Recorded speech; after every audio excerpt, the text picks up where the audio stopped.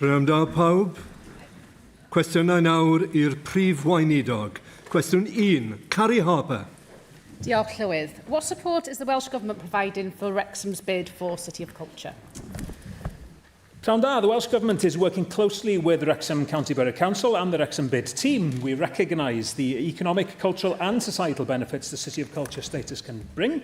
And on top of the £60,000 allocated in 2026-27 towards supporting the application development, we're taking a cross-government approach, getting behind the bid before Wrexham submit its full application by the 10th of August.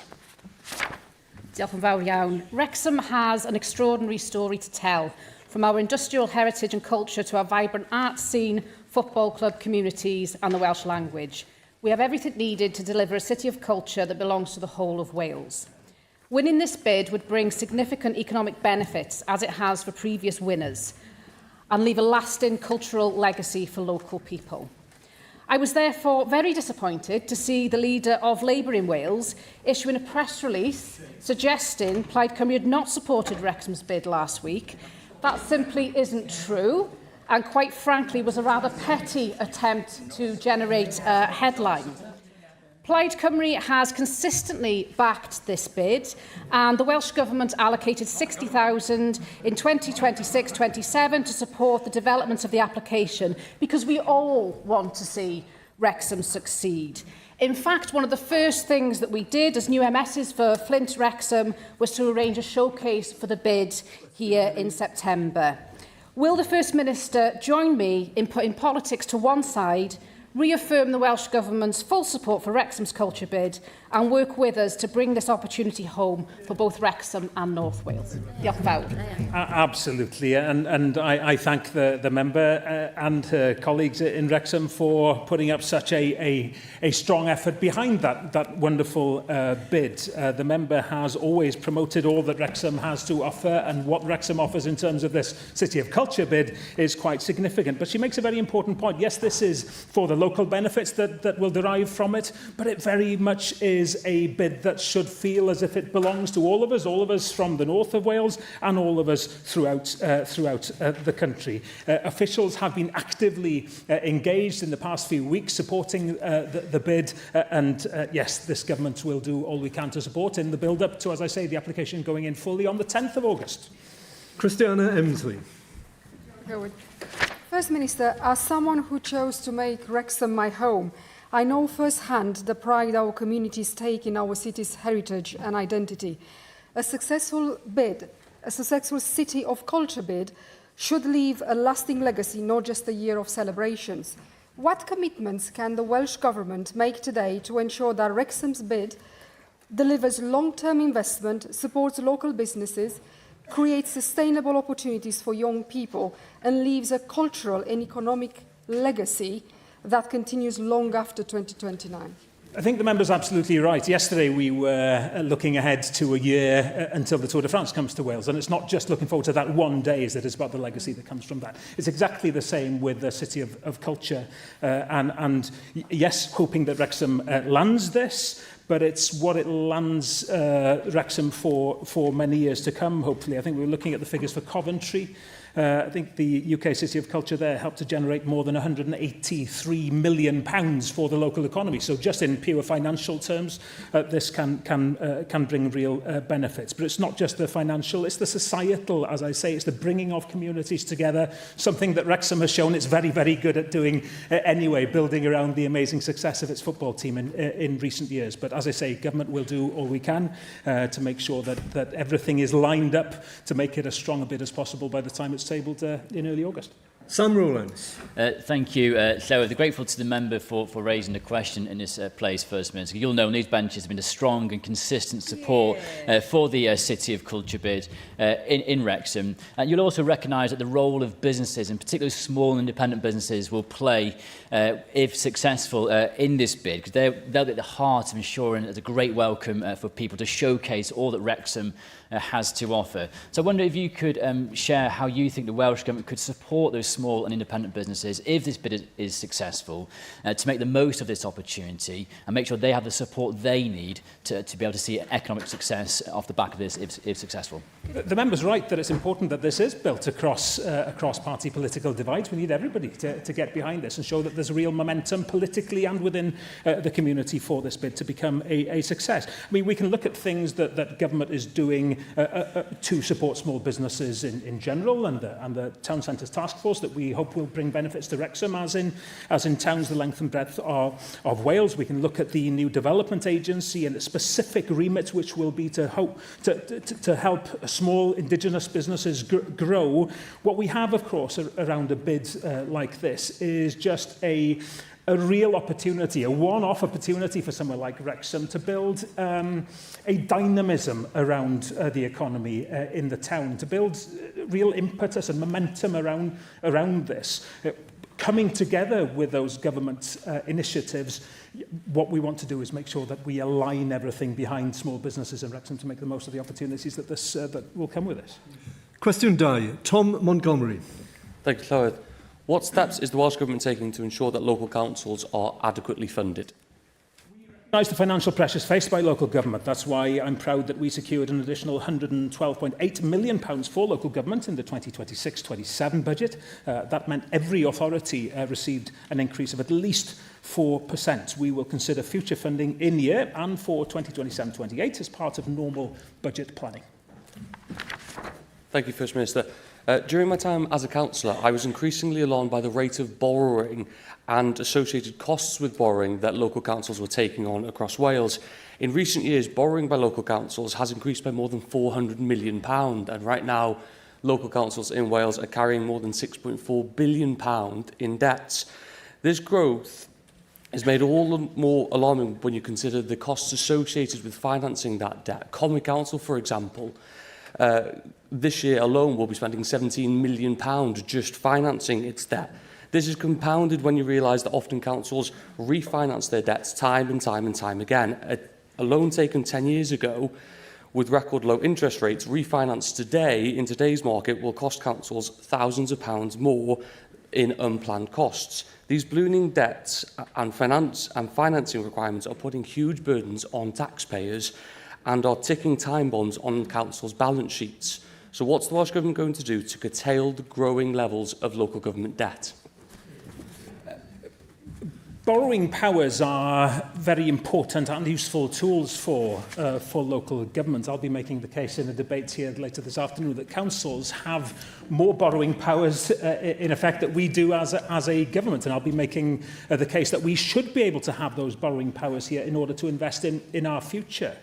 What's important always, of course, is that decisions are made in a prudent manner about the reasons for spending, what the investment is, the affordability of the repayments, and so on. So I'm not going to criticise councils for borrowing. It's very much part of their armoury to strengthen public services locally.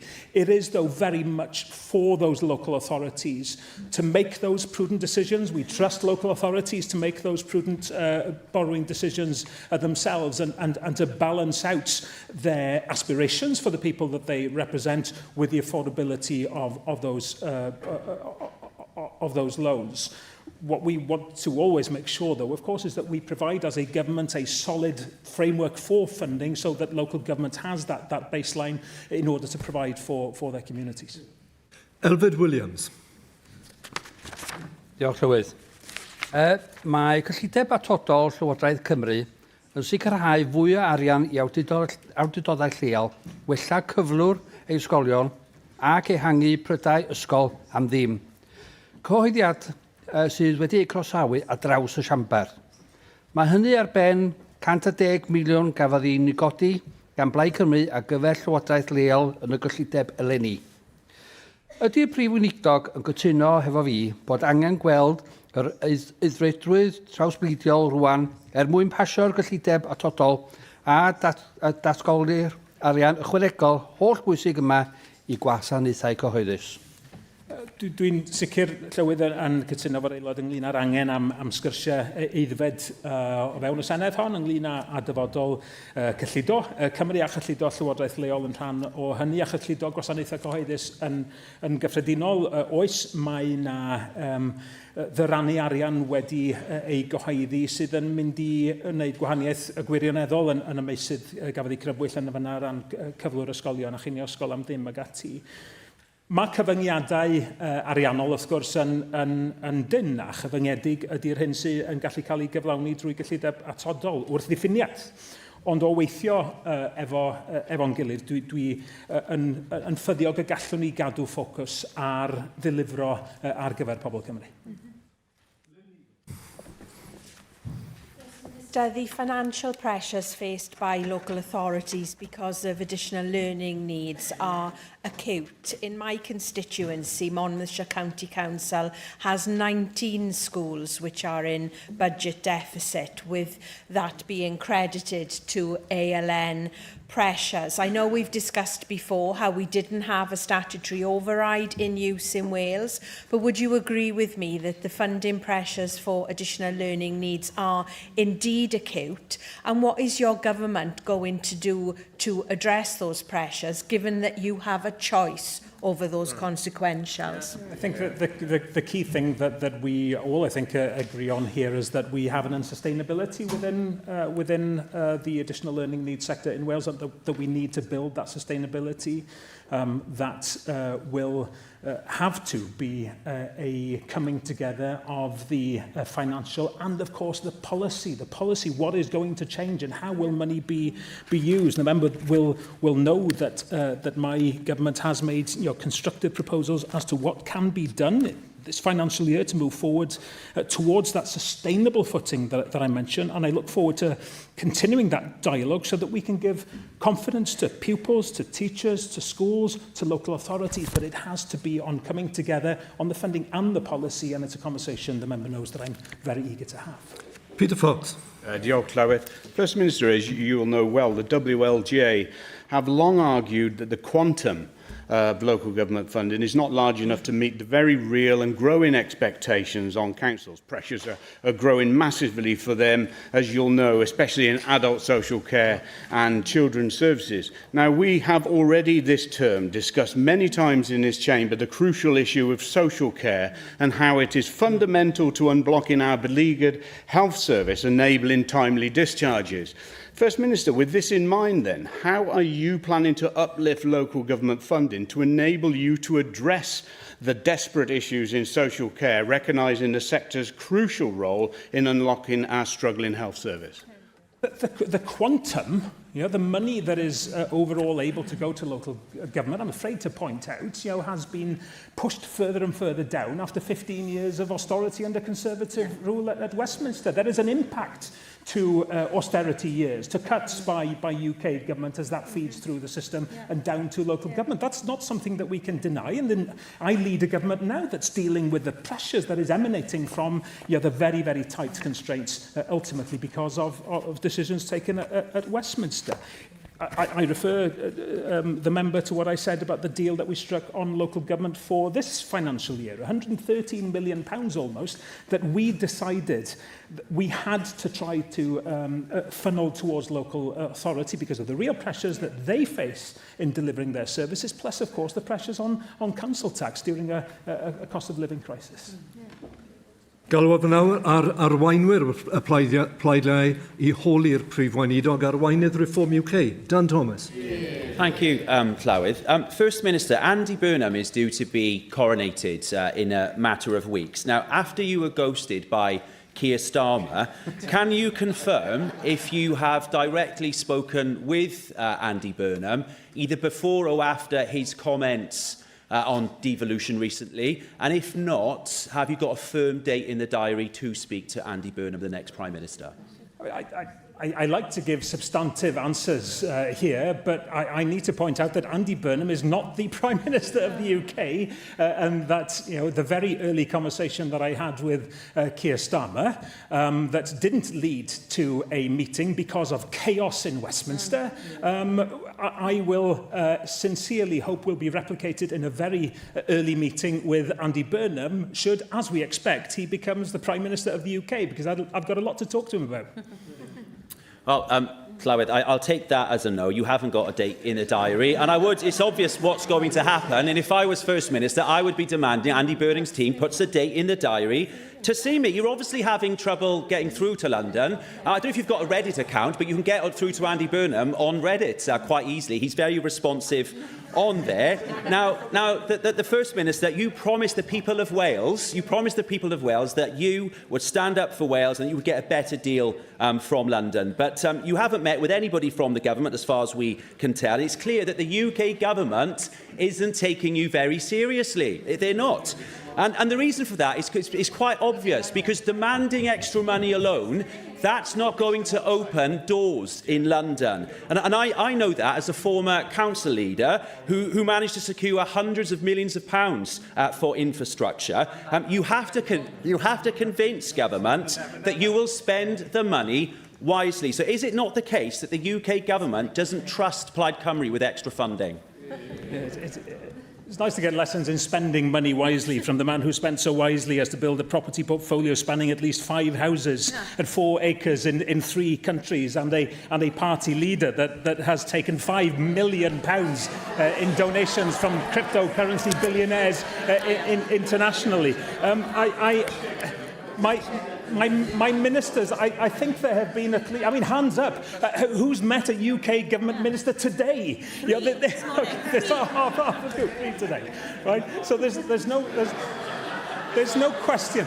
There's no question of this government missing a single minute, a single opportunity to stand up for the people of Wales, as the people of Wales put their trust in us to do. It's not our fault that the shambles at Westminster, which could even include his party leader standing down, I don't know, in a statement at 2 o'clock. Who knows? That's the chaos within the Reform Leaders' Party, and it's chaos at Westminster that has stopped us from being able to take that face-to-face between the Welsh First Minister and the UK Prime Minister. I'm looking forward to putting that right very, very soon when they sort out their leadership issues there.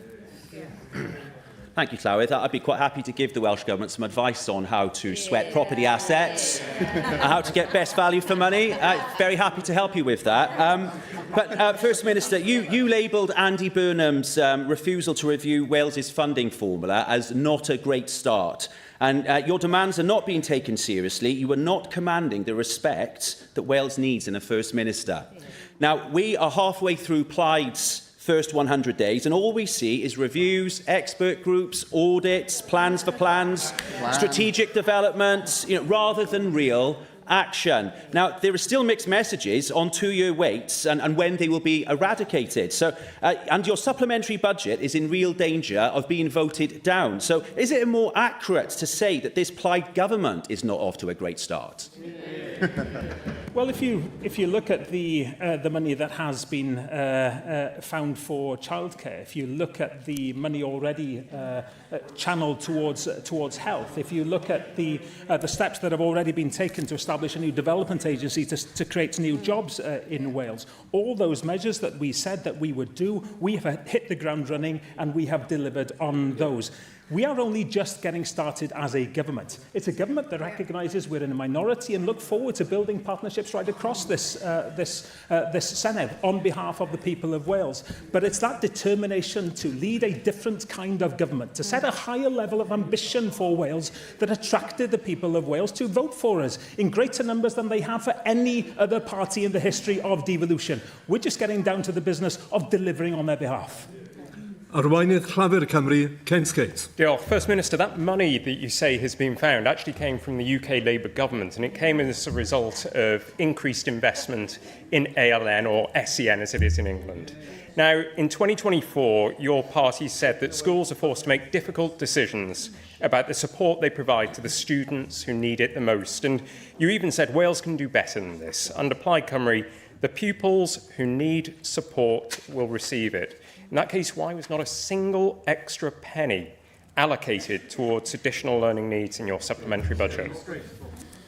The member will also know, of course, that at the end of the last Labour government, they did not make a decision to spend money on additional learning needs because a decision was made by the then Labour leader that was not the priority at the time. We have made it a priority. It's in our manifesto to build a sustainable additional learning needs framework for Wales. And the member knows, as I have said, that we have made constructive proposals on how we can work with him on bringing together the funding and the policy to build that sustainability that we need. I think what we need to avoid here is to let politics become the most important thing. What people expect us to do is to find a way to put a plan in place for those areas of priority to the people of Wales. And yes, I'm as keen as he is to work on ALN. But as we work within tight constraints, including the hundreds of millions of pounds of overspend that this government inherited from the last, as well as aligning budgets with the people's priorities, more sustainable NHS, expanding childcare, delivering more free school meals, all of which Labour's own finance minister, and I believe the Labour leader here himself, support. That's what we tried to do in a spirit of constructive working in order to deliver for the people of Wales.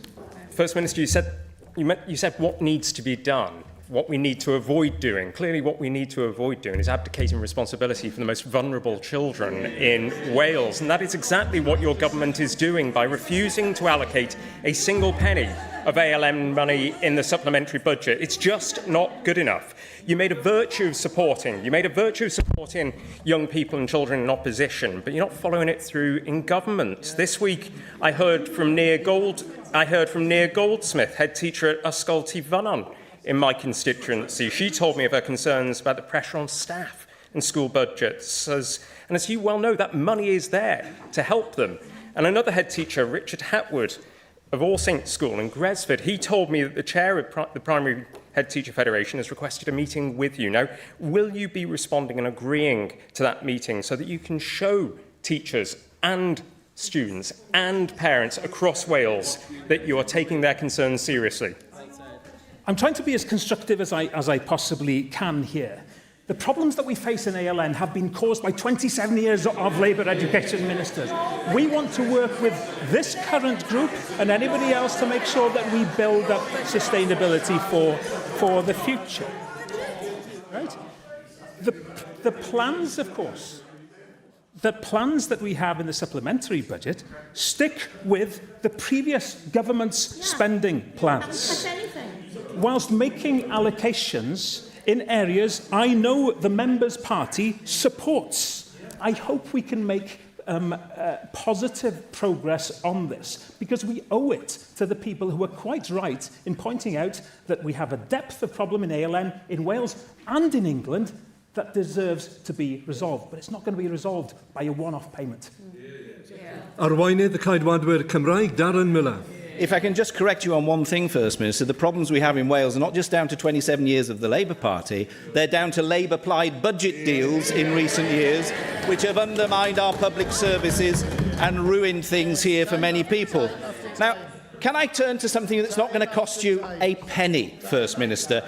As we all know, mobile phones can be a huge distraction for young people and a disruption for them in the classroom. It can undermine their education and cause them challenges with their mental health as well. Now, as a result of that, in England, last week, the UK government issued its statutory guidance, and the effect of that is a ban on mobile phones during the school day in schools across the country. The situation, as you will know, here in Wales is very different. It's inconsistent from one school to the next and one local authority to the next, in spite of the fact that 82% of the education workforce want a statutory ban in place. Your Cabinet Secretary for Education recently announced that she's going to consult on guidance in September. That means that no guidance will be issued until beyond September, with no ban coming into place. We don't need words, we don't need waffle. Why are you dragging your feet? And when are we going to get the ban that people in Wales want? my Cabinet Minister for Education has announced that also we in Wales want to bring forward that statutory guidance to achieve the aim that the member says he wants to achieve. The timing of this is essentially around the summer holiday and wanting to work in a way that the education sector told us that they wanted to work in order to make sure that there is no break, that there is no delay in people being able to feed into that consultation. This is a government that's made its position very, very clear on this, and we're moving forward as quickly as we can. We could open that consultation before the summer, but because of the summer, we'd have to continue it afterwards anyway. You just need to get on with it, right? You know, you set out a 100-day plan. I mean, you know, you're over 2/3 of the way through that, and there's very little, apparently, that appears to be changing. Now, as you know, your budget deals have undermined our education system. We have a very poor quality education system, unfortunately, in Wales. Too many kids are leaving schools without the qualifications and the life skills that they need. We're at the bottom of the UK league table. Violence and absenteeism is on the rise in our schools, and pupils with additional learning needs, as we've already heard, are being denied the support that they need. As a result of this, many parents have lost confidence in the state sector, and they're making huge sacrifices to scrimp and save everything they can to send their children to schools that they have confidence in the independent sector.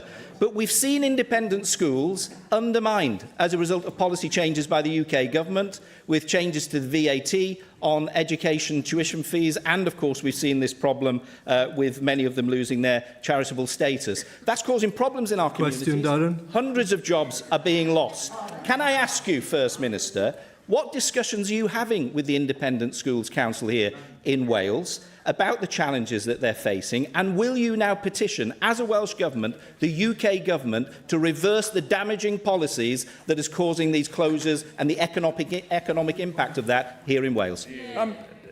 Welsh Government regulates all registered independent schools. How they govern and manage themselves is a matter for the proprietor. And I also point out, of course, that those decisions on VAT, decisions on national insurance that we are told has put additional pressures on independent schools, they are matters that are reserved. My concern when it comes to the closure of independent school is for the learners, the families and the staff affected, and the impact of the moving of students into the state school or college sector. And my government will be working closely with authorities to make sure that those pressures are dealt with. Our job is to support that state school sector now. There may be the need for more support when we have independent school closures. That's why we have put those incentives in to bring more teachers into the profession, so we strengthen the workforce. It's why we are putting in place the framework for improved numeracy and literacy within schools. And if he thinks that 50 days is 2/3 of the way through the 100-day plan, I'll put him down for the numeracy lessons. Question 3. Kai Parry-Jones. Diolch, Llywydd. Will the First Minister provide an update on the establishment of the Welsh Development Agency? We have announced our targets to halve Wales's productivity gap with the rest of the UK in the next 10 years. There have been widespread calls for a new development agency to help Wales meet that challenge. The Cabinet Minister for Enterprise, Connectivity and Energy will make a statement about the next steps in establishing the agency later this afternoon. Diolch, Prif Weinidog. A little birdie has told me in that statement we won't specifically know what the Welsh Development Agency will mean for the Development Bank of Wales. Previously, Plaid have said the WDA will potentially make equity investments in companies in Wales, which is exactly what the Development Bank already does alongside their loans. So my question is, will the WDA absorb the Development Bank of Wales, or will we have multiple quangos inefficiently duplicating efforts? Yeah. We want to make sure that we have the right tools at our disposal to build a stronger economy for Wales, and we firmly believe that having a development agency is an important part of doing that. I know the member has an opposition to the notion of having development agency. They're very, very effective in action across much of the world. One of the best at one time was the Welsh Development Agency. I think it was a problem to get rid of it. It should have been fixed at the time. So what we want to do is have that tool in our armoury, and in establishing the group that will now set out the terms for how it will operate. those are exactly the kinds of questions that we will hone in on. What kind of relationship will it need to have with the Development Bank of Wales that has had a good track record in many ways in supporting Welsh businesses? How do they work together? How do we make sure that business really is able to use its ability to be nimble and fleet of foot to help other businesses in Wales through this development agency? This is about getting it right from the start, and the work begins right now within the first 50 days of a Plaid Cymru Welsh Government. Elin Stevens. Diolch, Llywydd. Prif Weinidog, Port Talbot has all the ingredients to succeed. Strategic infrastructure, a free port, significant public investment and a highly skilled industrial workforce. Yet for too long, investment has too often been fragmented, with opportunities pursued in isolation rather than as part of a coherent economic strategy. What role do you think, Prif Weinidog, you will see the Welsh Development Agency playing in places like Port Talbot, where significant investment is already being made through the Celtic Freeport, UK Government funding and the transition of the steel industry? How will it add value and provide a single coordinated strategy to ensure that public investment delivers lasting, well-paid jobs, growing Welsh-owned businesses, their supply chains and ensuring that the wealth generated in places like Port Talbot stays in Wales? I mean, one of the things, most important things, I guess, to consider in establishing an agency is how we set it up to make the most of the talent, the assets, the resources we have in abundance across the whole of Wales. And it'll need to create the kind of conditions for businesses to innovate, to grow, access investments they need wherever they are, including, of course, in Port Talbot, which has faced real challenges, but which has so much potential too. And it does include working alongside and helping coordinate other sources of support, such as Freeport's UK Government funding, to put Welsh businesses in the best position to grow. I think perhaps the most important word used there was coherence. What I have heard is too many times we have elements in economic development working in conflict with each other, and the job of the new development agency will try to bring that coherence so we're all heading in the same direction. Andrew R.T. Davis. Guiding Officer, could I take you up on that point, First Minister, about coherence? We have growth deals and city deals in Wales at the moment, covering the whole of Wales. How will the new development agency work with those growth and city deals so you don't get that conflict and that double spend of public money, and in the end you end up fighting the cause locally, domestically, rather than internationally, by bringing good quality jobs into Wales and lifting the productivity of the overall Welsh economy? Because that's an important distinction over the economic landscape that we have today that we didn't have when the old WDA was in function. We're speaking at a business event in Cardiff. It was just before the election, and the current plethora of organisations which are trying to do good work were likened to a plate of spaghetti, and that what we needed to do was kind of untangle that plate and make sure that, as I said, that coherence is there. I've had people tell me that they're worried. What will this mean for Cardiff Capital Region, for example? Does it mean you don't need that? No, it doesn't mean we don't need that. But what you need to do is make sure that from the very beginning, those relationships are there. The new development agency knows what its role is to get the best out the Cardiff Capital Region or other bodies. That is the attitude that we will seek to put in place from the very beginning, and we should get more details from the Minister later this afternoon. Question 4, Jane Bryant. Diolch, Llywydd. What cross-border healthcare arrangement does the Welsh Government have with health service providers in England? The Welsh Government is clear that Welsh patients receiving healthcare in England should not face disproportionate barriers in accessing services, while local health boards are responsible for planning, securing and delivering health services for their local populations. The Welsh Government works closely with NHS England and NHS organisations to support cross-border healthcare, in line with the NHS Cross-Border Healthcare Services Statement of Values and Principles. And we know that people in Wales access services in England and vice versa. Health boards say that digital systems and accessing information are a key challenge for GP practices and patients on the border. This can be really frustrating for people and cause extra uncertainty at an already difficult time. What action is the Welsh Government taking to ensure cross-border digital systems, including NHS apps, do not cause delays or concerns for patients accessing treatments? It's a major problem, and cross-border sharing of medical records is complex because NHS Wales and NHS England use multiple digital systems. Local organisations have reciprocal arrangements where possible, supported by agreed cross-border principles. But we are developing right now further digital improvements, including common standards and the national data resource to support exactly what the member refers to, which is the need for safer, connected care for patients using the latest technology well. Elwyn Vaughan. Mae llawer yn sôn bod yn tostiliol Powys.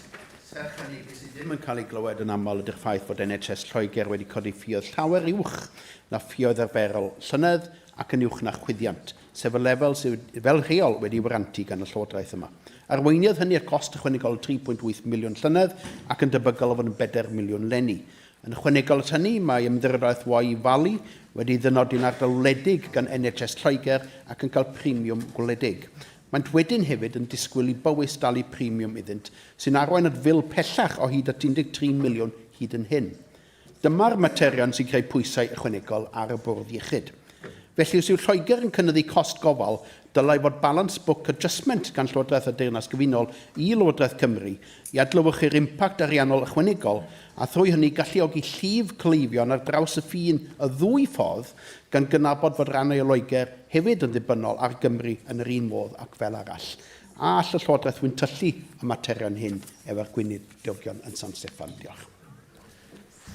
Mae'r aelod yn gywir wrth gwrs, mae yna lawer o lif ddau ffordd, ac os ydym ni'n edrych ar ofal sylfaenol, mae yna 2,010 o bobl o Gymru wedi cofrestru efo GPs yn Lloegr, bron 1,020 o bobl o Lloegr wedi cofrestru efo GPs yng Nghymru. Felly mae hon yn berthynas sydd yn fuddiol i ni ar ddwy ochr yr ffin.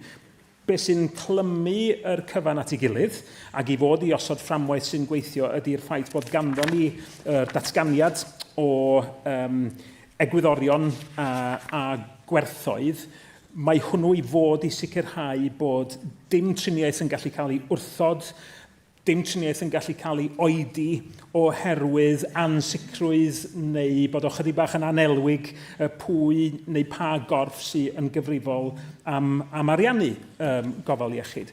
Be da ni angen i wneud wrth gwrs ydy sicrhau yn bod ni bob amser am wirio bod yr gwerthoedd yna a'r egwyddorion yna yn cael ei cadw. A lle mae yna dystiolaeth nad ydyn nhw, wel dwi'n rhoi sicrwydd y bydda yngweinidog iechyd i yn eiddgar iawn i fynd ar ôl hynny, fel dwi'n siŵr y bydda gweinidog iechyd yn Lloegr.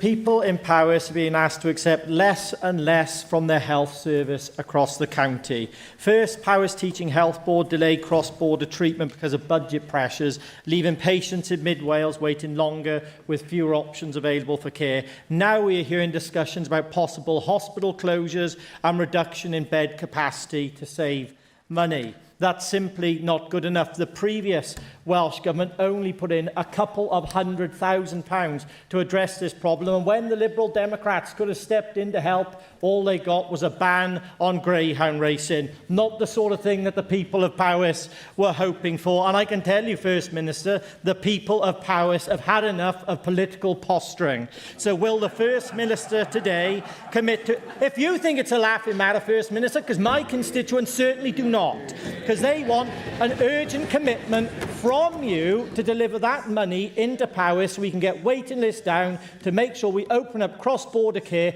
and make sure we protect our hospitals and beds in my communities. Said he through political posturing, and that's the point. I mean, we need to find a way to make sure that no part of Wales feels that it is missing out on the kind of level of health service that it requires, be it people across the north of Wales with the problems that are well documented in Betsy, or people in Powys who have specific issues related to the fact that there is rurality throughout the whole of the county, there is no district general hospital, and the importance of those of those cross-border facilities are even more heightened. Yeah, I've spoken with my health minister for years by now about how we ensure that the people in Powys in particular feel very much at the heart of the plans that we have for the development of health services in Wales. And all I can do is give the assurance that we will take forward that pledge with the utmost seriousness, that we expect to be held to account on it, and that when it comes to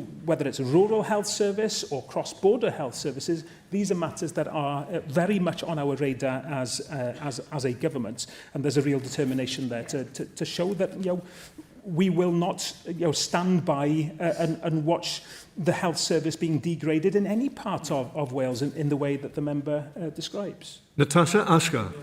Presiding Officer, First Minister, last year there were approximately 30,000 Welsh people on an English NHS waiting list because of the lack of local NHS treatment available. And we know that Powys Teaching Health Board has recently placed its patients on the Welsh waiting list, as it was told by the previous Welsh Government that the extra money they were providing for commissioning services could not be spent in English hospitals. As you'll well be aware, that the Welsh Affairs Select Committee also recently heard evidence from the Welsh Health Board Chief Executives, including the Chief Exec for the Aneurin Bevan Health Board.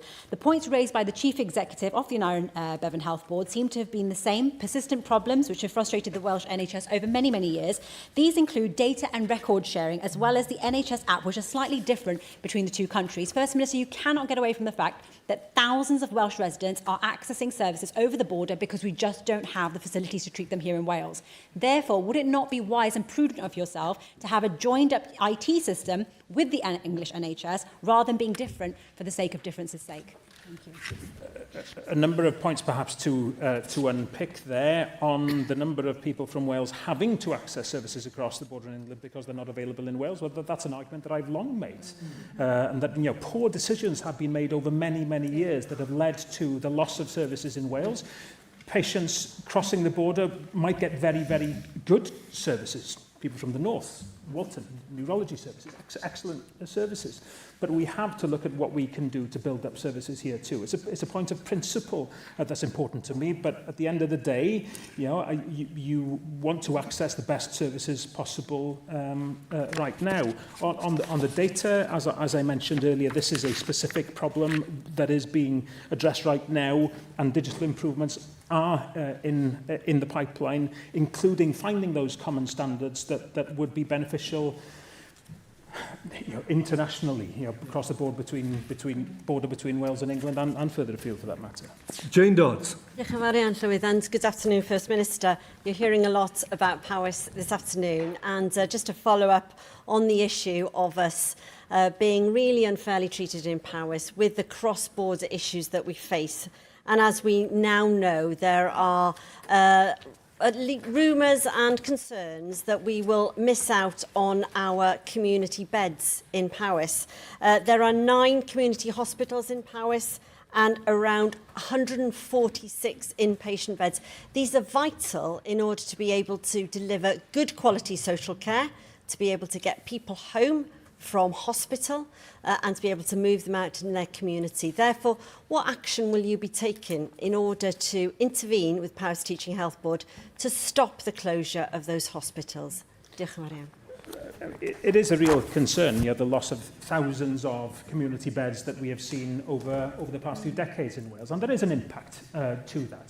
The loss of community beds does mean an added challenge in terms of moving people, patients out of district general hospitals into the community. We know, I know from visits to my district general hospital, the sheer number of people who are in that hospital who are medically fit for discharge, and yet they are unable to be discharged. It's not a matter of being able to embark now on a major reversal of the loss of those community beds, but it is about recognising the importance of strengthening care within our communities, the shift in particular that we have already started work on doing of resources towards primary care. That means care within the communities. It means working within across multidisciplinary teams, district nursing and so on, so that we are able to treat people within their communities. That work has already begun within the first 50 days of this government's programme, and it'll be a long burn because we are trying to undo decades of shift away from primary care and the cost that we have seen as a result of that. But we're determined to make it happen. And where you don't have a District General Hospital in Powys, that becomes even more important, doesn't it? Question 5. Gwyn Williams. Diolch, Llywydd. Will the First Minister provide an update on workforce planning in Swansea Bay University Health Board? Workforce planning must improve across NHS Wales, which is why we're committed to bringing forward a new national workforce strategy for the NHS. I'll engage with organisations, including Swansea Bay University Health Board, on our priorities. We'll work with Health Boards Trust and HEIW to strengthen planning, better align training with funded posts, and support a sustainable workforce to meet future service needs. Diolch yn fawr. The people of Swansea are deeply concerned by this week's announcement that the Health Board is proposing the loss of around 800 posts. Whilst I do recognise that these proposals are intended to provide greater financial stability and reduce reliance on expensive agency staff, in fact, workforce planning in the long term is an issue not just in Swansea but across the entire Welsh NHS. But these changes come at a particularly challenging time when we are also seeing reductions in training places for future healthcare professionals, despite the clear need to recruit and retain more NHS staff. And there is undoubtedly a need to rebalance the way our health service manages its finances, but patient care must remain the overriding priority. Therefore, will the First Minister outline what discussion is taking place to ensure that these workforce changes do not negatively impact patient outcomes or the quality of care that patients receive in Gwir Abertawe? Diolch.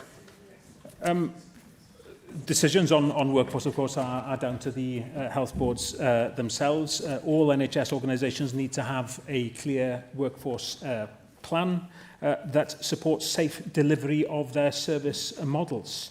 And to keep those plans under review in the light of needs of their population, their overall financial position. I am very, very aware of the concern around the plans announced in that particular health board.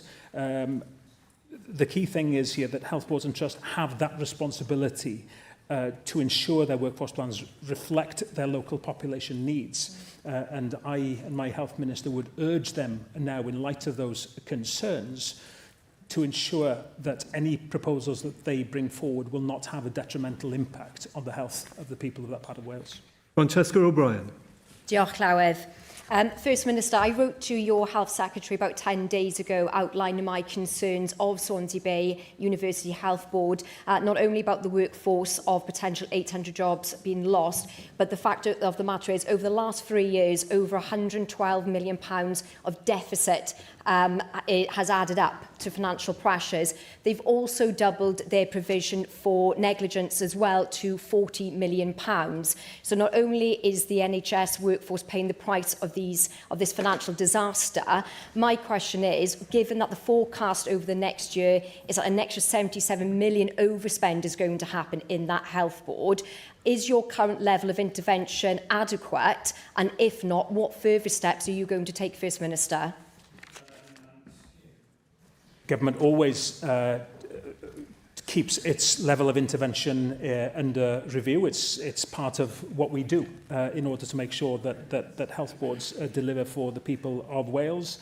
It is troubling, and it has been. I spent most of my time here as an opposition health spokesperson. It is troubling to see those financial deficits year after year, which is why that sustainability agenda is so important to us. And in, for example, making money available through the supplementary budget, it is not about sort of quick fixes. We cannot rely on quick fixes or expect, just injections of cash to make a difference overall. You spend money in a way that can deliver healthcare in a different, a more sustainable way. That is our intention with the funding that is going in now, and that is equally true for Swansea Bay as it is for any health board in Wales. But it's up to those health boards to make sure that they balance the books and provide the healthcare that the people they serve deserve.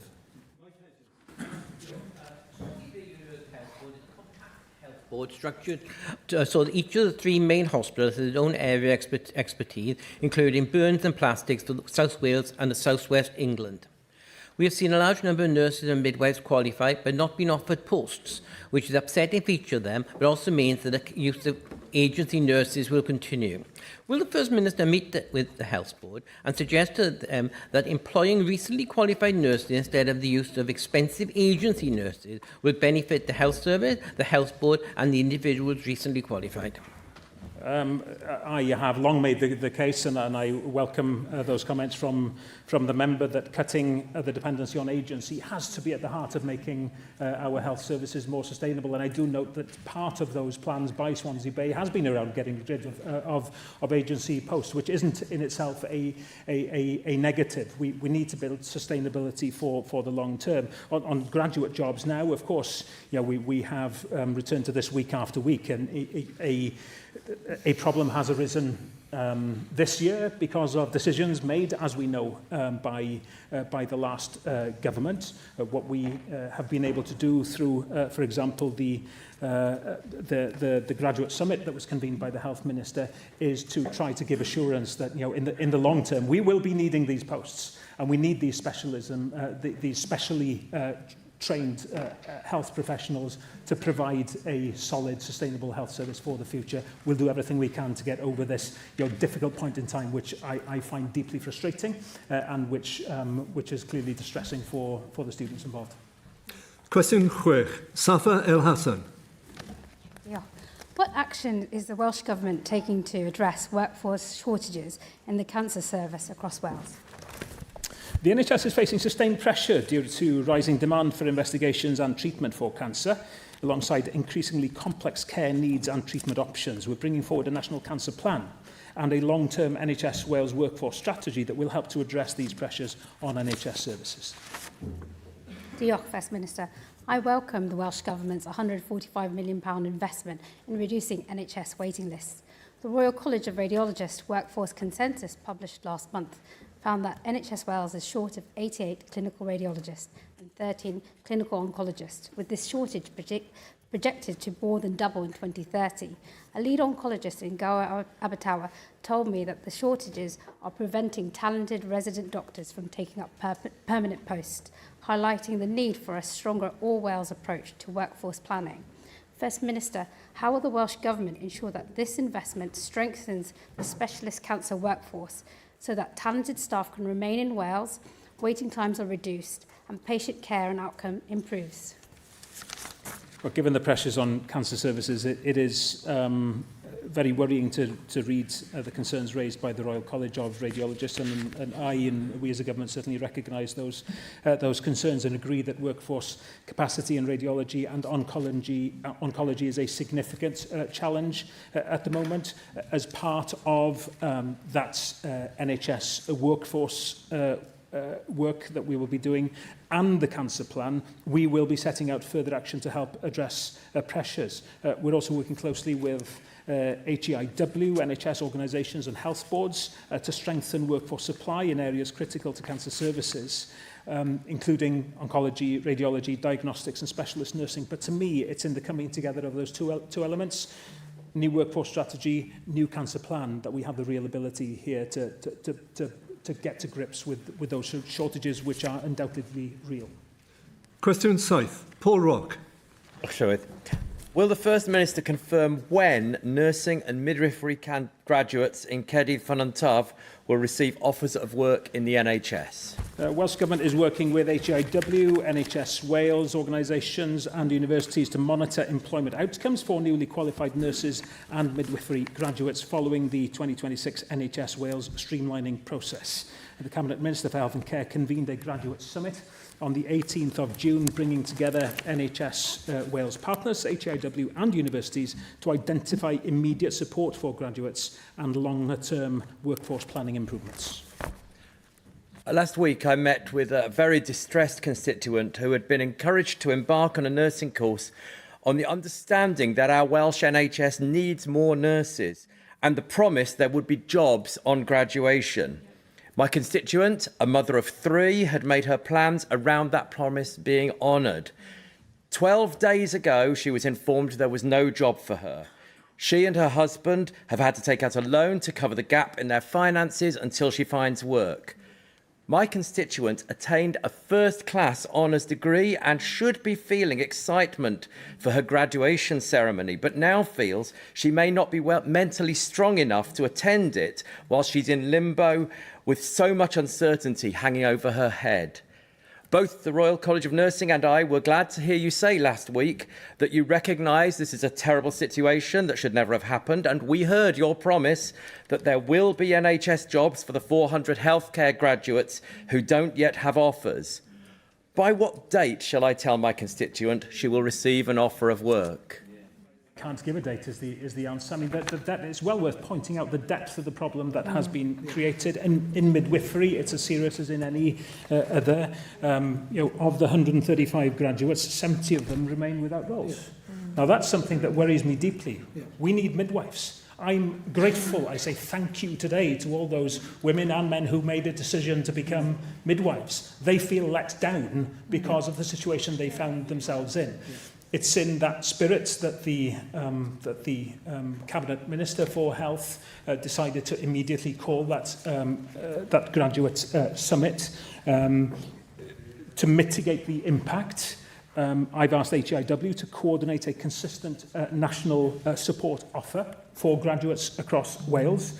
This will include a single point of access to ensure graduates remain supported, practice ready, which is key, and connected to emerging employment opportunities. What that means, for example, I'll give you another example, paramedics. Very few, if any, were able to go straight or will be able to go straight from paramedic training to be a paramedic.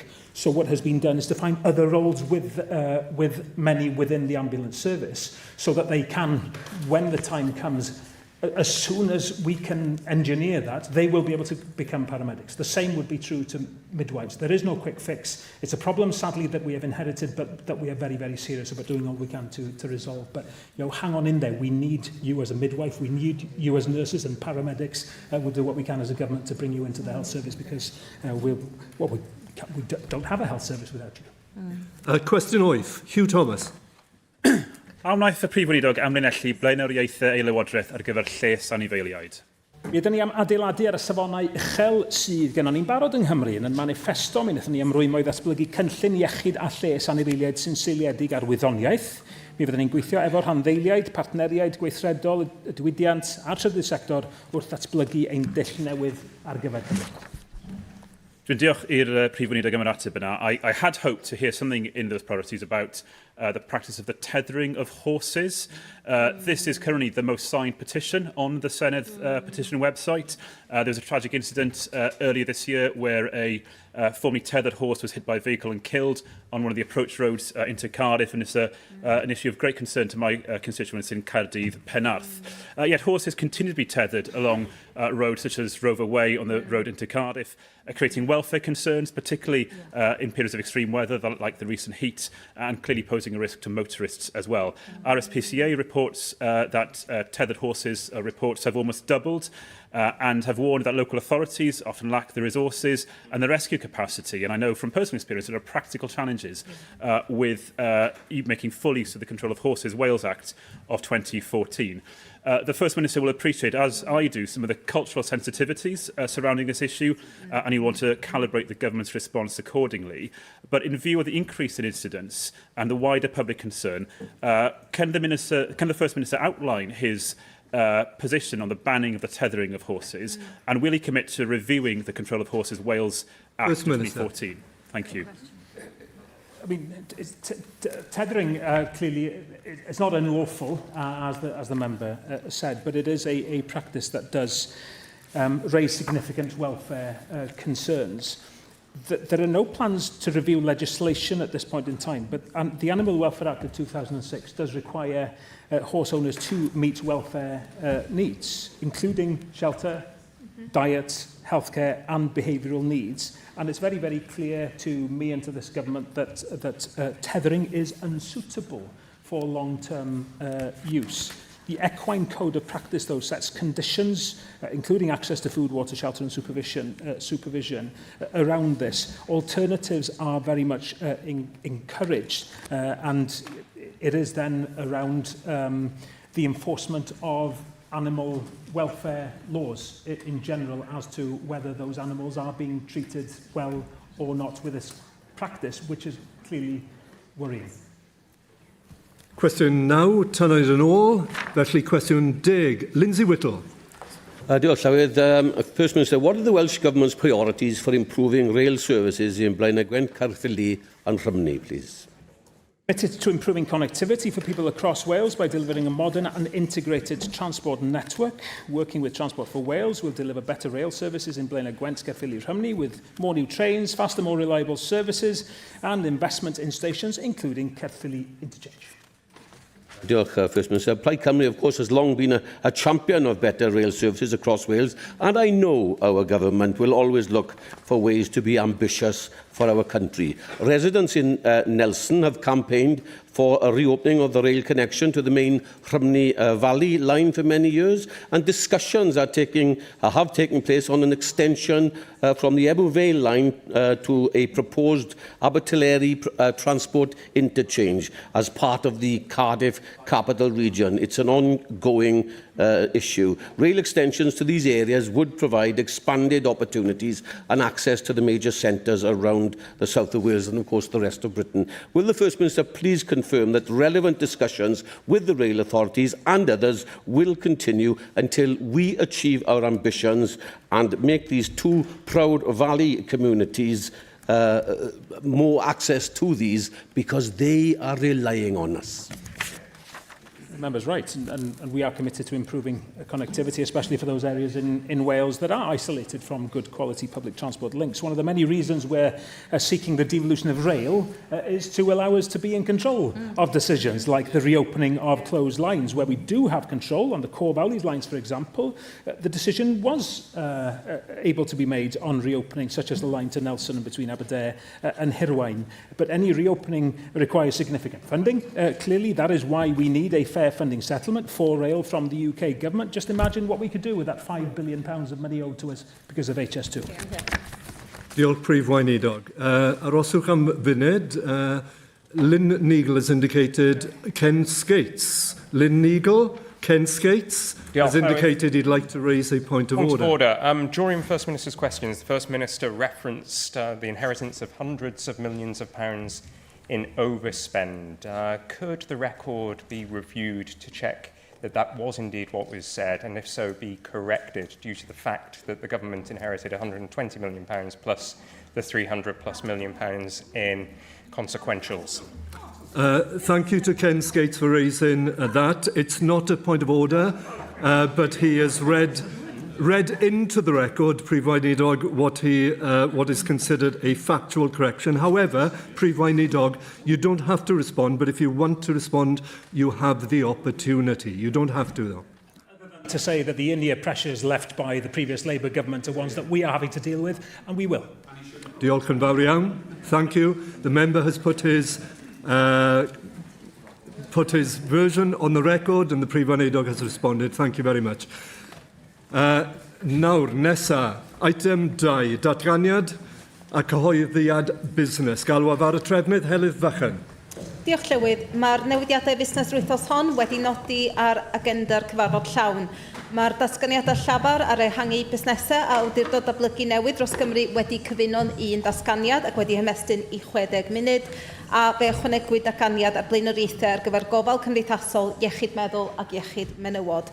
Mae busnes llawn drafft ar gyfer y 2 wythnos eistedd nesaf yn cael ei ddangos ar datganiad busnes sydd ar gael i aelodau'n electronig. Diolch. Llyr Power. Diolch, Llywydd. Trefnydd, we've heard now several times from the government, including the Finance Minister herself when she did the media rounds about the upcoming budget, that the finances weren't as Plaid Cymru thought they were going to be. That is after access talks, that's after working partnership with the Labour Party. That's after as well Plaid Cymru members being on the Public Accounts Committee and the Finance Committee here. These are serious allegations that you're saying the government didn't know what the finances were. The public has a right to know, and the Senedd does. Before we vote on the budget next week, will you make time available, bring the costings that you say the last government left that was wrong, so we can make an informed decision on the vote? Because right now we have had ministers criticise former ministers. No one knows who's telling the truth. Is it not time that this Senedd sees who's lying? Mi fyddwn ni'n gofyn i'r aelod adlewyrchu ar y ffaith bod, mae ddrwg gen i, ydy'r aelod eisiau clywed yr ateb? Ydy o'n iawn I fi ymateb? Diolch. Yr hyn fyddwn ni yn deud ydy bod y gyllideb drafft wedi chyhoeddi'n llawn, mae hi'n barod yna I gael ei chraffu. Yn amlwg mae yna bwyllgor rwan wedi sefydlu hefyd I fod yn craffu'n uniongyrchol ar hwn. Da ni'n gyfan gwbl dryloiw. Dyma'r ffordd da ni eisiau llywodraethu.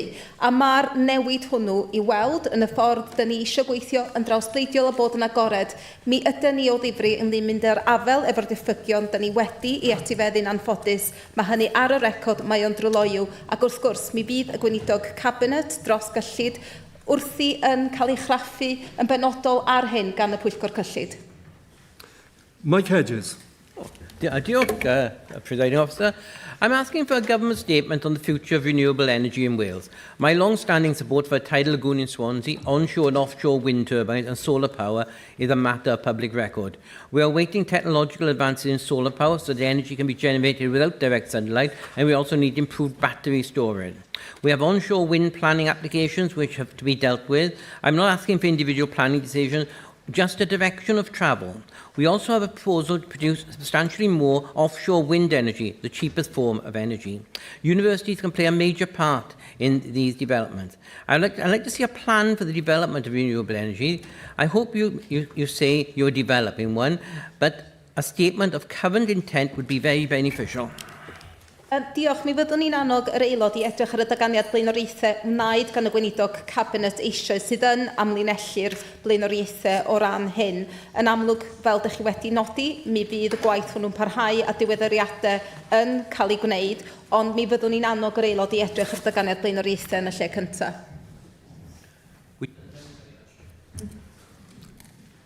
Mae'n ddrwg gen I. Paul Davies. Diolch, Llywydd. Trefnydd, I'd like to request a statement from the Welsh Government on pavement parking. I've received a number of representations from constituents in Haverfordwest regarding vehicles that are regularly parked on pavements and indeed across dropped curbs. This is not only an inconvenience for pedestrians, but also presents a significant accessibility and indeed safety concern for many in the community. Now, as the Cabinet Minister will be aware, Scotland has already introduced legislation banning pavement parking, while in England the UK Government has consulted on the issue and is providing local authorities with additional enforcement powers to address obstructive parking. Wales should not be the only nation in Great Britain without a clear approach to tackling this problem. Therefore, I'd be grateful if the Welsh Government could provide a statement setting out its position on pavement parking so that we can understand what action is being taken to address this issue and how local authorities are being supported to improve accessibility, enhance road safety and ensure that our communities are safer and more inclusive for everyone. Wel, diolch i'r aelod am godi'r mater pwysig hwnna. Dwi'n falch bod yr dirprwy weinidog perthnasol yma clywed hynny. Mae wedi mynegu bod o'n fodlon gwneud hynny roi diweddariad. Yn sicr, dwi'n gobeithio medrwn ni gyd roed neges glir iawn hefyd I bobl sydd yn gwneud hyn, bod o'n beryglus, bod o'n anghyfrifol.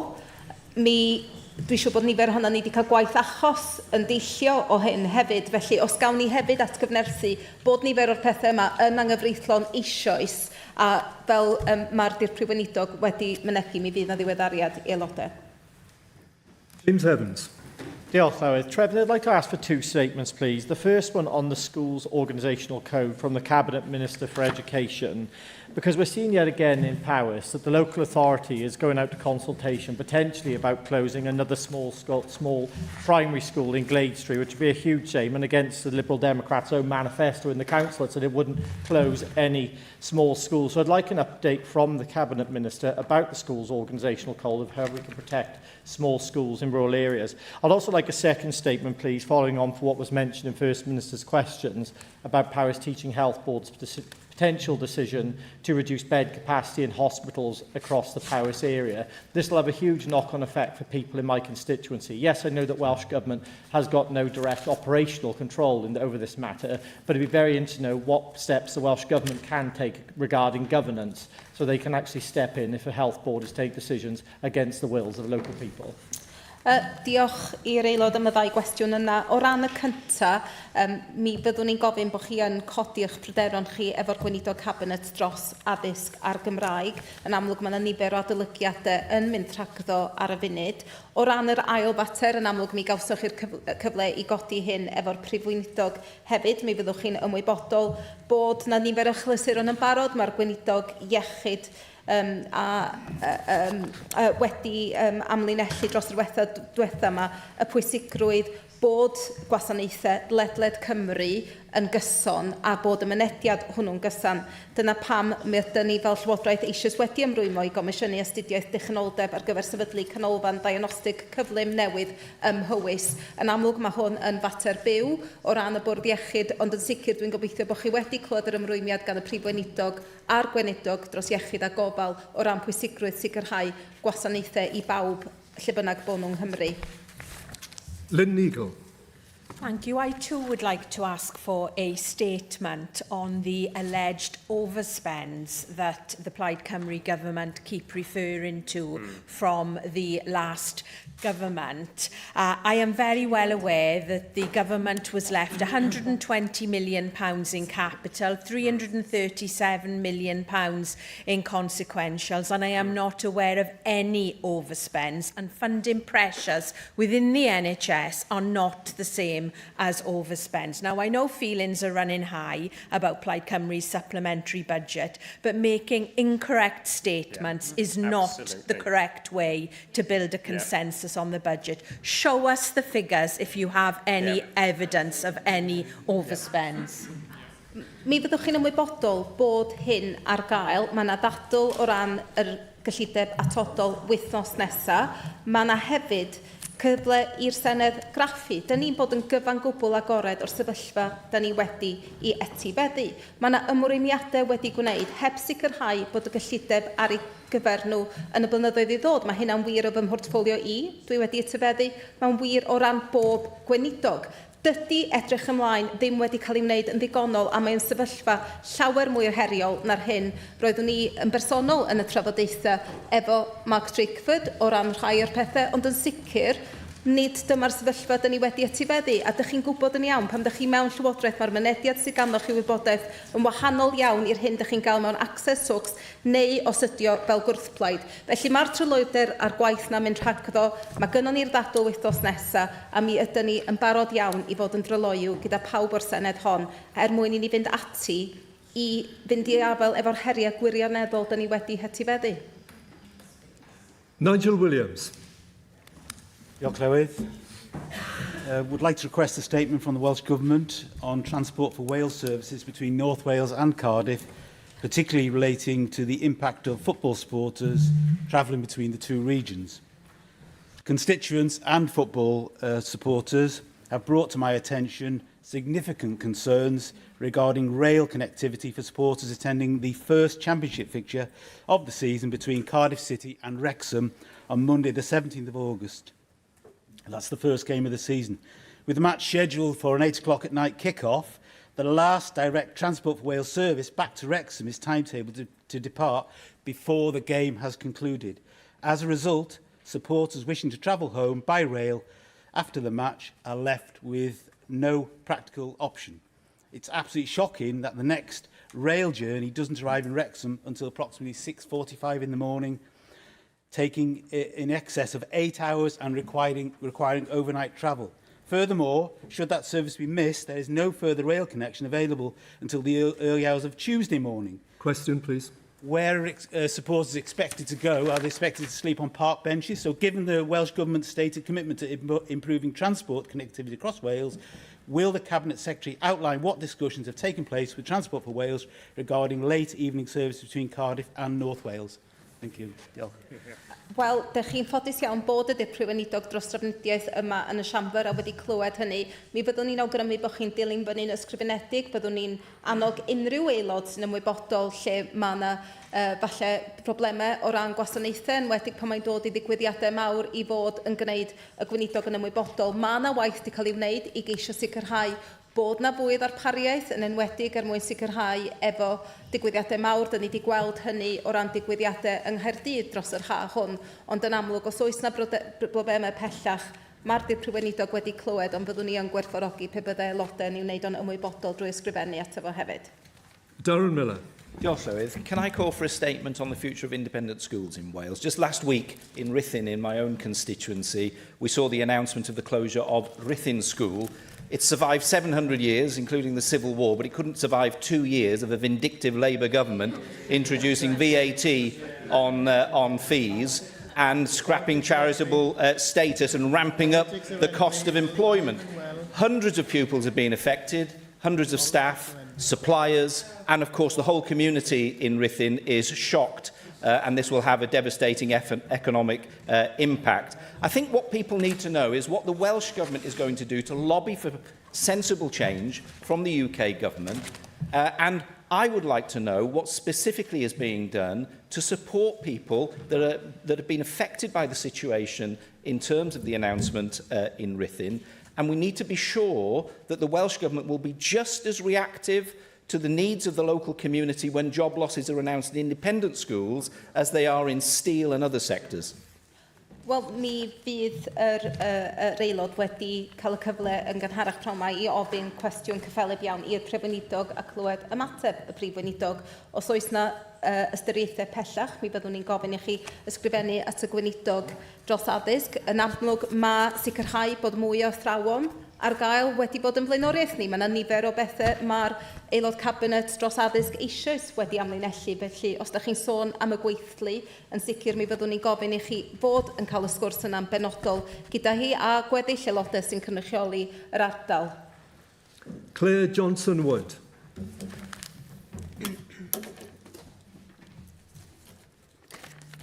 Thank you. Trefnydd. Every year, around 400 people in Wales are diagnosed with leukemia. The outcomes can vary significantly depending on where they live, with many patients facing delays in diagnosis and unequal access to specialist treatment and care. Leukemia UK's recent report, Turning Ambition into Progress for People with Leukemia in Wales, sets out practical recommendations to improve outcomes, including early diagnosis, equitable access for treatment, stronger cancer leadership and better data collection. All of this ensuring that leukemia is fully reflected in future cancer policy. Leukemia sufferers and their friends, family and loved ones in my constituency of Gwynedd and Maldwyn have asked that the Minister for Health and Social Care consider these recommendations and set out what action the Welsh Government will take to ensure that people affected by this disease no longer face a postcode lottery in accessing the care and support that they need. Gai diolch i'r aelod am godi'r mater eithriadol bwysig hwn. Dwi'n siŵr byddwn ni gyd yn anffodus yn nabod pobl sydd wedi dioddau o leukemia a hefyd yn ymwybodol o'r cyfathrebu sy'n dod gan etholwyr o ran yr lotri cod post na mae'r aelod wedi cyfeirio ato fo. Mi fyddwch chi, dwi'n siŵr, yn ymwybodol o ymrwymiadau y Llywodraeth hon i fynd i'r afel a sicrhau bod na driniaeth gyfartal i bawb sydd yn cael diagnosis o ganser. Mi fyddwn ni'n gofyn i chi'n benodol os gallech chi ysgrifennu at y gweinidog priodol ar ran eich etholwyr, a dwi'n siŵr y bydd diweddariad yn dod. Jane Dodds. Llywydd a Prynhans a Trefnydd, could I ask please for a statement on the worsening state of youth unemployment in Wales, particularly in rural areas like Powys? Data uncovered by the Welsh Liberal Democrats earlier this month shows that youth unemployment in Wales is now the highest in the United Kingdom at 16.5%. Wales has seen the steepest rise of any UK nation, increasing by 9.5 percentage points in the last year, almost 9 times faster than Scotland and 5 times the UK average. Scotland can do it as a devolved nation tackle youth unemployment. So I would like to ask you, what is the Welsh Government doing in order to address youth unemployment and ensure that our young people, particularly in rural areas, are not leaving Wales for England for jobs, but are remaining in Wales and have the opportunity to work? Diolch yn fawr iawn. Well, thank you to the member for raising that important issue. As you will be aware, there is a debate scheduled for next week, which yourself, but with Shartaj and Paul Rock tabling the motion, and we're pleased that that debate will take place because it is an important issue and one I'm sure a number of members will wish to contribute to.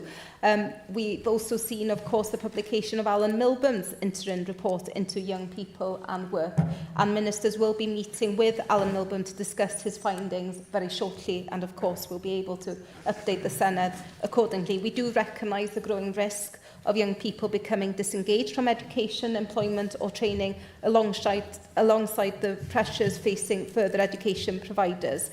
And we remain absolutely committed to ensuring that all young people have the skills, confidence and experience needed to succeed in a changing labour market. But as I said, I am pleased that we are having that debate next week, and there will be, of course, a government response to that debate. Joshua Kim. A constituent who is a trustee of the charity Haemophilia Wales has written to me regarding the infected blood scandal, saying, "Many of our members are now elderly and frail after decades of struggle. We just want the claims for fair and just compensation to be progressed sooner rather than too late. Will the Trefnydd arrange a statement from the Minister for Health and Care on ongoing delays to the infected blood inquiry compensation scheme, particularly to explain what representations are being made to the UK government to speed up delivery, especially for elderly survivors and for all those affected?" Diolch. Well, thank you for raising that issue. The member may be aware that the current First Minister was chair of the cross-party group when it came to campaigning here, alongside many other previous members of the Senedd who were very vocal on this matter. I will certainly ask the Cabinet Minister for Health and Care to provide an update. Sam Rowlands. I'd like to ask the Welsh Government for a statement outlining how they would expect councils to interact with elected members in their area. I recently received a protocol from Flintshire County Council. It's described as a protocol for dealing with members of the Senedd and members of Parliament and their constituency staff. This is a 4-page document. And there's quite a worrying line within this, which says that MSs and MPs are asked not to liaise directly with councillors, and the council has asked that its councillors must not engage directly with MSs or MPs outside this process unless expressly authorised by the Chief Executive. Now, I would find that wholly inappropriate that elected councillors have to get permission of a Chief Executive to speak to other elected members. So I'd appreciate a statement from the Welsh Government to understand their views on this and whether Flintshire County Council perhaps barking the wrong tree. Well, diolch fawr iawn i'r aelod yn godi hynny. I wasn't aware of this matter, and I think it's really important that we gain an understanding of what's led to this approach. I think clearly, and I hear from the views of members expressed whilst you were speaking, that it's important that there is constructive partnership working across elected representatives for the benefit of the people that we all represent. And I've benefited as a member of the Senedd of working cross-party with councillors without having to approach a chief executive in the past. And as a councillor in the past, I took that approach too. It's about putting your constituent first and being able to work together and setting aside political differences. So I would share the member's concern.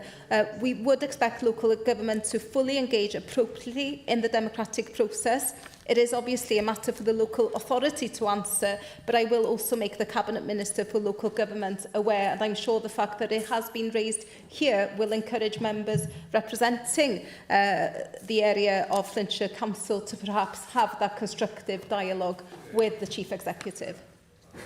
Ac yn olaf, Laura Ann Jones. Diolch, Trefnydd. The comprehensive school in my constituency has decided to remove skirts as a uniform option for all girls from its uniform policy due to a few girls spoiling it for the many by hitching their skirts too high.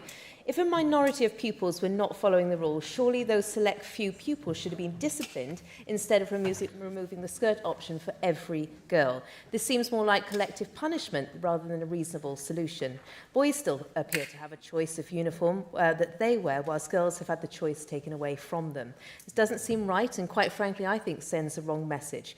What makes this even more concerning is that the school says that it values the student voice, yet has acknowledged that the majority of pupils were against this decision. The strength of feeling from parents has also been very clear on this, so I'm hoping the school still will change its mind on this. So will the Cabinet Secretary, the Minister for Education make a statement outlining what guidance the Welsh Government gives schools on fair and proportionate uniform policies? Diolch. Well, you will be aware that that policy is published on the Welsh Government's website. I would suggest that there is an issue for you to go directly to the governing body of the school, which has the responsibility in terms of school uniforms. As someone who had to campaign and petition to be able to wear trousers in my school, I am surprised that the pupils are not also campaigning in the same way. It's one of my first political campaigns actually was to try and get that reversed. So I would suggest in the first place it is a governing body decision. It's certainly not a Welsh Government decision, and it would be appropriate for you to make representations at that level. Diolch, Trefnydd. Datganiad gan y Gweinidog Cabinet dros fenter, cysylltedd ac ynni awdurdod datblygu newydd dros Gymru. Galwaf ar y Gweinidog Cabinet dros fenter, cysylltedd ac ynni Adam Price. Diolch yn fawr, Dirprwylwydd. Pan sefais i yn y siambr i amlinellu ein cenhadaeth economaidd newydd i gair bwlch cynhyrchiant, fe nes i ymrwymo i roi'r wybodaeth ddiweddaraf i'r Senedd am y camau nesaf ar gyfer sefydlu asiantaeth datblygu genedlaethol newydd i Gymru. Lain y thair wythnos ers dechrau'r weinyddiaeth hon, fe wnaethon ni gyhoeddi nod economaidd mwyaf uchelgeisiol yng Nghymru ers 20 sef haneri'r gwahaniaeth yng Nghynhyrchiant Cymru a'r Deyrnas Unedig cyn pen 10 mlynedd. Os ydym ni'n mynd i gyflawni'r nod hwnnw, mae angen newid sylfaenol yn y ffordd yr ydym ni'n datblygu'r economi yng Nghymru. Bydd yr asiantaeth newydd sy'n cael ei chynnig yn sbardun allweddol mwyn cyflawni'r newid hwnnw. Mae gen i weledigaeth glir ar gyfer yr asiantaeth. Bydd yn gwella cynhyrchiant yng Nghymru, yn creu swyddi gwell i bobl ac yn rhoi arian yn eu pocedi gan godi safonau byw. Rwyf am i'r asiantaeth ganolbwyntio ar gadw perchnogaeth a gwerth economaidd yng Nghymru trwy ddarparu canolbwynt cenedlaethol amlwg i fusnesau sydd ar uchelgais a'r potensial i ehangu. Rwyf am iddi roi cymorth, cyngor ac arweiniad i helpu'r busnesau hyn i ymdopi ar sefyllfa ariannol, bod yn barod i dderbyn buddsoddiad a datgloi cyfleoedd i fynd dyfu. Bydd cefnogi mwy o gwmnïau o Gymru i dyfu ac ehangu i fod yn fusnesau gwydn, cynhyrchiol a chystadleuol yn allweddol. Rydym yn falch o'r sylfaen gref o feicro fusnesau a chwmnïau mwy o faint sydd gan Gymru, ond mae rhaid i ni fynd i'r afel a'r heriau y mae busnesau bach a chanolig yn ei wynebu ers tro wrth ehangu. Y busnesau sy'n ehangu yw rai sy'n arloesi, sy'n allforio, sy'n defnyddio ein sylfaen sgiliau yng Nghymru ac sy'n manteisio ar yr ymchwil a datblygu a hybu'r yn ein prifysgolion. Ac maen nhw'n fusnesau sy'n gallu defnyddio cyllid gan fusoddwyr i wireddu a'i gweledigaeth. Mentrau a ysgogir gan arloesedd yw'r rhain. I want the new agency to lead a proactive and highly targeted approach to attracting inward investment into Wales, building on established strengths while sharpening focus and promoting Wales's competitive strengths internationally. Innovation is central to our economic development strategy and to closing the productivity gap. I see the Development Agency as a body with innovation at its core. Innovation is so much more than new product development. It ensures the spread, diffusion and adoption of new technology and helps drive economic competitiveness and productivity improvements. Research tells us that much of the growth in productivity comes from innovation and new ideas rather than simply increasing labour or capital.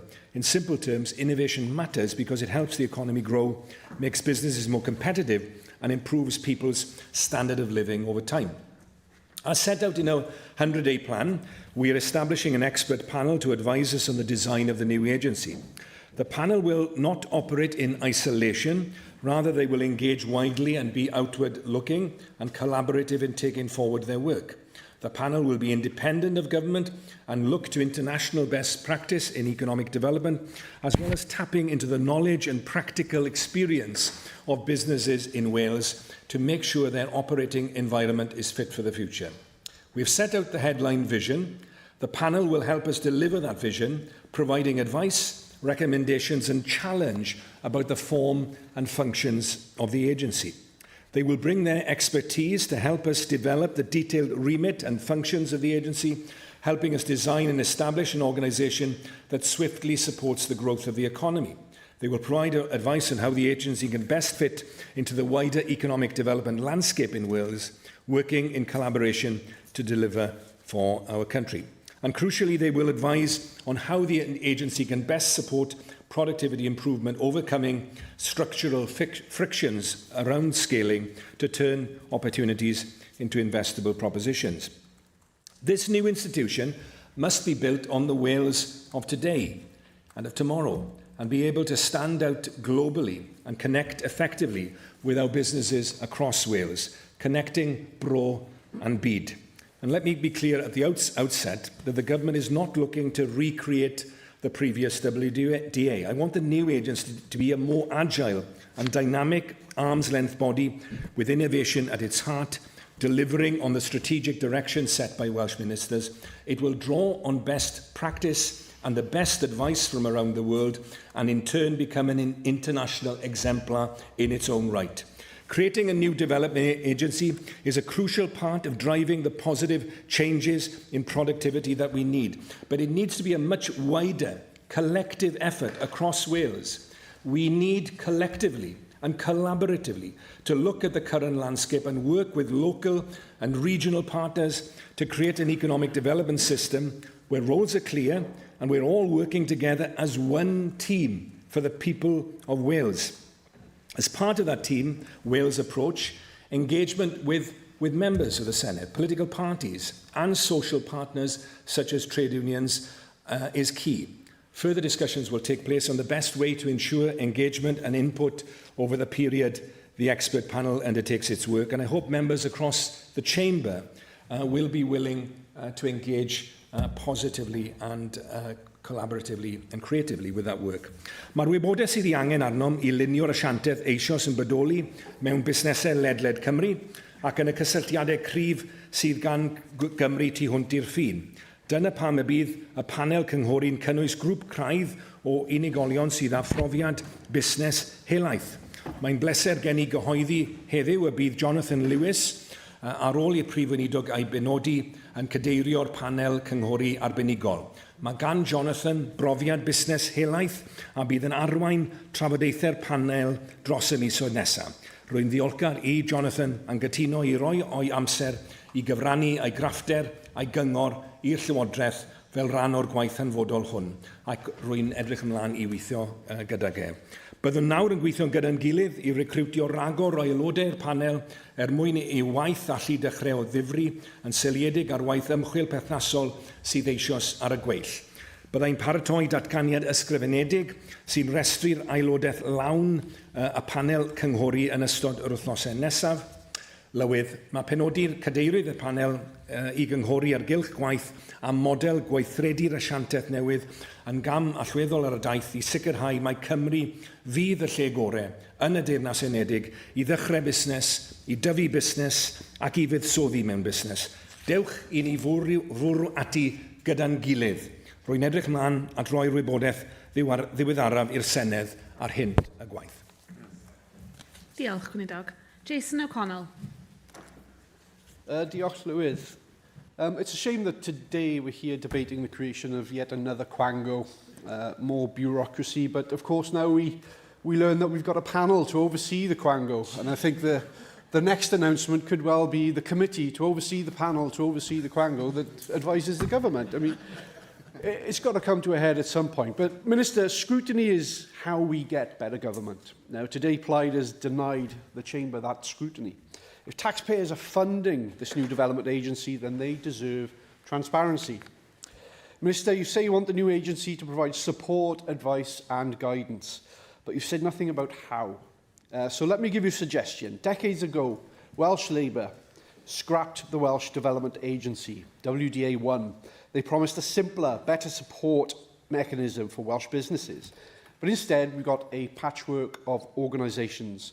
Business Wales for advice, the Development Bank for finance, and now what we're proposing is WDA2 to sit on top.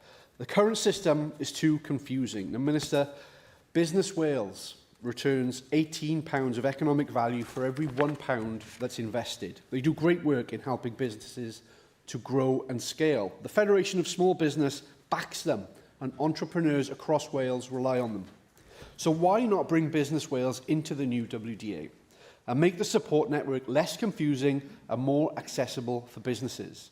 One existing organisation with proven results already. Not more government bloat, not more quangos. Minister, allow me to move on to supply chains. Attracting inward investment is important, but of course, as we all know, it's only the first step. The real test is whether that investment becomes rooted across Welsh communities up and down the country. And of course, we've learned that lesson before. In the last WDA, Wales welcomed major international employers, created thousands of jobs, and celebrated new investment, as short-lived as it was. But those companies moved production elsewhere when the government reduced the support. They took high-paying jobs with them because their supply chains were never truly anchored in Wales, and it was easy to do so.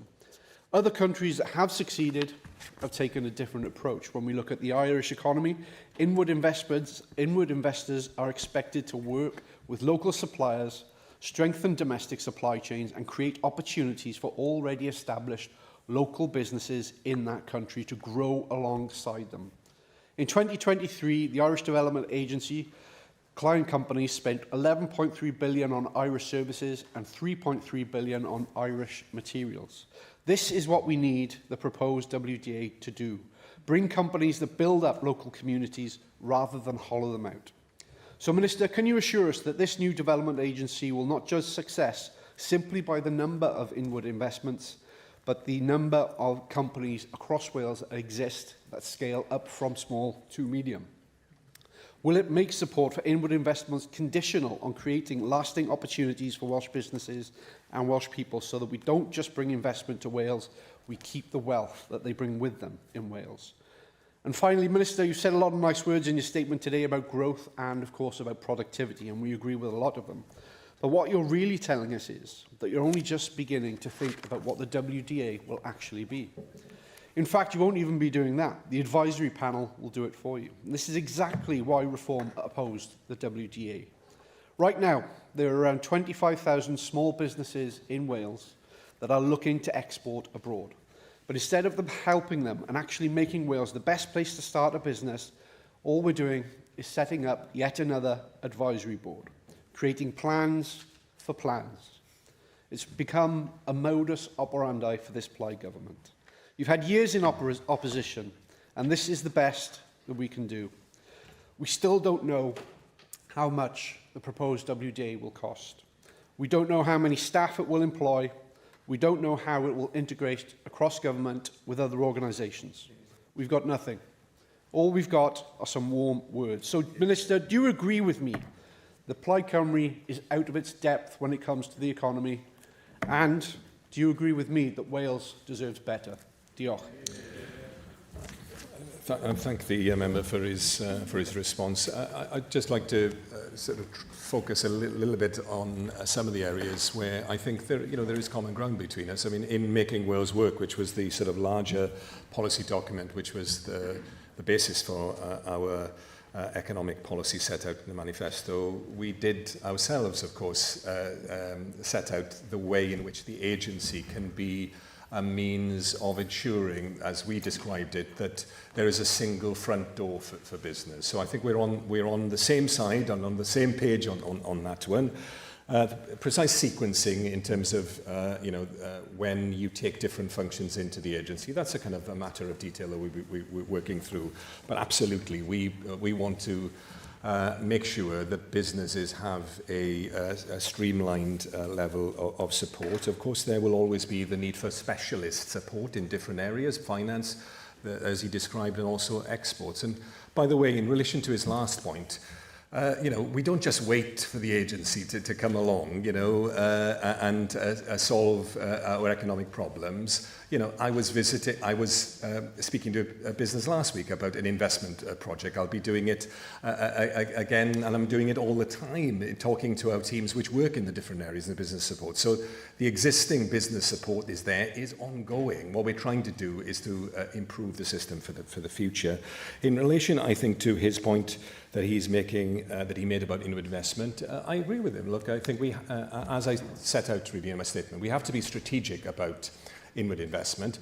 Foreign direct investment has a role in any economy, but we need to actually focus it on those areas which will be more embedded through supply chains, as he suggests, in the Welsh economy, that actually build on our existing and possible future strengths. And that is exactly, he's right, what the Irish have done.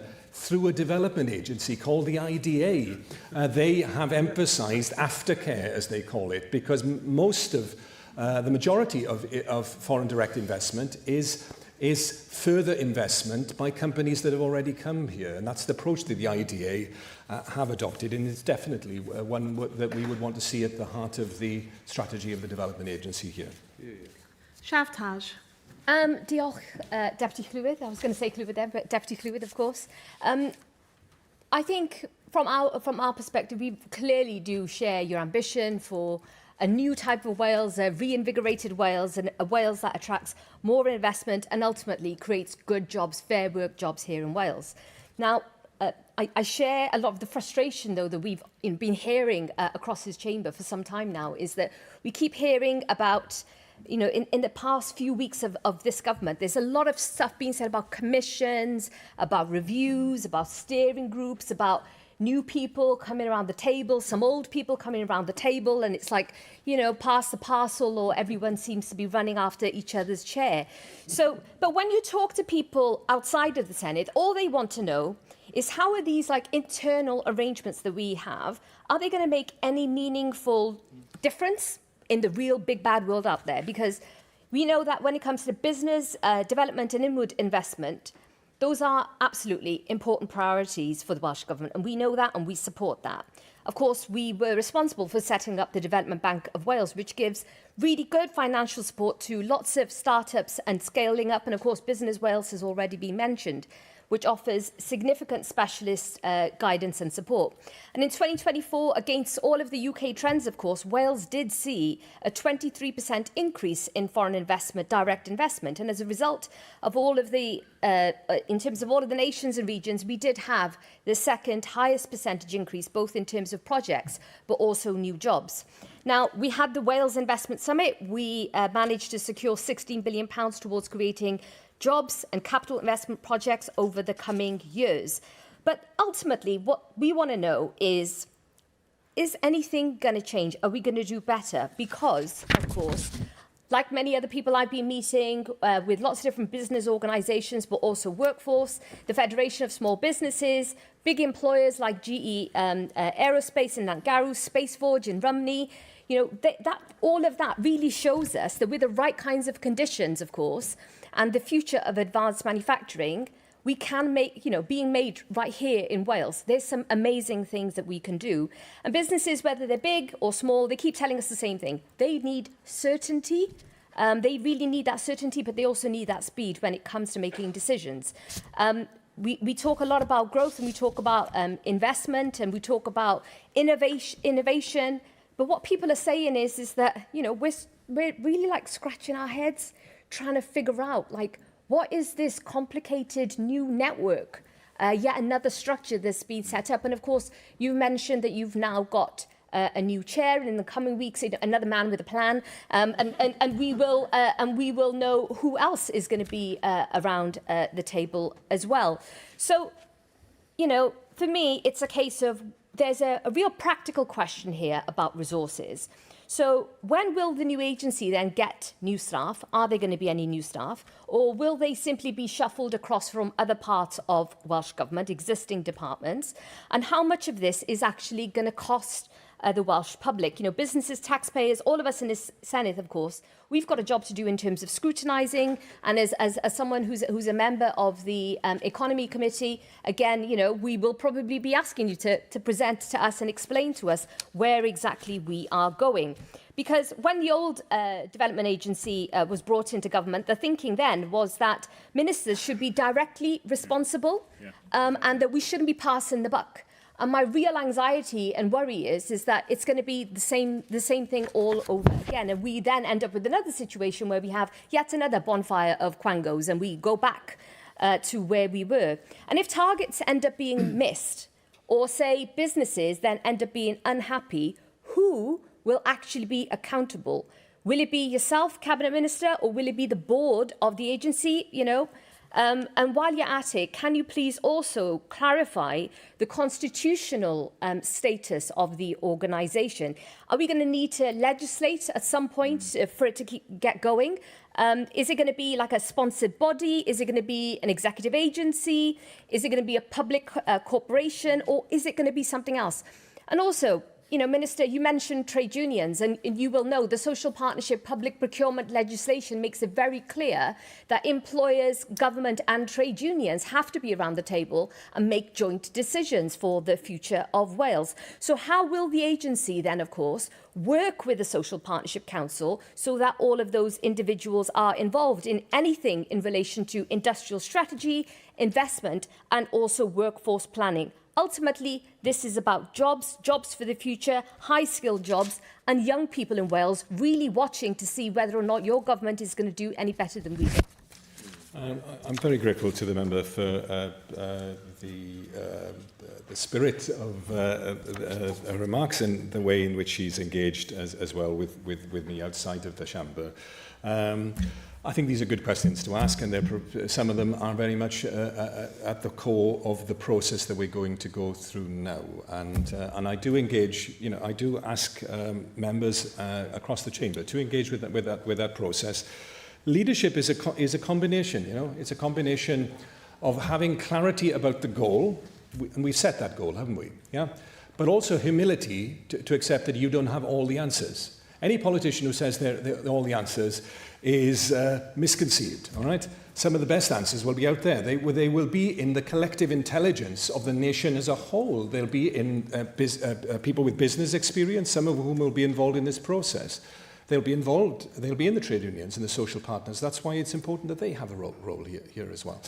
We want to move at pace, okay, and I think that's one of the clear directions that we will give to the group, is that we want to get to a minimal viable proposition in terms of the agency as soon as possible. The agency in year one of its operations will look different to the agency in year 4. So let's get there and build the future as fast as we can. All I would say in terms of development agencies, you know, they have played a central role in virtually anywhere that you can think about, nations and regions that have closed an economic gap. And few of those nations or regions that have had one have got rid of them. We're one of the few exceptions, okay? There may be a reason for that, and I suggest it is because they are an incredibly valuable tool. Do you need to get the design right? And absolutely. The right relationship in terms of how arm's length it is from government, but how close it is from government. Getting that right is absolutely important, and it's one of the key questions that we've already done a lot of thinking on, and we will continue as we go through the design process. I would just urge her and other honourable members to come with your ideas about how we can get this right for Wales, because there is a great opportunity here for us to give us an additional lever that we have lacked now for 20 years in order to close the gap, and that's the intention of the government. Andrew R.T. Davis. Thank you, Deputy Presiding Officer. Minister, thank you for your statement. You began your response to the previous contribution from the Labour spokesperson by saying they were very good questions. The good thing about putting good questions is you want some good answers back. And I have to say, there are a lot of fine words in this statement. And I speak as someone who actually believes in moving economic development out of government, because I believe in small government, agile government, and using the expertise that we have in the economy. But I generally can't get a sense that much work has been done on this particular project. And we can't afford to stand still. We need this up and running as quick as possible. Now, could you give me an indication, because in your previous responses you said as soon as possible. You're bound to have an idea when you're going to bring this organisation into existence. Is it 12 months' time? Is it 2 years' time? Is it 3 years' time? Or is it the very end of this Senedd term? So can you at least give us a sense of when you believe that this organisation is going to come into being? And I'm not going to ask you for every pound, shilling and pence, but can you give an indication on what your thinking is of the type of budget that you will make available to the organisation? As I said, I'm not asking you to drill down into every pound, shilling and pence, but give us a sense of the scale of the ambition that the government has got. When we look at the old WDA, it had a complete offer from building industrial sites, gaining the planning permission and promoting foreign direct investment. Does this organisation, in your mind, need to do all that, or will it be more specific in what it does about promoting Wales as a destination for inward investment? And when we look at the organisation, are we thinking of an organisation that will look like NRW with a remit letter, or will this be a unique organisation that hasn't been seen in the Welsh public landscape before? I'd be grateful for answers to those questions because they're not particularly difficult. But as I said, from this side of the table, we do support the principle and we want to offer that support. But based on the answers so far, there's too much blank space. I am trying to keep my answers short, but let me answer one of the questions. I think in terms of governance, yes, we do think this should be a statutory body. So we will, our plan is to bring forward legislation fairly soon, as soon as we can. So towards, and certainly the agency, I can't give you a specific date to be frank to the honourable to the member. But we want it to be as operational as soon as possible. So not third, fourth year. I referred to the agency in its first year of operation will look different to its third year of operation. So there will be an evolution over the course of this term. But we want to get to an operational agency as soon as we can during this term. And in relation to its budget, yes, we have looked we've looked across the world at development agencies. Part of that work, substantial work has already been done. Part of that work is very much looking at budgetary scope. So we've got some indicative figures we'll be sharing with the group. So we have draft answers in many of these areas, but you will appreciate, the whole point of setting up the group, of course, is to share some of our thinking, what we've been able to set out already, and stress test that with some, leading thinkers and also people with operational experience that are able to test the outline model that we have. We will, want this to be as open and collaborative as possible, genuinely. When we have, more of an outline and we've formed the group and we have something further to share, we will do that both on a sort of a bilateral basis, meeting with members, but also through written statements at the appropriate point as well. Diolch. Cwestiynau hyd at 1 munud. Rebecca Phillips. Diolch yn fawr, Dirprwy Lywydd, a diolch i'r gweinidog am y datganiad. Very strange tactic from the opposition, I'd say, for criticising this government for having plans when they have none. Anyway, rwy'n siŵr bod pawb yn y siambr hon eisiau gweld brand Cymru yn llwyddo. Mwyn i hyn ddigwydd, mae angen i ni helpu busnesau Cymreig i dyfu, arloesi a masnachu'n rhyngwladol, Dyn ni buddsoddiad mewnol a chynhyddu nifer y swyddi canaliadwy o ansawdd da sy'n talu'n dda. Gwyddwm fod y tirwedd fusnes flaenorol yn dameidiog ac yn aml yn ddryslyd, gan olygu na chafodd busnesau'r gefnogaeth yr oedd ei hangen pryd oedd ei hangen arnynt. Felly, mae croeso i'r cam o greu asiantaeth datblygu genedlaethol i Gymru fel canolfan un stop i gefnogi busnesau o bob maint ledled y wlad. A lle gweinidog cabinet ymelaethu ar sut y bydd yr asiantaeth yn cefnogi busnesau ledled y wlad i dyfu ac amlinellau camau i sicrhau y mabwysiadau'r dull cyfanol mwyn ysgoi system dameidiog. Diolch. Ddiolchgar iawn i'r aelod am y cwestiwn. Yn fras iawn, i ni wedi adnabod yn barod, wrth gwrs, mae un o prif ffocws yr asiantaeth fydd galluogi busnesau sydd â'r potensial i ehangu i dyfu. A mae hynny yn golygu wedyn ni cefnogaeth wedi teilwra i gan adnabod beth yw union rwystrau pob busnes, oherwydd ni fydd sefyllfa pob busnes sydd â'r potensial i dyfu yn wahanol. Mewn rai enghreifftiau, mi fydd yn golygu mynediad i gyfalaf. Mewn cyd-destynau eraill, a ni yw help gyda allforio, falle help gyda sylfaen sgiliau ac yn y blaen. Felly, mae defnyddio dull wedyn ni sydd ar sail rhyw fath o reolydd cyfri yn sicrhau wedyn ni bod y busnesau yn mynd i gael yr cefnogaeth sydd i angen ac i ateb i un o'r pwyntiau wedi cael ei wneud yn gynharach, mae'n bwysig iawn bod yr asiantaeth yn ffocysu. Mi oedd yna elfen o mission creep yn yr hen awdurdod datblygu, felly mae ffocysu yn benodol ar gefnogi gallu busnesau Cymru i ehangu yn mynd i fod yn ganolbwynt i'r asiantaeth. Cael Parry-Jones. Diolch Dir Prwy Llywydd, and thank you, Minister, for your statement. An hour ago, I asked the First Minister a very important question about the future of the Development Bank of Wales and the WDA. Unfortunately, though quite unsurprisingly, I did not get an answer from the First Minister, so I will try with you. This is a really important question. I have spoken to a representative of the Development Bank for Wales who said basically they hadn't a clue what was going to happen to their organisation and subsequently they hadn't a clue what was going to happen to their own role. Furthermore, people across Wales will be keen to know whether there will be inefficient duplication of efforts from multiple quangos in this government. So I ask, is the WDA going to absorb the Development Bank for Wales?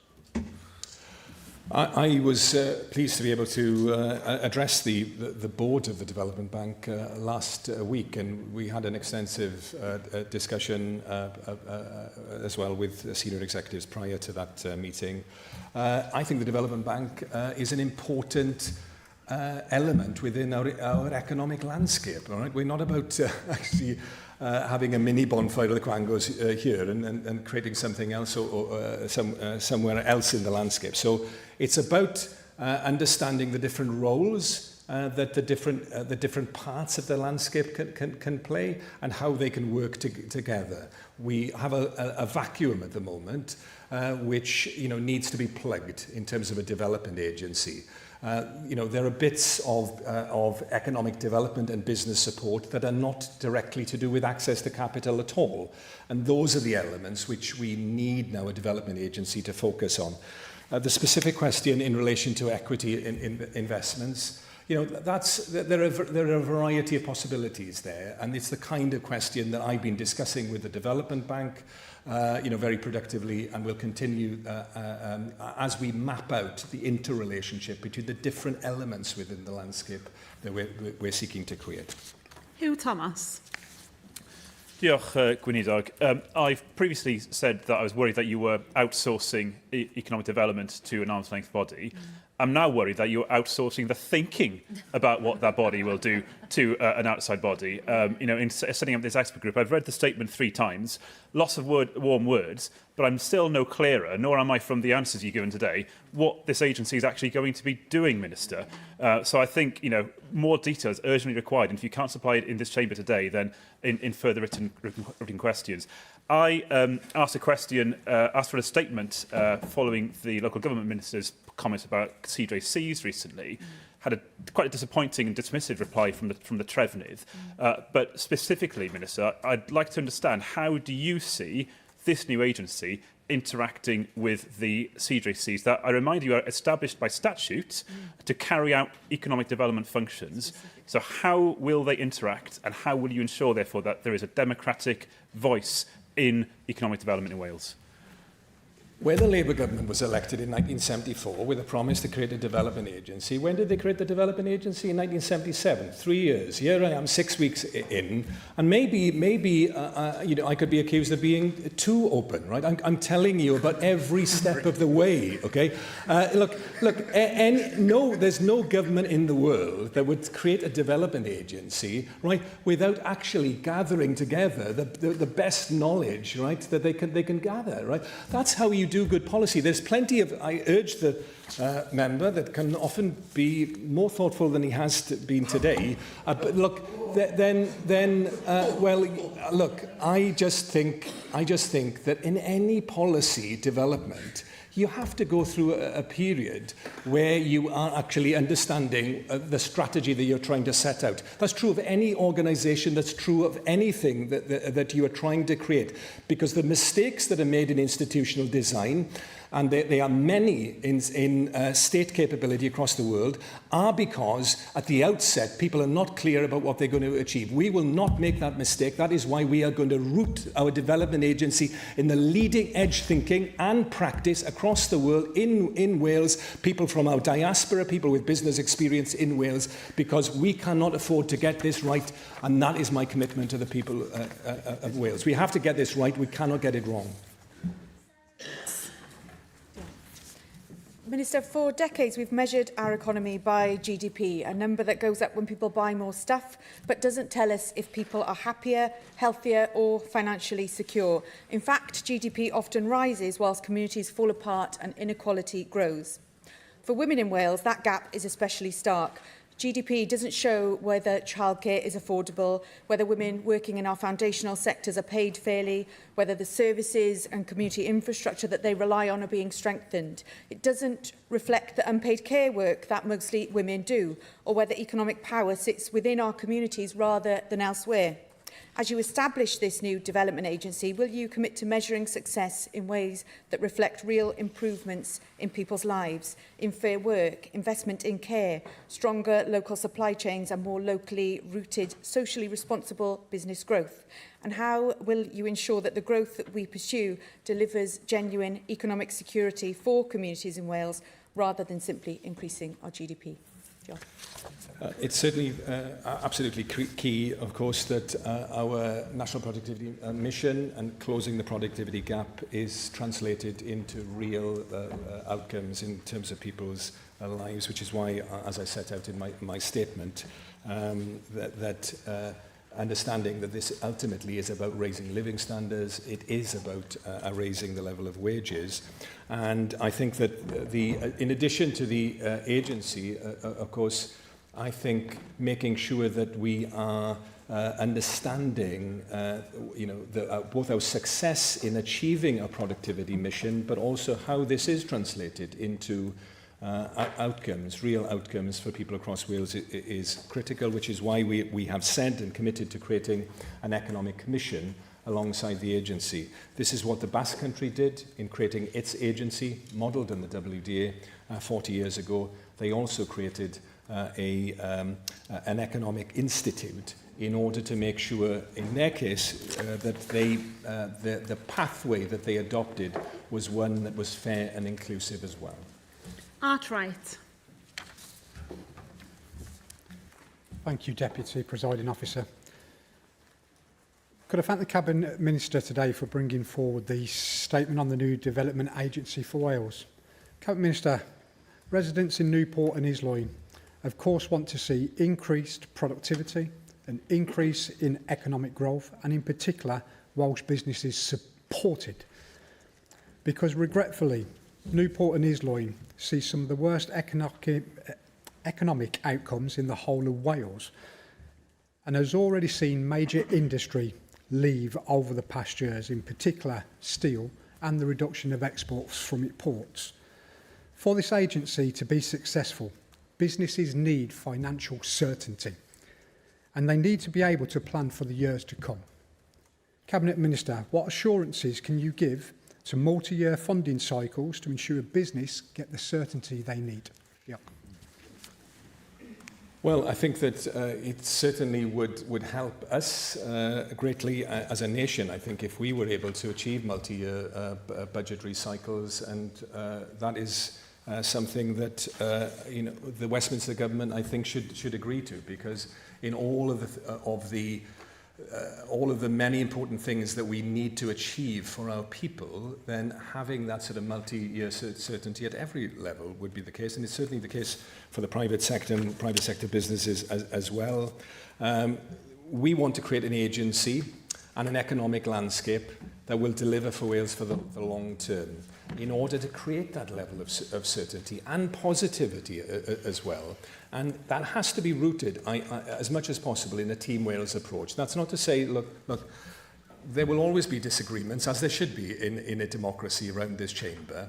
But if all the evidence suggests that if we're able to at least create some degree of common ground, that gives us a solid foundation as a nation. There are certain things where actually what unites us in terms of what we're trying to achieve economically for our people should be more important than what divides us. That's the approach that I want to take with the Development Agency.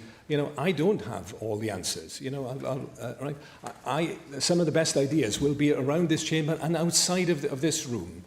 And to the extent that it's possible, even at the outset, if we can try and capture that knowledge, those best ideas, then that's the way that we create the sure foundation and certainty for the businesses that need to make their own investment decisions that he describes. Mike Hedges. Thank you, Deputy Presiding Officer. My fear is that the new development agency will become WDA Mark II. Remember LG? Remember the advanced factories around Wales left empty for decades? Remember the firms who came, took the grants and then left with the equipment we paid for? Whilst Wales has created many successful companies, one of the failures has been to grow most of these companies into large companies. There have been successes, Admiral and Iceland Foods, for example. Two of the world's largest companies, Hewlett Packard and Amazon, were started in garages. Looking at two previous medium-sized companies, Allen Griffith and Donors, Allen Griffith sold out to Tarmac, but has now been bought back. Donors collapsed, owing almost £50 million. Part of the problem is caused by overseas contracts. I could give many other examples of things that have gone wrong, but I would like to raise some key questions. How are we going to scale up businesses? How do we avoid either failure or being sold to major companies? Why do American companies grow, especially in the technology sector? What can we learn from those American companies? How do we, who don't actually have a development agency, how do we arrange sufficient financial support? How do we provide the management and marketing support needed? How do we not only grow, but sustainably grow? Well, those are exactly the questions that we have some answers to ourselves, but we're testing them against the best in the world. All right, so we are talking to people about, which are the best startup and scale-up ecosystems in the world. What can we learn from them? Some of it has to be adapted and translated to our own context. We can't all become Silicon Valleys, but there are other places in the world which are similar to us, which have created the kind of environment that he describes, which is more successful at scaling up, but also retaining ownership. Part of it is about looking at things like venture capital, for example, and the different stages of venture capital that are necessary. I think that we need to set some targets, clear targets. Wales needs to have a unicorn. It's not the only target, but it's an important one. The centaurs, the level below that, that's an important element within a healthy business environment. But you need scaling density, as it's called, at every level, yes? Even small businesses, if we can help them grow, there are tried and tested tools and techniques that we know have worked in other places. And what we're trying to do as quickly as we can is marshal that evidence and turn it into a plan of action for Wales. And I urge, again, everyone in this room and beyond it to get involved in that process. Ac yn olaf, Gweinidog, Prydydd Owen Griffiths. Diolch, Deputy Llywydd. I welcome the statement today and the new development agency with its focus on growing businesses across Wales. It's clear that we need better support for our businesses and the business sector, and that will require good leadership in the agency to do that. Can the Cabinet Minister tell us more about the chair of the expert panel and how the process of identifying him was carried out, please?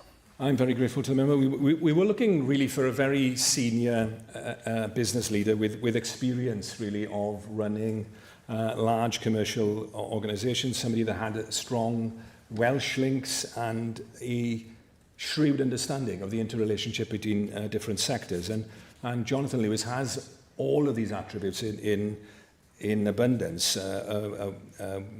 Credible experience in business, top leadership roles in major infrastructure and service sectors across the world, particularly energy, engineering, construction and technology.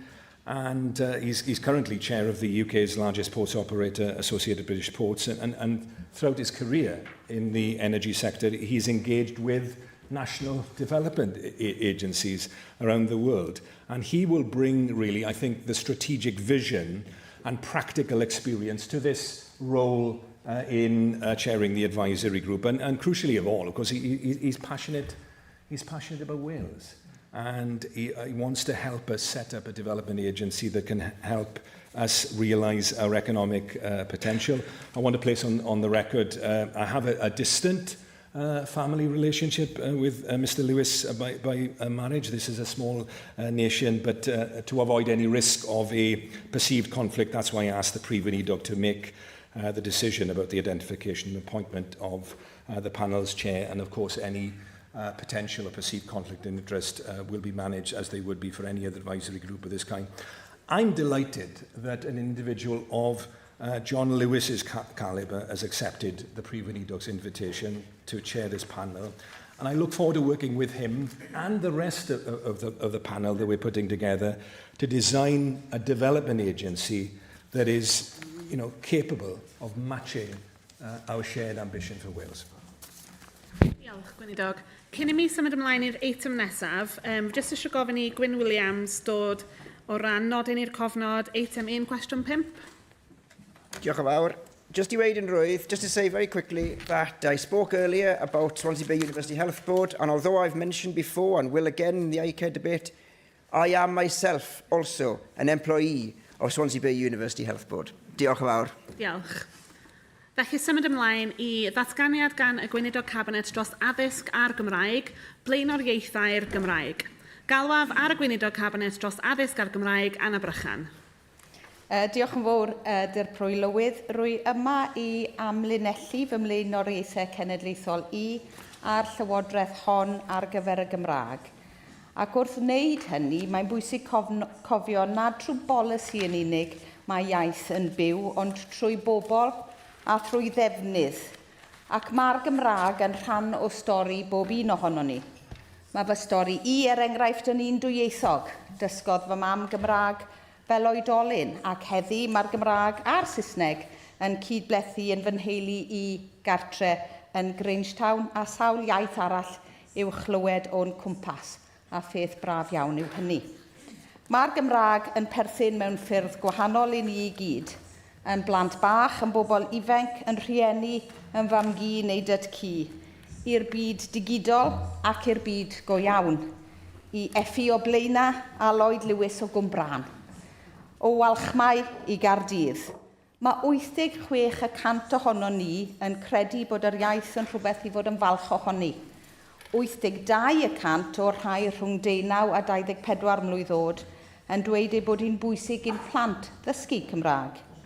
Cyfle teg I bawb ddysgu a mwynhau'r Gymraeg, dyna ddeheuad clir pobl Cymru a'n pobl ifanc ni yn arbennig.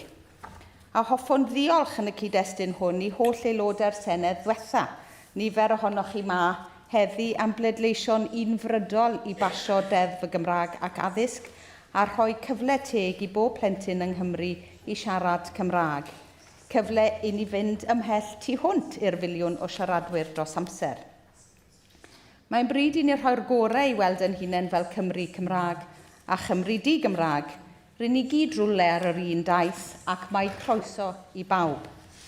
Fi yw'r gweinidog sy'n gyfrifol am y Gymraeg, ond mae'r iaith yn perthyn i ni i gyd ac yn gyfrifoldeb i ni i gyd fel cabinet hefyd. Mae angen dathlu'r ffaith bod y Gymraeg yn dal yn fyw bob dydd, ond rydyn ni'n ymwybodol o faint y dasg o'n blaenau ni hefyd, a mae'r blynyddoedd nesaf yma yn dyngedfennol. Rydyn ni'n gwybod bod rhaid gweithredu deddf y Gymraeg ac addysg yn llawn, a rydyn ni'n gwybod hefyd bod angen troi'r llanw i fenthyg slogan Cymdeithas yr Iaith dros y penwythnos, troi'r llanw ar drau'r Gymraeg mewn nifer o'n cymunedau ni. Dyw cyrraedd miliwn a mwy o siaradwyr na chynyddu defnydd lawr gwlad ddim yn mynd i fod yn hawdd, ac fel Llywodraeth mae dyn ni dair prif flaenoriaeth. Y cyntaf, dysgu. Wi wedi bod yn glir pa mor bwysig yw creu llwybrau cydlynus ym myd addysg, a gyda'r dirprwy brif weinidog dwi wedi dechrau gweithio gyda'r sector blynyddoedd cynnar gan gynnwys mudiad meithrin i ehangu darpariaeth Gymraeg i'n plant lleia. Ein cynnig gofal plant fydd y mwyaf hael yn unrhyw le yn y Deyrnas Unedig a bydd y Gymraeg wrth ei wraidd. Mae adolygiad brys o'r cynlluniau Cymraeg mewn addysg ar waith hefyd, a bydd hwn yn sail i'r fframwaith cenedlaethol ar gyfer addysg Gymraeg a dysgu Cymraeg fydd yn rhoi cadernid statudol i'r cam nesaf i bob plentyn ar eu siwrne nhw. A gallaf gadarnhau y bydd y fframwaith hwn yn amluniau llun glir ein hymrwymiad i sicrhau bod hanner plant Cymru yn cychwyn eu siwrne mewn addysg cyfrwng Cymraeg erbyn 2050. A dwi ar dirprwy weinidog dros sgiliau ac addysg drydyddol am sicrhau bod ein pobl ifanc ni yn gallu parhau i ddysgu, defnyddio, gweithio a mwynhau yn y Gymraeg ar ôl 15 hefyd. Yn ail wedyn ein cymunedau ni, rydyn ni'n gwybod bod y sefyllfa'n argyfyngus mewn rhai broedd. Rydyn ni'n gwybod hefyd bod cynnaladwyedd cymunedau dwysedd uwch yn greiddiol i ddyfodol y Gymraeg, a bydd ein polisïau cyhoeddus yn adlewyrchu hynny o ran polisi economaidd, tai, cynllunio gwlad a thref, cyfiawnder cymdeithasol, iechyd, diwylliant ac addysg. A sdim amser i'w golli. Ac mwyn cyflawni hyn, byddwn nhw'n defnyddio'r pwerau sydd gyda ni eisoes i sicrhau bod y Gymraeg yn gyrru ffyniant a grymuso'r cymunedau hyn nawr ac yn edrych ar bob dull gweithredu deddfwriaethol ac aneddfwriaethol i gael y maen i'r wal a chynnal momentum. Mae'r gwaith wedi cychwyn mwyn cydweithio ag awdurdodau lleol i bennu siwt i ddynodi ardaloedd dwysedd uwch, a byddai'n cydweithio'n agos ar gweinidog cabinet dros Lywodraeth leol, tai a chynllunio hwyluso hynny. Trwy ddynodi cymunedau o ddwysedd uwch o siaradwyr Cymraeg, nid creu pocedi o Gymraeg yw'r nod, y gwrthwyneb yn wir yw'r bwriad. Mae diogelu cymunedau dwysedd uwch yn greiddiol i'r gwaith o gefnogi'r Gymraeg ym mhob cymuned. A byddwn ni'n gweithredu ym mhob rhan o Gymru, ac byddai i'n cyfarfod gyda chadeiryddion y Comisiwn Cymunedau Cymraeg yr wythnos hon, fori mewn gwirionedd, i ddiolch am ei gwaith a thrafod ei hargymhellion ar gyfer gweddill Cymru. A dwi hefyd yn cydweithio gyda'r gweinidog dros ddiwylliant a chwaraeon i sicrhau lle blaenllaw i'r Gymraeg yn y strategaeth ddiwylliant a chyhoeddi cynlluniau cyffroes y maes chwaraeon a'r maes digidol. A bydd gwaith yn digwydd ar draws bob portffolio. Mae mor bwysig sicrhau enghraifft fod cleifion yn cael gofal mewn iaith maen nhw'n gysurus ynddi. A'r flaenoriaeth olaf, y seilwaith, y sylfeini sy'n cynnal yr iaith. Byddwn yn mynd ati ehangu safonau'r Gymraeg i sectorau newydd, gan gynnwys cyrff Llywodraeth y Deyrnas Unedig, a dwi eisoes wedi cyfarfod gyda Chomisiynydd y Gymraeg i drafod hynny. A rydyn ni wedi dechrau ystyried deddfu ar gwarchod enwau lleoedd sydd hefyd mor hanfodol o'n hunaniaeth ni i gyd. O enwau hynafol i dechnoleg arloesol, rydyn ni yn arwen y ffordd. Yng Nghymru, enghraifft, mae cyfarfodydd dwyieithog yn arferol. Mae'r cabinet newydd yn cynnal cyfarfodydd dwyieithog am y tro cyntaf ers datganoli. A Chymru yw'r lle cyntaf yn y byd i allu trawsgrifio cyfarfodydd yn ddwyieithog ar Microsoft Teams. A dwi wrth i'r sgrifennu nawr at gwmnïau technoleg mawr am y camau nesaf gan gynnwys gwaith ar ddeallusrwydd artiffisial. Momentum felly gyda phob un o'n hymrwymiadau can diwrnod a mwy. Ond mae Cymru a'r byd yn newid. Mae gallu bod mae heddi yn siarad gyda chymaint o optimistiaeth am y Gymraeg, gyda chefnogaeth pobl Cymru, yn un o'n llwyddiannau mwyaf falle fel cenedl fach yn y byd mawr. A bues i'n ddigon lwcus i fynychu digwyddiad gyda phartneriaid rhyngwladol yn ddiweddar, a gweld cymaint o ddiddordeb sy'n gan ymwelwyr o bedwar ban yn y Gymraeg.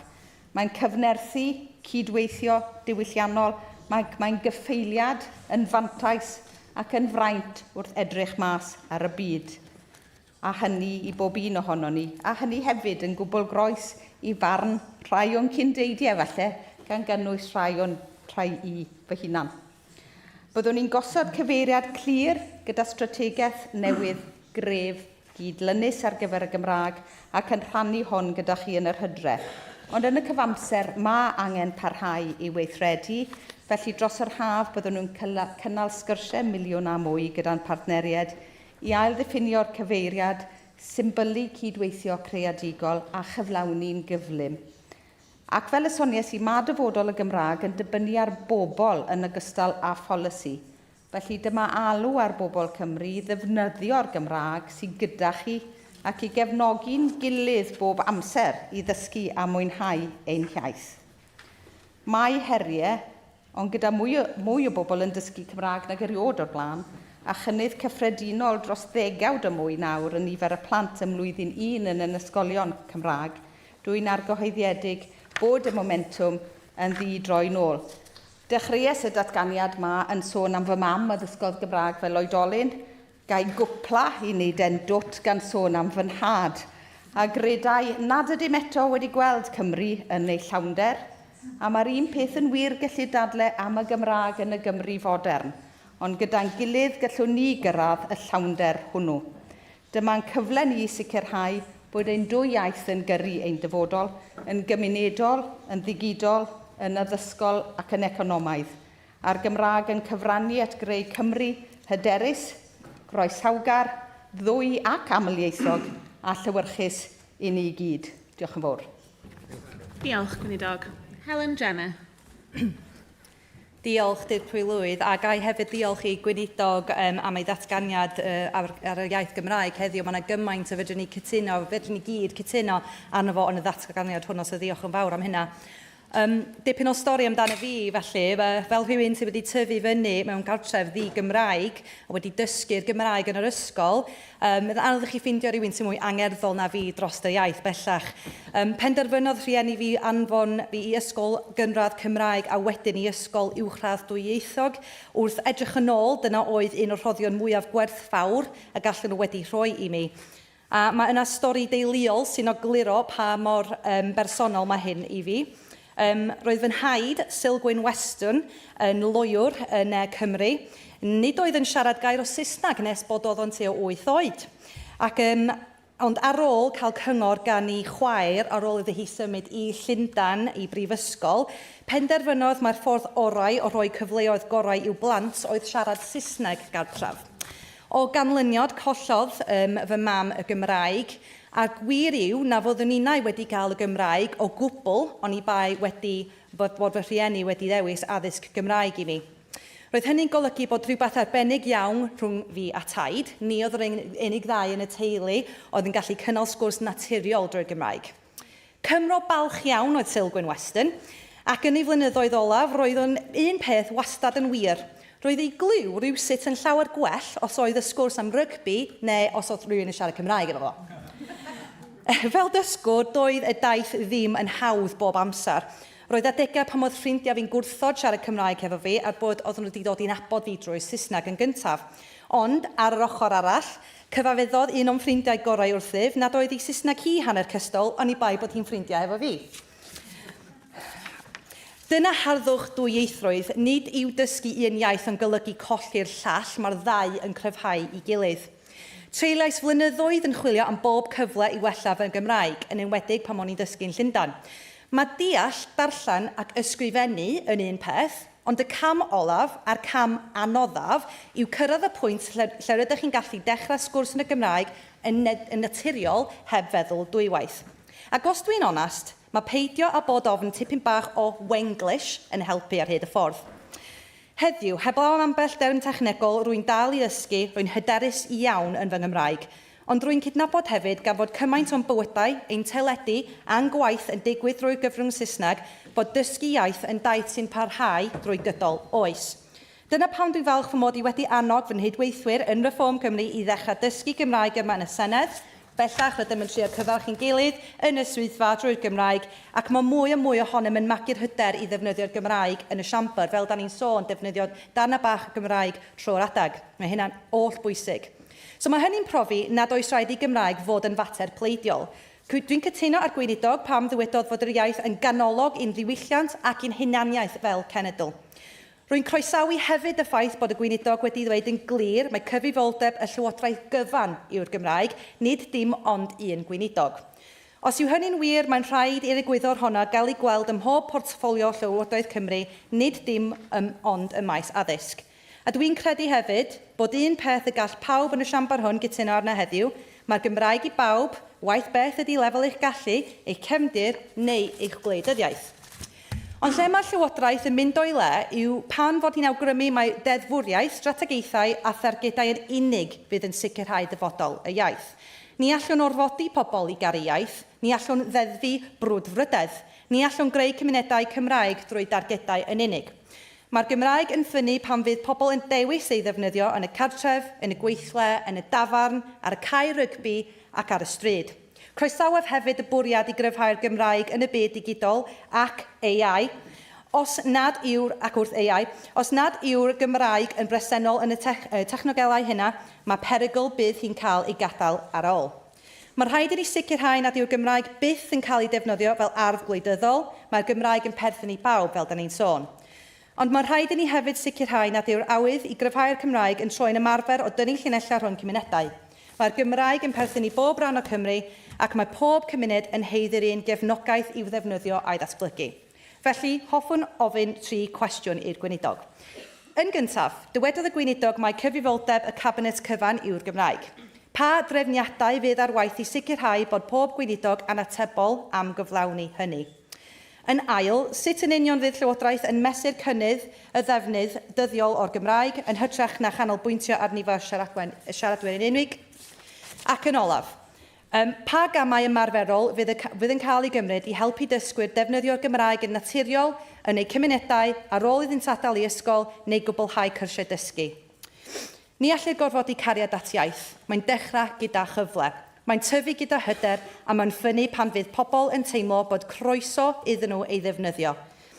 Mae'r Gymraeg yn perthyn i bobl Cymru, mae'n perthyn i bob un ohonom. Diolch yn fawr iawn. Diolch yn fawr am y sylwadau rheini, a fi'n credu nid yn unig bod ni brofiadau yn ein teuluodd o ran caffael iaith a'r Gymraeg yn mynd a dod dros y cenedlaethau, ond ni'n cytuno hefyd ar ei bwysigrwydd i Gymru ac hefyd ein perchnogaeth ohono fe fel pobl waith bynnag faint o Gymraeg sydd gyda ni ar hyn o bryd. Fel roedd fy nghyn gydweithiwr a bellach yn archdderwydd, dyw hwnna ddim yn frawddeg, mae pob Senedd yn gallu clywed bob dydd ar draws y byd yn arfer dweud mae pawb ar y bilingualism bus. Ac mae hwnna'n derbyn rhywfaint o Wenglish ar adeg wrth bod pobl yn arddel yr iaith. Felly fyddwn ni'n cytuno gyda hynny ac yn gresynu braidd bod fi erioed wedi dod ar draws sydd o Gwyn Western sy'n swno yn dipyn o seren, mae rai cyfaddau. Siwt fyddwn ni yn egluro ac yn rhannu gyda'r Senedd hon mae cyfrifoldeb i'r Cabinet cyfan ydy hyn. Rydyn ni eisoes yn gweithio gyda'n gilydd i adnabod y blaenoriaethau, y gweithrediadau, os licwch chi, ar draws pob portffolio sy'n berthnasol i'r Gymraeg, ac mi fyddwn ni wedyn yn adnabod pwy sy'n gyfrifol am y rheini. Y tebygrwydd yw mae fi fydd yn siarad ar Senedd gan mae fy nghyfrifoldeb yw'r Gymraeg, ond mi fydd y meysydd polisi penodol rheini yn rhan bwriadus a gofalus o'r gwaith i ni'n wneud, a mae yna frwdfrydedd i wneud hynny yn ogystal â gofyn. Mae mesur defnydd fel ych chi'n sôn, y llawn mor bwysig i ni a yw cefnogi gwaith yn yr ysgolion, enghraifft, ar nifer o roedd parthed hynny. A wy'n credu mae'r egwyddor sylfaenol i ni'n gweithio arno fe yw na ddyle bobl orfod chwilo am gyfleoedd i ddefnyddio'r Gymraeg. Dyna yn y bôn yw neges yr ail gomisiwn ar yr iaith. Byddwn ni'n ymateb i hwnnw'n fwy ffurfiol dros y misoedd nesaf, yn sicr cyn diwedd y flwyddyn, ond bod yr argymhellion fyna wedyn yn cwmpasu pethau fel addysg, blynyddoedd cynnar ydyn, ond hefyd technoleg, gweithleoedd, chwaraeon, diwylliant, cynllunio, ymchwil ac arweinyddiaeth yn cymunedau ni hefyd. Felly mae fe lot ehangach nag addysg mor bwysig yw hwnnw. Am bod ni wedyn yn cynnal y defnydd hwnnw a bod ni gyd yn annog yn gilydd i ddefnyddio'r Gymraeg sydd gyda ni, fel mae rhaid i fi weid, fi wedi clywed ar draws y siambr a wrth mynd i'r lifft a mynd i'r... Mae mwy o Gymraeg i'w glywed a faint bynnag sydd gan bobl, i ni'n frwd iawn i'w hannog nhw i ddefnyddio fe. Felly diolch yn fawr iawn iddi. Mas. Diolch i'r gweinidog am y diweddiariad a gael godi i ychwanegu'n llais ni i'r gefnogaeth trawsbleidiol sydd i'r Gymraeg yn y siambr yma bellach. Mae pawb yn rhannu storiau personol, ond rhannu chydig bach fel taid Helen, o'n ni'n methu siarad Saesneg, gair o Saesneg, tan yn tua 7 mlwydd oed, ac roedd hynny'n sicr yn sioc i ffrindiau prifysgol yn Lloegr, ond dyna y diwylliant unigryw sydd gyda ni yma yng Nghymru. Fydd pawb yn y siambr wrth gwrs yn gyfarwydd â tharged Llywodraeth Cymru i gyrraedd miliwn o siaradwyr erbyn 2050.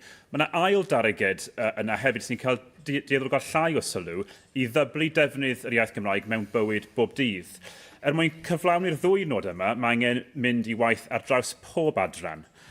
Nawr wrth gwrs, mae'n bwysig hybu siaradwyr newydd drwy'r system gofal plant a'r system addysg. Mae'r Llywodraeth wedi bod yn glir am ei uchelgais dros ofal plant drwy gyfrwng y Gymraeg fel rhan o'i polisi gofal plant. Gai weithio am fwy o wybodaeth, fwy o fanylder ar sut bydd y polisi yma'n gweithio ar lawr gwlad. Sawl lleoliad gofal plant cyfrwng Cymraeg newydd fydd angen ei datblygu i gyrraedd y nod o ofal plant am ddim o 9 mis oed. A sut ydy'r Llywodraeth am sicrhau bod y niferoedd o staff Cymraeg yn mynd i fod ar gael i ddiwallu'r galw hynny. Ac wrth i'r Llywodraeth roi y ddeddf addysg iaith ac addysg Gymraeg ar waith, pa gefnogaeth ychwanegol fydd ar gael i hyfforddi athrawon sy'n dysgu drwy'r Gymraeg? Mae'r gweinidog fel fi yn gefnogol o'r egwyddor o agor ysgol uwchradd ychwanegol yng Nghaerdydd, ond yn y cyd-destun cenedlaethol, mae cyfraddau genedigaethau yn disgyn, ac eto ni'n gwybod bod pobl eisiau gweld darpariaeth addysg Gymraeg yn eu cymunedau. Felly, pa gefnogaeth bydd y Llywodraeth yn ei rhoi i awdurdodau lleol i gynnal ysgolion Cymraeg a hyd yn oed agor rhai newydd mewn ardaloedd lle dydy'r niferoedd ddim yna ar hyn o bryd o ran cynaliadwyeth ariannol. Yn mynd ymlaen, mwyn dyblu'r defnydd o Gymraeg mewn bywyd bob dydd, mae hi'n angenrheidiol yn y marn i grymuso pobl i ddefnyddio'r Gymraeg sydd genddyn nhw, boed hynny yn y gweithle, ar-lein neu yn eu cymunedau. Mae technolegau newydd yn datblygu'n gyflym gan newid sail sut mae pobl yn gweithio ac yn cymdeithasu. Felly, mwyn i'r Gymraeg aros wrth galon bywyd bob dydd, mae'n rhaid sicrhau bod technoleg newydd yn gweithio lles yr iaith. Felly, all y gweinidog ymrwymo i weithio ochr yn ochr gyda'r undebau llafur i hyrwyddo'r siarter twf a ddatblygwyd gyda'r undebau i hybu'r Gymraeg yn y gweithle.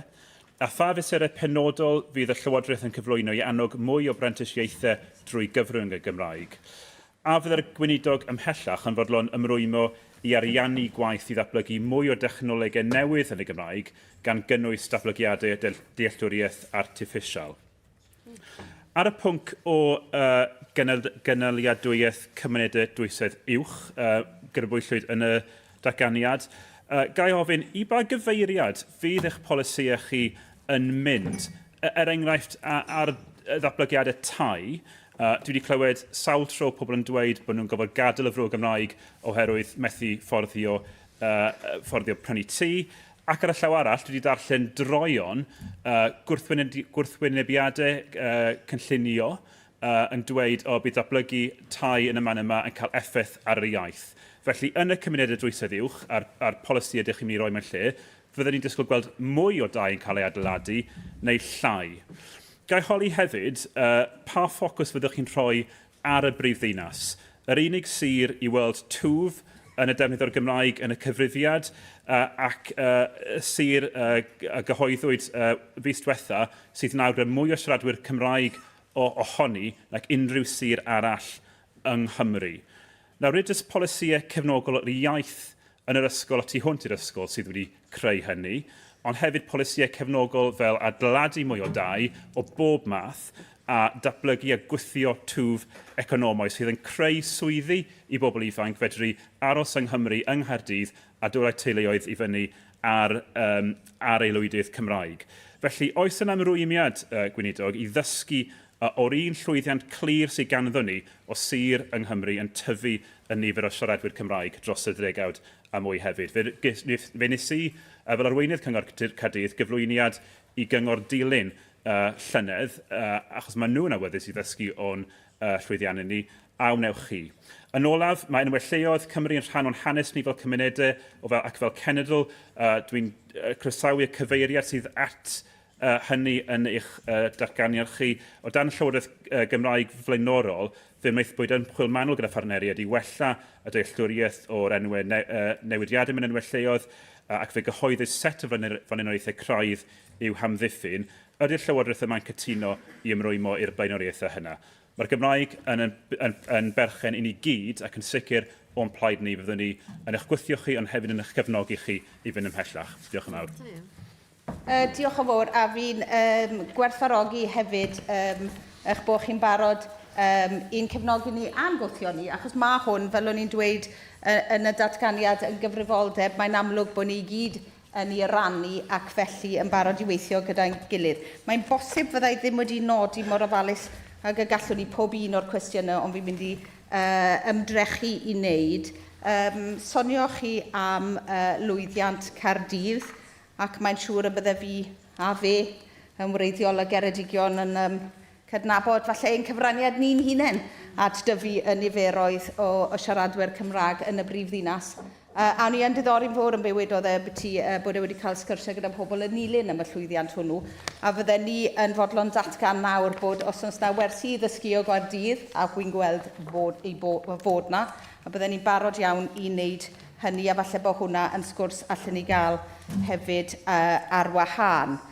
Wedyn, ar y cymunedau dwysedd uchel, dwysedd uwch, ni wedi gwneud rhywfaint o waith ar hyn yn barod. Ni wedi dechrau cynllunio gydag awdurdodau lleol i weld siwt i benni a beth wedyn fydd yn dilyn o ran polisïau fydde'n effeithio ar, fi'n credu nath e sôn yn benodol am dau yn yr ardaloedd rheini, ac mae yna obligiadau hefyd i'r portffolio economi a gwetnwch gwledig enghraifft. Felly, i ni yn dechrau gwneud y gwaith manwl hwnnw a byddwn ni yn dychwelyd at hynny oherwydd fel wedes i yn y datganiad, mae pob un o'r meysydd polisi a mae perthynas arbennig o agos yn hyn o beth gyda'r gweinidog Llywodraeth Leol tai a chynllunio.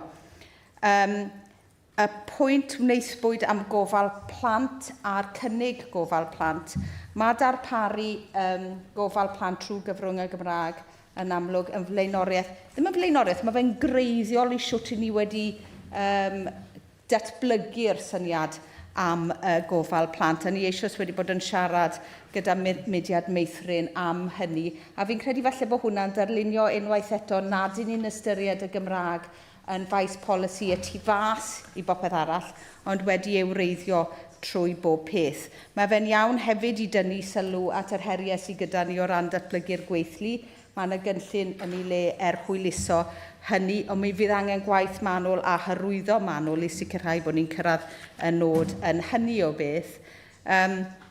Soniodd e hefyd am ddyblu defnydd, ac mae hynny, mae'n iawn i feddwl debyg iawn bod ni wedi mynd i'r arfer o siarad yn gyson y byty'r miliwn o siaradwyr, ond falle ddim yr ail gymal sef dyblu defnydd, a wy'n credu yn arbennig yng nghyd-destun yr Comisiwn a'r ardaloedd lle mae'r defnydd o'r Gymraeg yn is a chanolig, bod yna lot o syniadau pwysig y byddwn ni yn gweithio arnyn nhw i sicrhau bod ni yn symud ar hynny. Technoleg, mae dy fi nifer o gyfarfodydd yn dod nawr. Fi'n credu bod y Gymraeg ar flaen y gad yn trafod gyda chwmnïau technoleg. Mae e'n faes sydd yn gwbl newydd i fi o ran trafodaethau manwl gyda nhw, ond mae hwnna yn mynd i fod yn dilyn ar parodrwydd mwy na falle byddai rhywun wedi disgwyl o ran y cwmnïau yma i weithio gyda ni o safbwynt arparu gwasanaethau yn Gymraeg.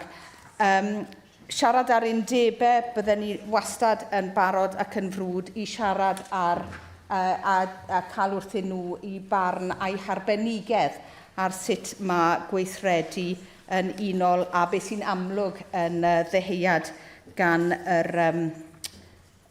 y siambr hon. Mae cynllunio addysg ag ysgolion dros gyfnod a heriau demograffig, mae lot i'w drafod yn hynny o beth. Yn amlwg, i ni'n edrych ar hyn o bryd ar adolygu cynlluniau Cymraeg mewn addysg. Fydd yn edrych ar y twf yn y niferoedd, ond mi fydd na sgyrsiau ynglyn â'i ba gyfeiriad mae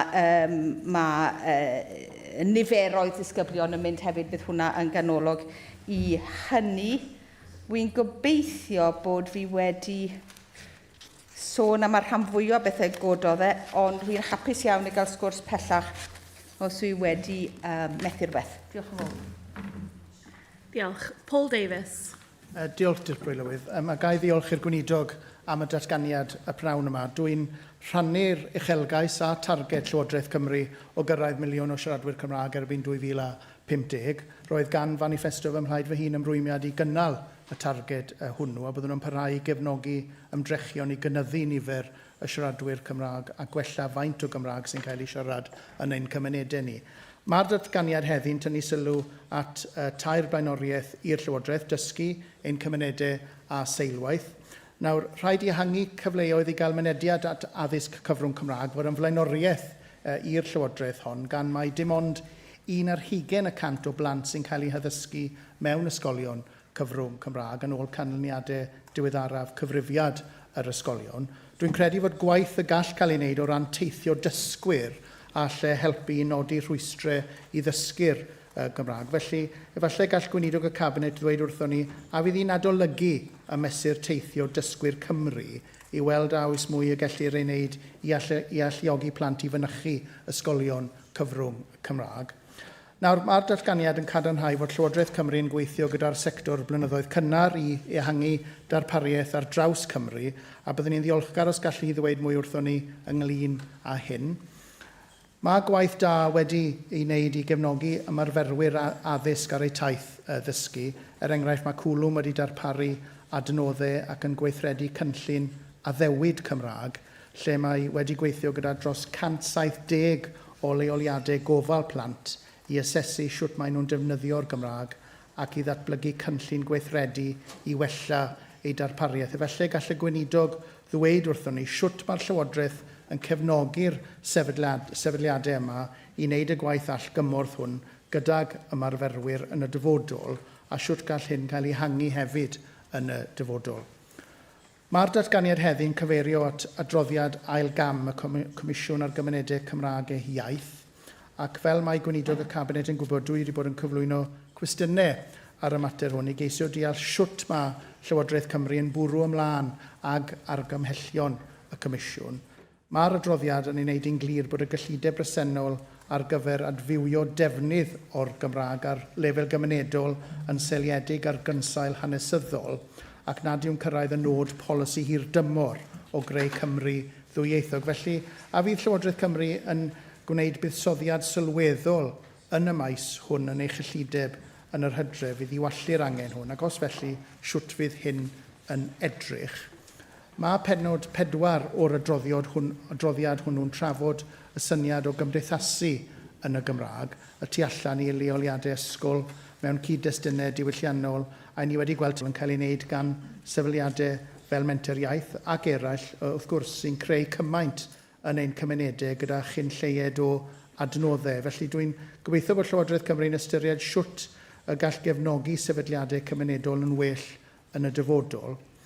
Nawr, mae'r datganiad heddiw'n cyfeirio at seilwaith, a dwi'n falch i glywed fod y gweinidog yn gweithio gyda cwmnioedd tech mawr i gryfhau cefnogaeth i'r iaith I ddefnyddiwyr. I ni'n byw mewn byd digidol, a mae'n bwysig fod Cymru ar y blaen I unrhyw ddatblygiad technolegol.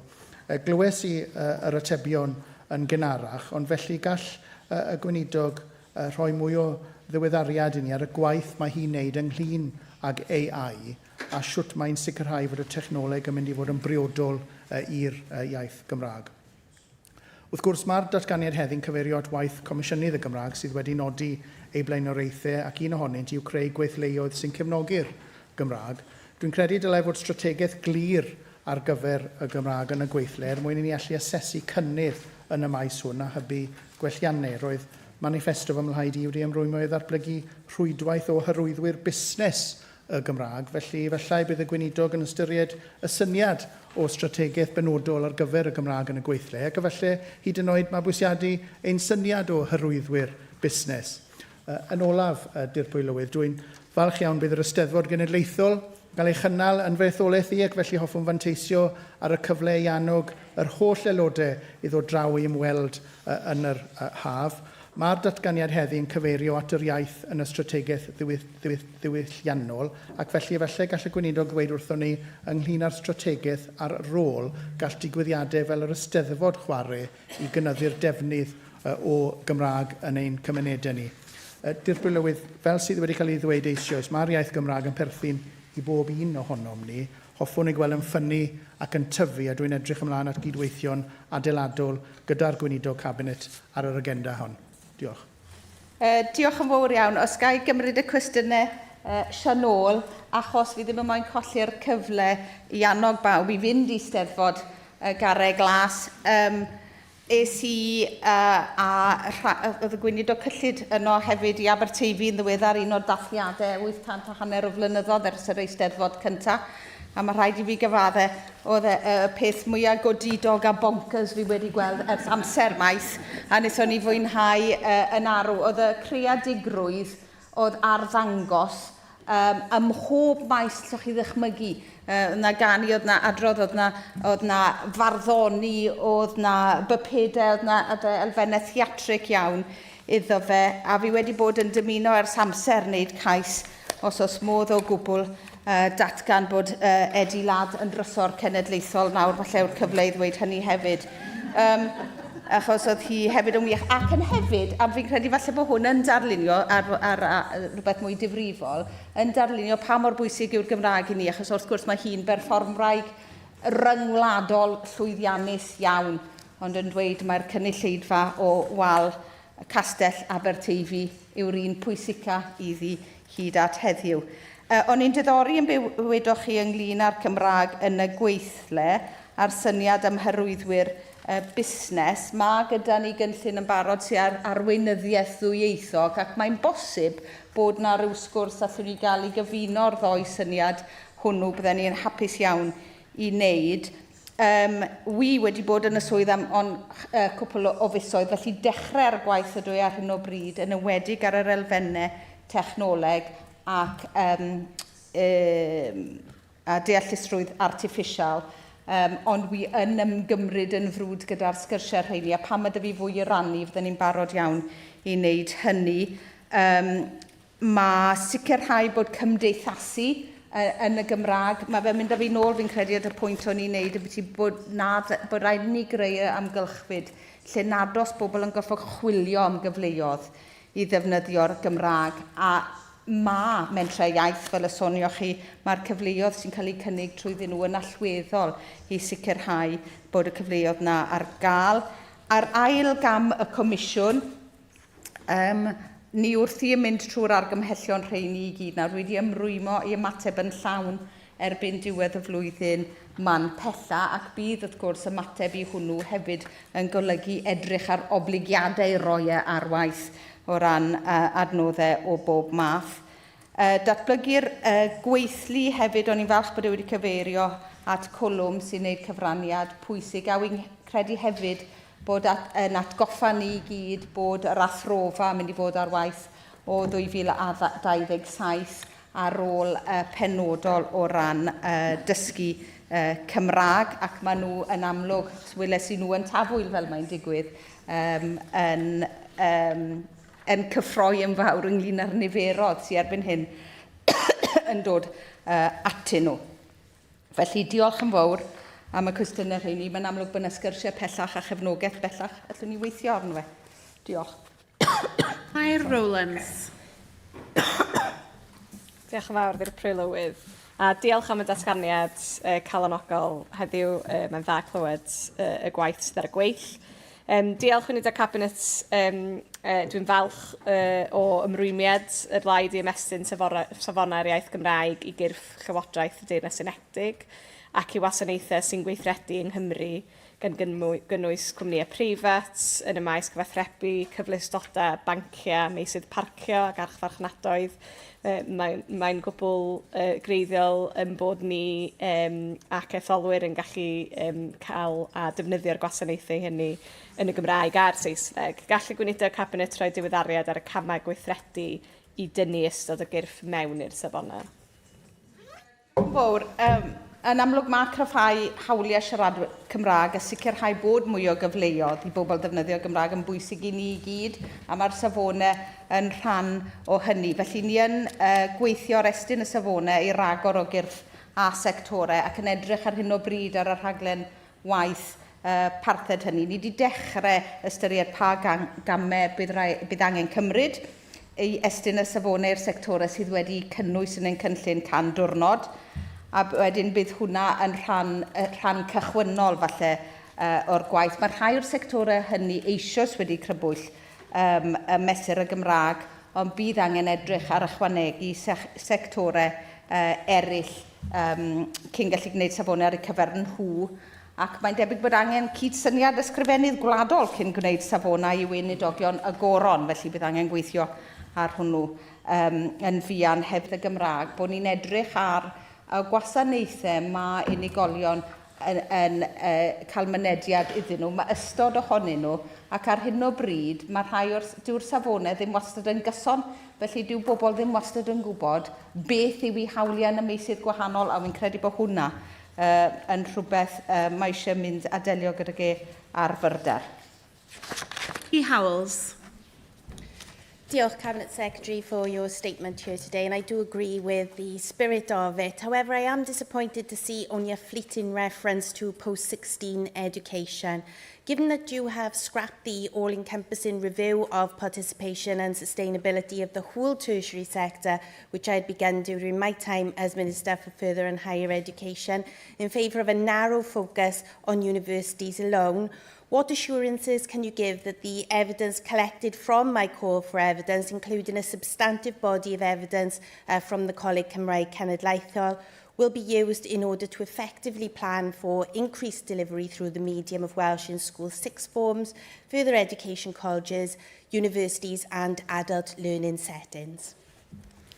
Diolch yn fawr, and I can assure her that access, because this is a particularly key demographic post-16, and their access to both educational opportunity through the medium of Welsh, but also the opportunities to use their Welsh. I'd be very interested in looking at the work that she has done previously around learner travel. I'm already having discussions and prioritising this area with my colleague, the Minister for Transport, and I know too that the Deputy Minister for Tertiary Education is focusing very clearly on this too. So while it may have been fleeting in my statement, it isn't fleeting in the programme of work that we have before us. Clean. Diolch Gwrsiowydd, a dwi'n rili croesawu'r datganiad yna gan Gweinidog y Cabinet, mae'n ffantastig. Ond i jyst eisiau cywiro Hugh Thomas fanna, nid Caerdydd yn unig oedd wedi gweld cynnydd yn yr iaith Gymraeg, ond hefyd Bro Morgannwg, Rhondda Cynon-Taf a Merthyr Tydfil. So, oedd yna sawl un ohonyn ni wedi gweld y cynnydd yna. Oedd e mor calonogol I gweld gymaint ohonyn ni ar draws y pleidiau I gyd mor o blaid beth sy'n digwydd gyda'r Gymraeg a'r ffaith bod strategaethau mynd I cael ei gweithredu ar draws y wlad, mae'n ffantastig. O'n I jyst eisiau dweud, mae'r adroddiad Comisiwn Cymunedau Cymraeg yn dweud bod y Gymraeg yn perthyn I gyd, os ydyn ni'n siarad yn ei beidio, mae'n bwysig I ni gyd cyfleidio'r Gymraeg. A hefyd mae'n argymell cryfhau cynllunio ieithyddol cymunedol a bod Llywodraeth yn gweithio gyda phartneriaid lleol fel y mentrau question, please, Liz, sorry. Oh, questions, okay, right, okay. Felly, gweinidog, Cabinet, pa gynlluniau sydd gan Llywodraeth Cymru hybu'r iaith mewn ardaloedd sydd â dwysedd ieithyddol is? Diolch yn fawr iawn am y cwestiwn ac o'n i'n gwybod y bydde yr aelod yn diddori yn hanes Merthyr, cyd-destun ieithyddol Merthyr. Felly es I ati wneud rhywfaint o ymchwil a darganfod bod Merthyr yn y 4edd ganrif ar 15 yn ferw o ddiwylliant y Gymraeg. Felly fi'n llongyfarch hi a phobl Merthyr yn ehangach am y gwaith maen nhw wedi wneud I adfer y berw hwnnw dros y blynyddoedd diweddar. Felly, o ran y gwaith, bydd hi'n diddori'n arbennig fi'n siŵr yn ymateb ni i'r ail gomisiwn ar ardaloedd o ddwysedd is a chanolig. A'r sgwrs fi'n cael fori gyda awduron y comisiynau rheini. Mae yna elfennau, fel o'n i'n sôn, lle rydyn ni moyn ffocysu yn benodol, a mae rheini yn addysg addysg a blynyddoedd cynnar, technoleg, gweithleoedd, chwaraeon a diwylliant ac arweinyddiaeth leol hefyd. Ond fi'n credu y bydden ni hefyd eisiau gweithio'n ofalus gyda'r mentrau iaith lleol, cyfeiriodd rhywun arall at rheini. Mae modelau gwahanol gyda ni ar draws Cymru a wedyn mudiad sydd yn dod ar arbenigedd na at ei gilydd. Ac felly wrth ymateb i'r Comisiwn a rhoi cynlluniau yn ei lle, bydden ni'n frwd iawn I dynnu ar ei harbenigedd hi a'r mentrau iaith yn ehangach I hwyluso hynny. A gweinidog, dwi eisiau chwifio'r fflag ar gyfer Powys os gwelwch chi'n dda. Da ni wedi gweld ym Mhowys bod cynnydd gwirioneddol a chroesawus yn y maes cyfrwng Gymraeg dros y blynyddoedd. A mae teuluoedd hefyd mewn ardaloedd gwledig ym Mhowys wedi teimlo bod mynediad at addysg cyfrwng Gymraeg yn cael ei gyfyngu gan ddaearyddiaeth yn hytrach na chan y galw. Mae hynny pellach yn dechrau newid, dwi'n falch ddeud. Mae 2 ysgol pob oed yn symud tuag at fod yn ysgolion gyfrwng Gymraeg yn llwyr. Mae ysgol bob oed cyfrwng Gymraeg newydd yn cael ei chynllunio yn nghanol y sir, a mae cynnig I ehangu darpariaeth mewn ysgol gynradd ger Aberhonddu ar ffin cael ei gyflwyno i'r Cabinet. Da ni'n gwerthfawrogi cefnogaeth y Llywodraeth wrth gwrs, ond yn pellach mae mwy o arian eisiau cael i'r cyngor yna. Felly, be allwch chi'n deud wrthyn ni os gwelwch chi'n dda am yr arian a'r cymorth sydd ar gael I llefydd fel Powys I sicrhau bod mwy o'r iaith Gymraeg yn cael ei cynnal trwy ysgolion ni. Diolch yn fawr iawn. Diolch yn fawr iawn ac wi wastad yn croesawu y cyfle I siarad am Bowys. O'n i'n arfer tynnu coes rhagflaenydd yr aelod gan ddweud mae cyfandir nid etholaeth oedd Powys. Oedd rhywun yn teimlo wrth yrru o'r gwaelod i'r top. Fi'n falch iawn clywed am y cynnydd sydd na ym Mhowys o ran ysgolion yn ywedig yr ysgolion pob oed. Fi'n credu bod hynny'n ddatblygiad diddorol yn y cyd-destun hwn. Beth allai wedi wrthi ar hyn o bryd yw wrth edrych ar y comisiynnau yma ar argymhellion. Byddwn ni'n edrych yn fanwl ar eu heffaith nhw ar gymunedau datblygu'r Gymraeg ym mhob rhan o Gymru. Dyna'r pwynt a'r bwriad ac wedyn yn edrych ar beth yw obligiadau hynny o ran adnoddau I gael ymlaen i'r wal ym Mhowys ac ym mhob man. Yn olaf, gweinidog, Ciara Marshall. Diolch. Dwi'n dysgu Cymraeg yr ysgol ganradd, ond gadwais i'r ysgol yn methu siarad Cymraeg bron o gwbl, a dwi'n drist i ddweud fi yw'r mwyafrif. Research from Cymdeithas Iaith suggests around 80% of children leave school in Wales not confident in speaking Welsh. Meddodd system addysg fi ac o hyd mae system addysg Cymru yn methu ein plant. So firstly, could the Minister please outline how you intend to improve Welsh language education for second language learners in English medium schools? Ond, pam ddim dysgu Cymraeg yn iawn ym mhob ysgol? Pam mae fy nghariad fi yn rigol? Pam mae yn ddwyieithog a dwi ddim? Dyn ni ar un oed, aethon ni ysgol yn y un wlad, pam chawson ni ddim yr un iaith? Iaith wlad dwi'n byw ynddi. Felly, dwi wedi treulio canodd o oriau, canodd o bynwydd a llawer o ymdrech i ddysgu fy iaith. A dwi'n lycus i gael yr amser, yr arian a'r swydd i ddysgu. Mae gormod o bobl sydd ddim yn cael y cyfle. So secondly, could the Minister please outline what support she wants to see for adult learners like myself who weren't given the gift of Cymraeg in our schools and never got that choice to use the language in the first place?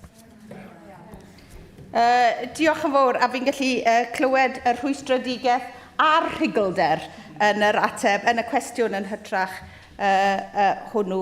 A wy'n credu o safbwynt dysgu'r Gymraeg o fewn yn hysgolion, ni yn mynd ati i edrych yn ofalus ar gynyddu'r nifer o ddisgyblion sydd yn cael mynediad at addysg cyfrwng Cymraeg, a'r target hwnnw o 100% ym mlwyddyn 1 erbyn 2050, ond hefyd yn atgyfnerthu yr Gymraeg yn ysgolion trwyddi draw. Fydd yn mynd i'r afel, wy'n credu, a peth o'r rhwystredigaeth oedd yr aelod yn sôn amdano fe yn ei chwestiynau hi. Hefyd, mae yn bwysig ffocysu ar yr gefnogaeth sydd i gael i ddysgwyr oedolion, hynny yw, a ni'n gweithio gyda'r ganolfan a fydd yn dyfod yn athrofa y flwyddyn nesaf i sicrhau bod cymaint o bobl a phosib yn gallu cael mynediad at gwersi Cymraeg di-dal, sef y pwynt arall oedd yr aelod yn gwneud. Ac mae'r rhaglen waith yn cynnig hyfforddiant amrywiol a hyblyg iawn hefyd. A mae'n bwysig cofio, achos mae nifer ohono ni yn gwybod am bobl sydd yn manteisio gyfleoedd mewn gweithleoedd ar draws Cymru hefyd i ddysgu Cymraeg. Mae mwy o waith i wneud, ond fi'n credu bod, gobeithio beth bynnag, bod ni yn darlunio i pwysigrwydd wneud y gwaith hon a nawydd ni symud yn gyflym i gyflawni fe.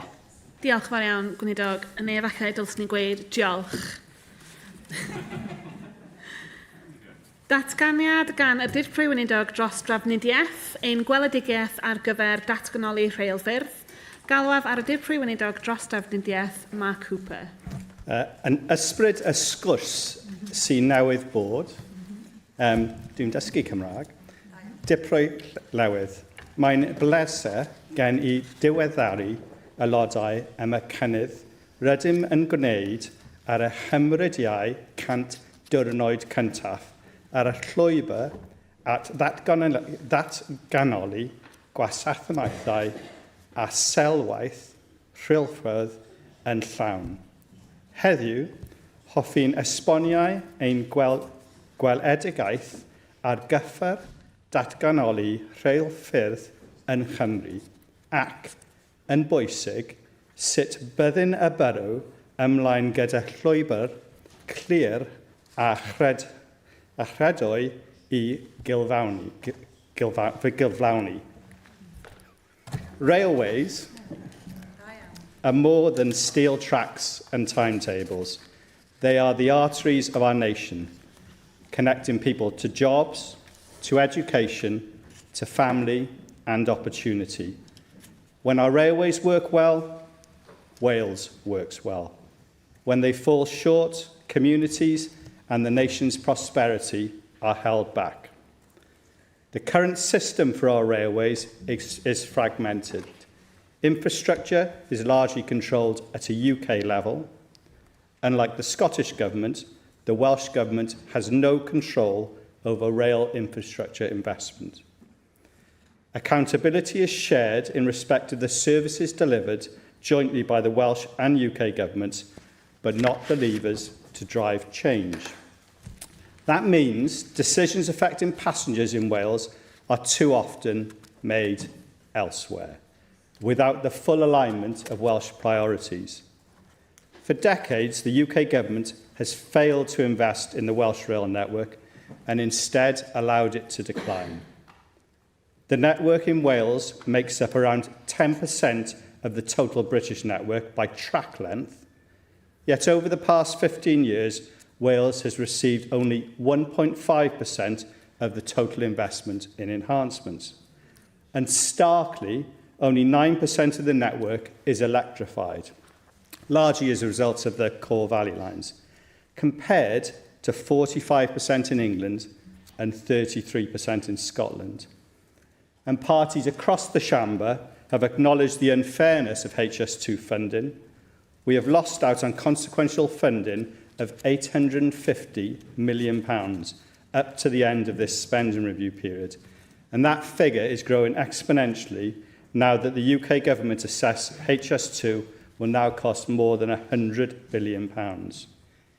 In comparison, the Scottish Government has received £1.3 billion additional funding as a result of comparability with HS2 up to the end of the current spending review period. The Northern Ireland Executive has received about £0.5 billion. Our ambition is to change that. We have a vision of a devolved rail network where rail services are designed around the needs of our people, our community and our economy. Transport for Wales have already demonstrated what would be possible if Wales was responsible for both track and train. Through the transformation of the core value lines, they have demonstrated Wales can successfully own, manage and deliver major rail infrastructure transformation, which will change the lives of the people in the south of the country, through better connecting communities and making them a more attractive place for businesses to start and grow.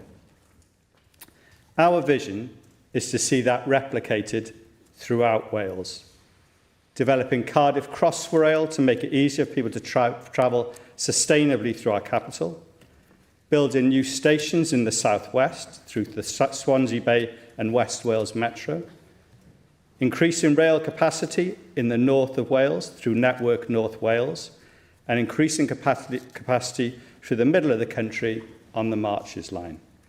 This would be transformational to connectivity in Wales, but it will only be possible to deliver in full with the right powers and funding. Today, I want to set out the steps we will take to move towards this vision, pursuing further devolution in a phased, pragmatic way. Our first action will be to work constructively with the Department of Transport to deliver improvements under the current system. The UK Government recognised its historical lack of investment in Welsh Railways in February and committed to funding Transport for Wales's £14 billion rail vision. Through the UK and Welsh Government Wales Rail Board, we will work constructively with them to agree priorities and a timeline for this funding and develop a credible pipeline of schemes. But we will also hold them to account to deliver on their promise for Wales. The Wales Rail Board also provides an opportunity for us to press that the schemes announced in the 2025 spending review are delivered at pace in this spending review period that runs up to 29-30. In particular, I'll be focusing on how we can accelerate delivery of the burn stations to offer greater connectivity and alternatives to M4 travel, and I expect Network Rail to work closely with Transport for Wales so that we can deliver these stations as quickly as possible. Secondly, the UK Government's Railways Bill represents a significant moment of change, and we need to ensure the bill works for Wales in a way consistent with our pathway to devolution. For the UK, it proposes a new public body, Great British Railways, to bring together track and train across Great Britain. It also introduces new mechanisms for collaboration between governments, including a memorandum of understanding between the UK and Welsh governments. But we must also be clear the bill does not fundamentally change where power sits. It does not provide Wales with control over rail infrastructure, its funding or investment decisions. As currently drafted, I have serious concerns about how a number of the clauses in the bill affect the role of Welsh ministers and this Senedd. I have already set these out to the UK Rail Minister, seeking further engagement on how our aspirations for rail can be safeguarded and furthered. He has committed to urgent discussions so that we can ensure the current reforms secure better outcomes for Wales. To address these concerns, I will seek to ensure the bill, firstly, enables a statutory underpinning for the role of Welsh ministers and the MOU, enables parity for Transport for Wales and a deepening of the partnership with Great British Railways, and enables protection and enhancement of the devolved competence of the Senedd in respect of railways. These actions can improve how decisions are made, ensuring Wales has a stronger voice and clearer influence, making a difference to passengers. Thirdly, our manifesto commits us to negotiating fairer rail funding for Wales, and this remains central to our approach. Later this afternoon, we will hear from the Prif Weinidog setting out our priorities for fair funding, something which is felt egregiously when it comes to rail.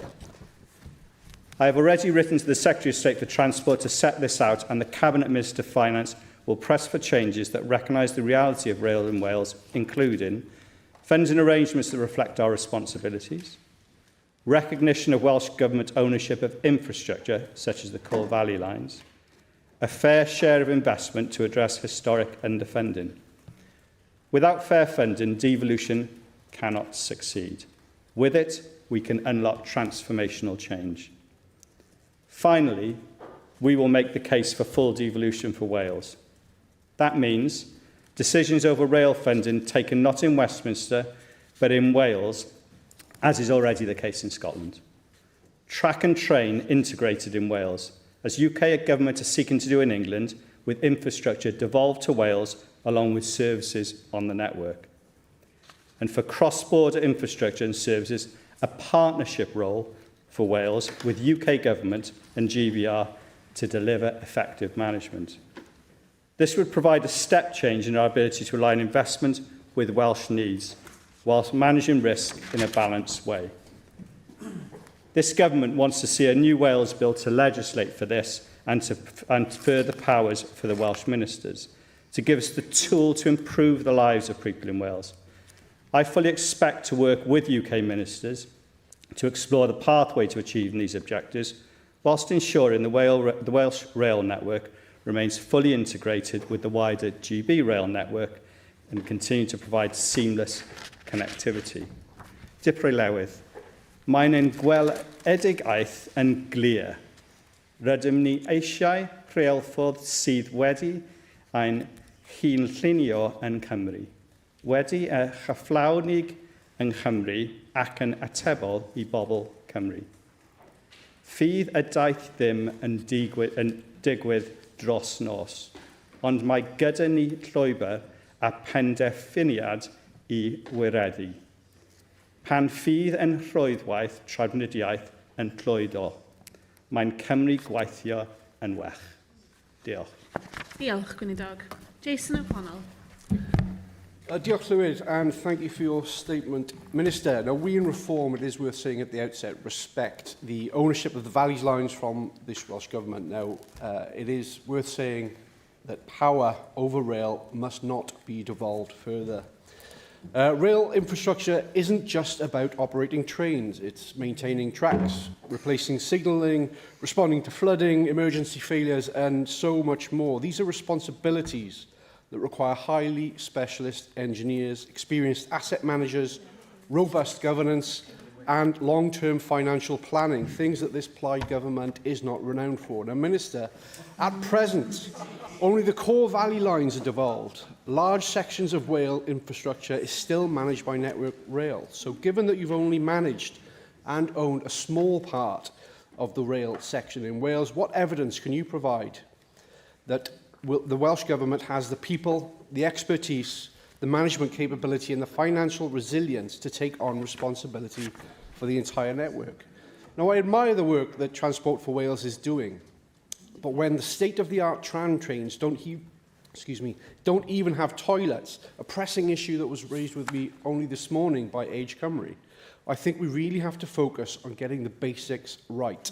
And let's not forget Plaid's terrible record on transport as a whole.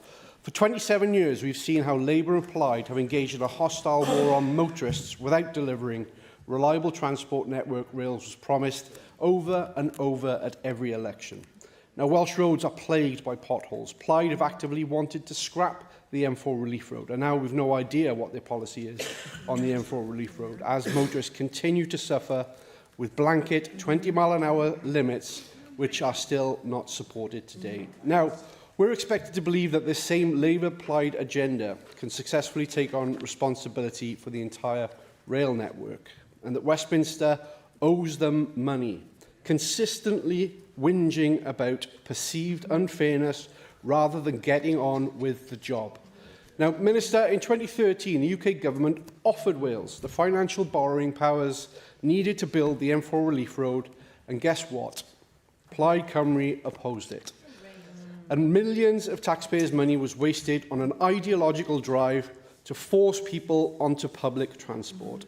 Instead of trying to devolve rail and persistently begging for more powers from Westminster, Plaid should be focused on the projects we currently have at hand to improve our transport network.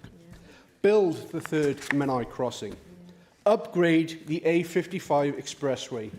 Scrap 20-mile-an-hour blanket limits and build the M4 Relief Road.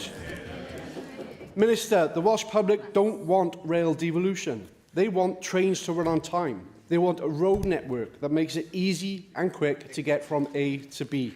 But for Plaid, these projects take a back seat time and time again, because for them, constitutional power comes first. More power, more power, more power. Welsh people come second every single time. So do you agree with me, Minister, that completing these projects should be a clear priority over more rail devolution and for Plaid to come clean with the people of Wales? Or are you now stuck in what's known as the Cardiff Bay bubble? On HS2 funding, Plaid have called for consequentials time and time again, but reliance on this is not a credible strategy. Now, we in Reform believe that Wales deserves fairer funding. Of course we do, but we do not trust that this government will be able to deliver it, which is why we will oppose any call for greater devolution of rail. Now, let's remind ourselves. In the first ever supplementary budget, 340 million was given to Wales for children with ALN, but not a single penny has reached schools. Absolutely shameful. Now, Minister, that funding was meant for some of the most vulnerable children in Wales, but instead it has been diverted to fulfilling uncosted election promises. Reform knows it. This Senedd knows it, and the people of Wales know it. Minister, there are 40,000 children with ALN across Wales crying out for help. This money is theirs. It is not there to fill uncosted promises. So if this government cannot be trusted to deliver funding that is specifically for children in this case, if this government prioritises constitutional change and uncosted promises over our most vulnerable, how can we trust you to take on responsibility for a devolved rail network, a system that will require long-term capital planning, subsidy decisions and billions in public spending? So I ask you, given pressures already on the Welsh budget, what safeguards will be in place to ensure that any additional funding received is protected from Plaid's uncosted policy raids and to plug inevitable funding gaps? Diolch. Thank you for the question, I think, Jason. We enjoyed our first conversation when we met to talk about these issues, and I hope to have more of those constructive conversations into the future. And perhaps we spend our time talking about transport, which is the job I'm paid to do, which I think would be easier for me to do. I think you referenced whinging. I'll tell you what I'm not doing. I'm not whinging. I'm preparing to get on with the job to make Wales's transport system work, and rail is a key part of it. Now, when you speak to people about the proof of the pudding, the core value lines of what's happened on the Metro is a perfect example of what can happen when we get our act together and start working on it. And if you travel on it, you'll see the benefits of it. And you hear people every day saying how important it is that they can turn up to a station and get on a train that's comfortable and works and does the job it needs to do. We need to make that happen for the whole of Wales. This isn't a Wales, our connectivity in some parts of Wales is really poor. Part of our responsibility is to make sure that changes. We cannot do that when people in Westminster are making the decisions and we have no say in it. We need to be the people making those decisions, and we have the proof that we can do it. The key thing that matters for making things happen is about making sure there's a supply chain. One of the things that I'm acutely aware of is that we've had people who've delivered the core value lines, who've delivered the metro, and they're raring and willing to go on the next stage of our next projects when it comes to Wales. We've got the plans for the burn stations. We need to get them going. I had a constructive conversation with the UK government. We're going to pursue that in the same way as I think we agreed we'd have constructive conversations as well, as I did with others around this chamber. But one of the things we shouldn't do is start suggesting that this is whinging. This is about getting on with it. This is what we're doing. This is what I'm keen to do, and I won't be whinging at all. Thank you, Minister, for your statement today. At its core, transport is about connecting people with jobs, with opportunities and with communities. And that's why I'm so proud of how the previous Welsh Labour Government invested £800 million in new trains across Wales, launched Network North Wales as a long-term programme of rail improvements in North Wales, and created the £1.1 billion South Wales Metro, including electrifying 170 kilometres of Victorian Railway. And in the constituency I represent and live in, I've seen firsthand myself and from fellow commuters how the investment in the core value lines in the South Wales Metro has transformed people's daily lives.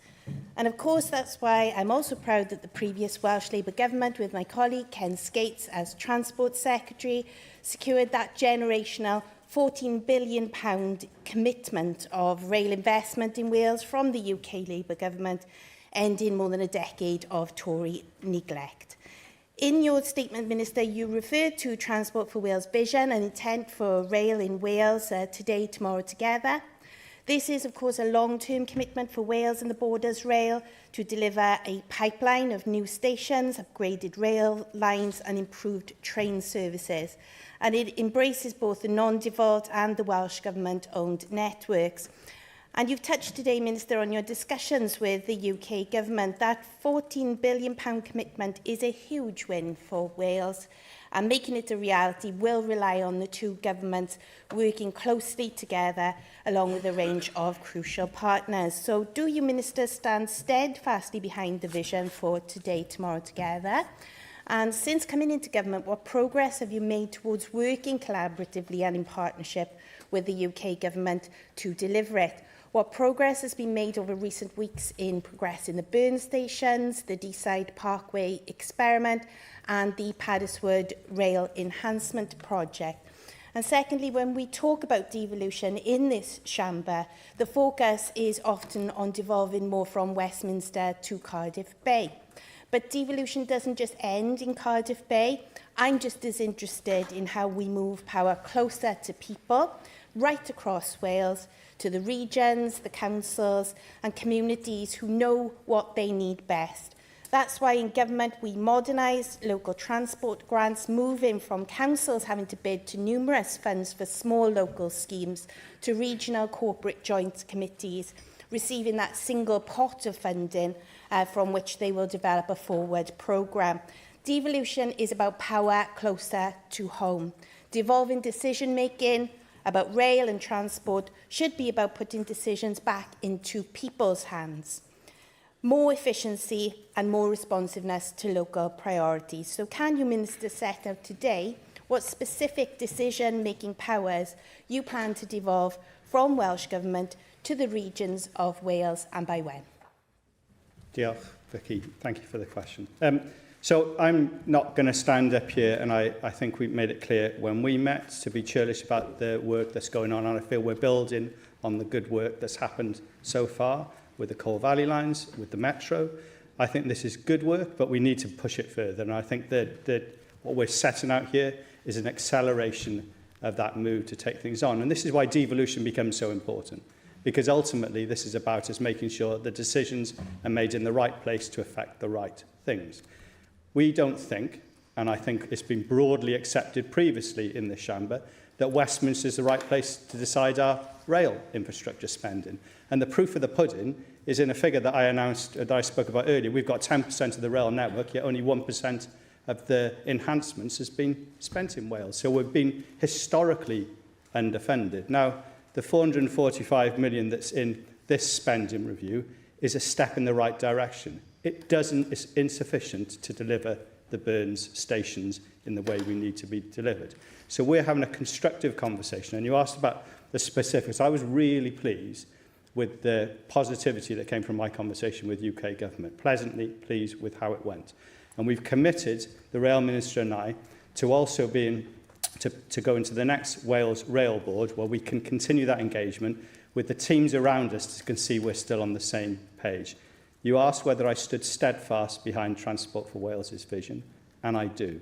This is something that makes a clear difference to Wales, but the problem is it needs to be funded properly. And that's the critical thing. So when we're talking about the £14 billion, which has been repeated, we need to see that laid out in the spending review, the next spending review, so that we can get on and do the work. What I found with Transport for Wales is they're ready to get on and do it. So I want to give them the resources through the Cabinet Minister for Finance to help that become a reality. Because the people of Wales are fed up with people kicking a can down the road. I'm not going to do that. What I want to make sure is that we get some movement to it. I welcome the question on devolution. I'm a big fan of devolution. I think that devolution is appropriate when it's at the right level. So the key thing about devolution is making sure you make the decisions, the right decisions at the right level. Rail, that's at a Wales level, and I'm clear about that. That's where we should be focused. When it comes to other priorities, I think we're in the right place. I think we're in the place where the CJCs make those decisions through the rail fund. I think it's through the regional transport fund. But I think where we've got to do some more work is making sure that the citizen understands how they can influence that process. So today, I think constituents know how to contact me in Penybont Bromogano. They would have known how to contact me as a local councillor. I'm not sure that citizens know how to engage with the CJCs in the same way. So I think when it comes to devolution, that also makes you need to make sure there's that link to make sure that works as well. But generally, thank you for your questions. I think they're all constructive, and I appreciate that level of challenge and scrutiny. Diolch. Peter Fox. Diolch, Deputy Llywydd, and thank you, Minister, for your statement. Now, I'd like to pay tribute to a former Cabinet Secretary for Transport, Ken Skates. Whilst we might not have always agreed, I know from my conversations and engagement with Ken that he, like me, wanted to improve rail services for our constituents and always worked with that goal in mind. And on a positive note for rail in Wales, it would be churlish not to acknowledge there had been some improvement in recent years with aspects of rail services, namely the rollout of the Transport for London style tap-on system in South Wales has been a good initiative and has reduced the cost of travel compared with purchasing regular tickets, and it's good to see this being rolled out across North Wales now as well. Electrification of the Core Valley lines has likewise brought much-needed improvement to railways that had long been viewed as forgotten by many. But we must remember Wales is not just Cardiff. Turning now to areas that still need to be addressed, I will begin with rail resilience. Now, we've seen lately, and we probably see again, hot weather, ageing rolling stock and weaknesses within the network mean that our rail remains far too fragile, and we need to put that resilience back in. The Marches line in perhaps the most susceptible to disruption. A delay in the south impacts the north, and owing to the structure of the network can quickly affect services across the whole of Wales. So I welcome the Minister today acknowledging the need to increase capacity and resilience on this route. Passengers, however, have heard these commitments before and will rightly want to see action rather than warm words. Can the Minister therefore outline what specific interventions are being considered and when we can expect to see tangible improvement delivered there? I think the proposed Mega and Undy station shows what can be achieved when local campaigning is backed by proper investment and cooperation. But we must acknowledge it was the support of the previous UK Conservative government and the former Secretary of State for Wales that helped get this project off the drawing board and into development. The previous UK Conservative government also delivered significant rail investment into Wales, including electrification of Great Western Main Line to Cardiff, new intercity express trains and significant funds towards the Corll Valley lines. And I was part of the delivery of the Cardiff Capital Region City deal, which was focused around bringing forward the metro. And, you know, that was again delivered because the UK government enabled that to happen. Now, the real issue is not a lack of powers, but a lack of fair funding. Wales has too often missed out on rail investment and should receive its fair share of rail spending, including full consequentials from projects in England. What Wales needs is more money for rail, not more powers over rail. Minister, much of your statement rests on the argument that further powers will unlock better outcomes, but passengers will rightly judge on what they experience on the ground. You referred to Transport for Wales' 14 billion rail vision and accelerating delivery of the Burn Station programme. Can you clarify exactly which projects are being funded and what timescales have been agreed? Minister, you also cite the Corll Valley Lines transformation as evidence for further devolution, but before seeking additional powers, should the Welsh Government not first demonstrate that projects already under its control are being delivered on time, on budget and producing measurable improvements for passengers across Wales? The test should be how many powers, it should not be how many powers politicians can accumulate, but whether passengers see better outcomes. Minister, is the real challenge facing Welsh Railways really a lack of powers, or is it a lack of investment and delivery? Would it not be better to focus on securing fairer funding and demonstrating that existing devolved responsibilities can deliver better services for passengers before calls for more devolution? Thank you, Peter, and again, thank you for the constructive way you've framed the questions. There's a few things that I think we take slightly different views on. But if we start at your last point first, is power the important thing, or is making people's lives better the more important thing? Do you know, if I could see a way of being able to deliver things without power, then I'd investigate that first. My two first points in my statement reference working with UK government more constructively with the current powers that we've got. So I want to be clear when I'm dealing with UK government that I'm going to be somebody who always works constructively, is always honest and tries to get the best out of that relationship. That includes where we're connected across the country, making sure that those things work. So I'm not somebody who's just there power for power's sake. However, it is increasingly clear. If you just look, you referenced the electrification figure. Only 9% of our rail network is electrified. 45% of the English network is electrified. The only reason, really, that 9% is electrified isn't necessarily about GWR. It's more about what this Welsh Government did with regard to the Corll Valley line. So there's a, you know, let's make sure we get these things right before we move on. I'm glad you brought up the issue of resilience. I think we need to look at this in the frame of where things are happening. So just as a backward look, when we had the red weather warning 10 days ago, 94% of Transport for Wales services ran appropriately. Now, if you compare that to Paris, Paris lost 10% of its network in the same period. Germany lost every single train that doesn't have air conditioning in it, which was a huge number of trains as well, and Belgium similarly. So we've got to be careful that we don't characterise our transport network incorrectly. That doesn't mean that we don't need to do a lot of work on making sure we're resilient and ready for these things. We're about to hit another heat wave now, so these things aren't going away. This will be 3 heat waves this year so far. So I think this is a really important point. And I expect to come back to the chamber in short order to be able to talk about how we build a more resilient network. Part of it is about making sure the trains we put on the network, the buses we put on our roads are appropriate to deliver the services. So I was on a bus the other day, fully air conditioned. It makes it a comfortable journey. The trains are similarly so, and that makes a real difference to things as well.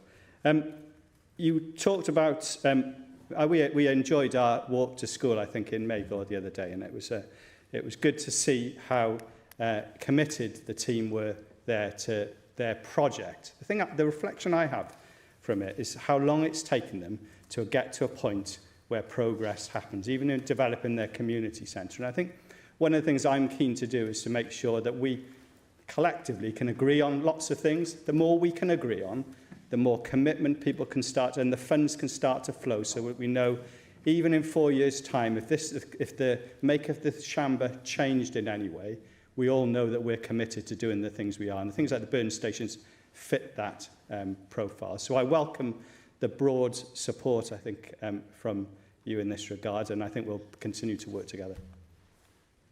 Niamh Salkeld. Diolch Deputy Llywydd. The difference between rail in Caerphilly and Blaenau Gwent shows exactly why devolving rail matters.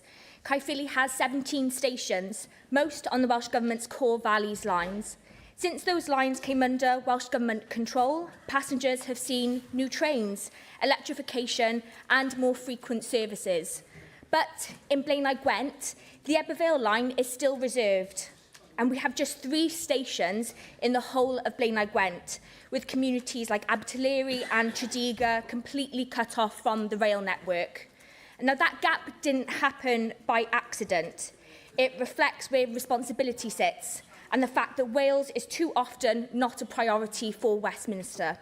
Where rail is devolved, like in Caerphilly, we see investment and improvement. Where it isn't, like in Blaenau Gwent, communities are left behind. So, Deputy Minister, what discussions are being held with the UK Government about extending the core valleys lines to other parts of the valleys, including Blaenau Gwent?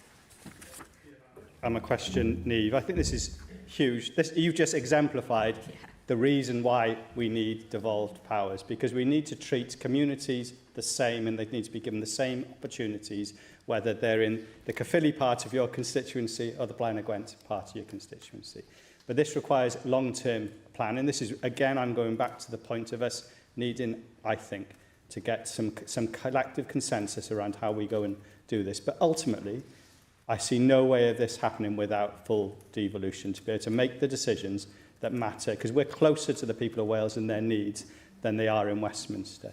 That's the critical thing. We are having conversations. The conversations have started with UK ministers. They know what we want, and it doesn't really matter who's in charge there, frankly. Our position hasn't changed, but we're doing it from a position of making sure we can make a real difference. Adrian Mason.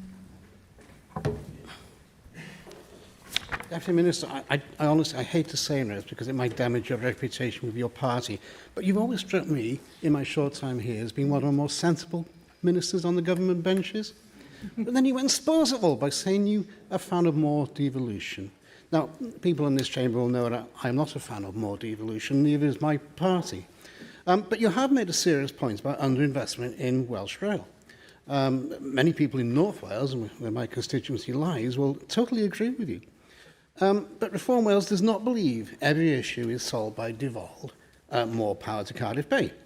So you build a skyscraper on weak foundations is total folly. So the test is simple. Will passengers get better services with your plans? And what does Network North Wales actually mean for North Wales? We have, and we've promised for years, that we have an electrification of the North Wales main line.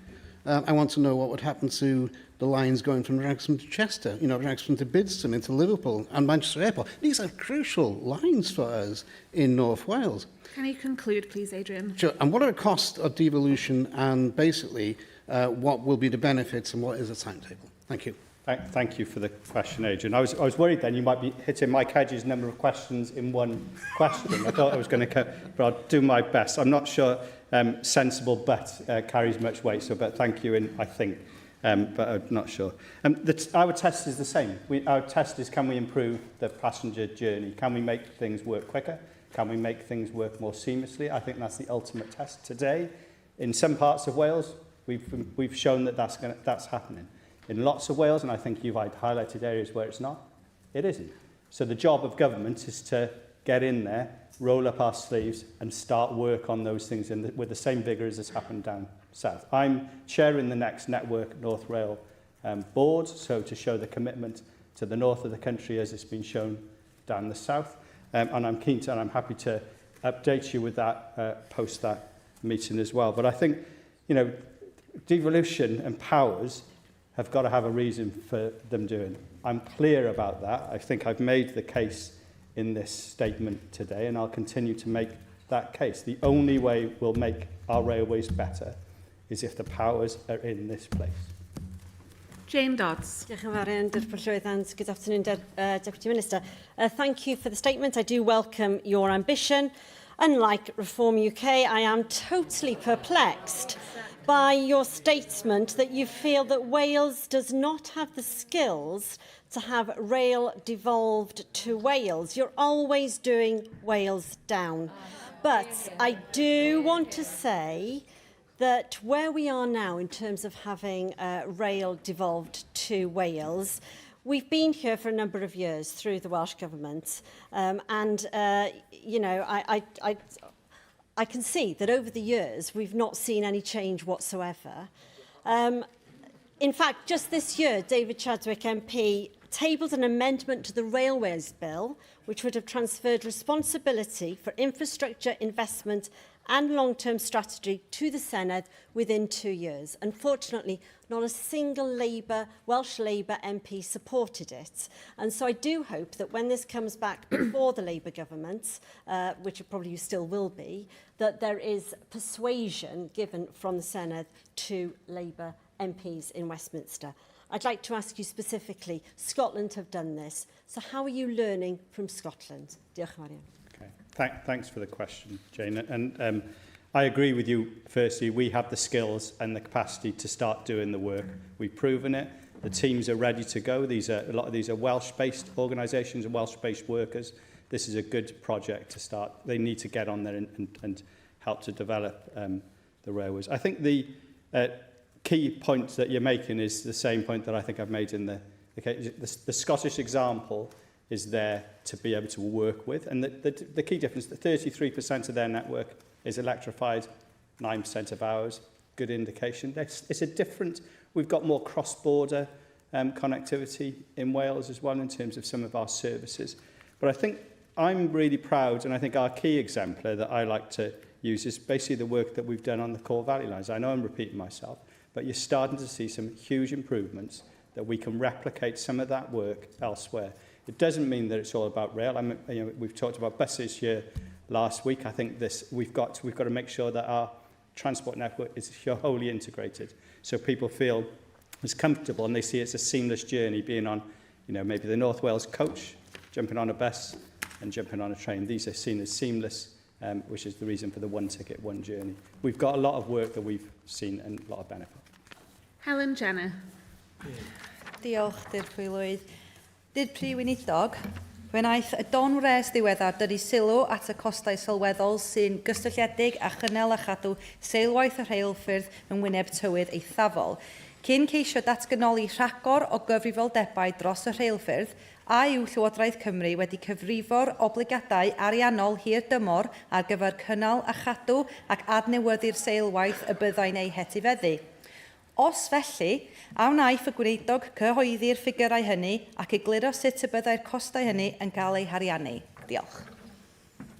Diolch, Helen. Diolch am y question. I think this is a really important point, and it's a point that I'm happy to come back to the Chamber with. I've asked the same question.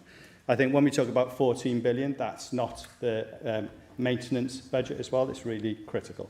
So we need to make sure we have full devolution so we can do the work that needs to happen. And I think going back to the point that Peter referenced and the fact that we need to build resilience, this is the core of that, building that resilience, because we've got a network that in some parts hasn't had the support that it's needed for a number of years. So it's really important. But when I've got the figure, I'll come back to you on it.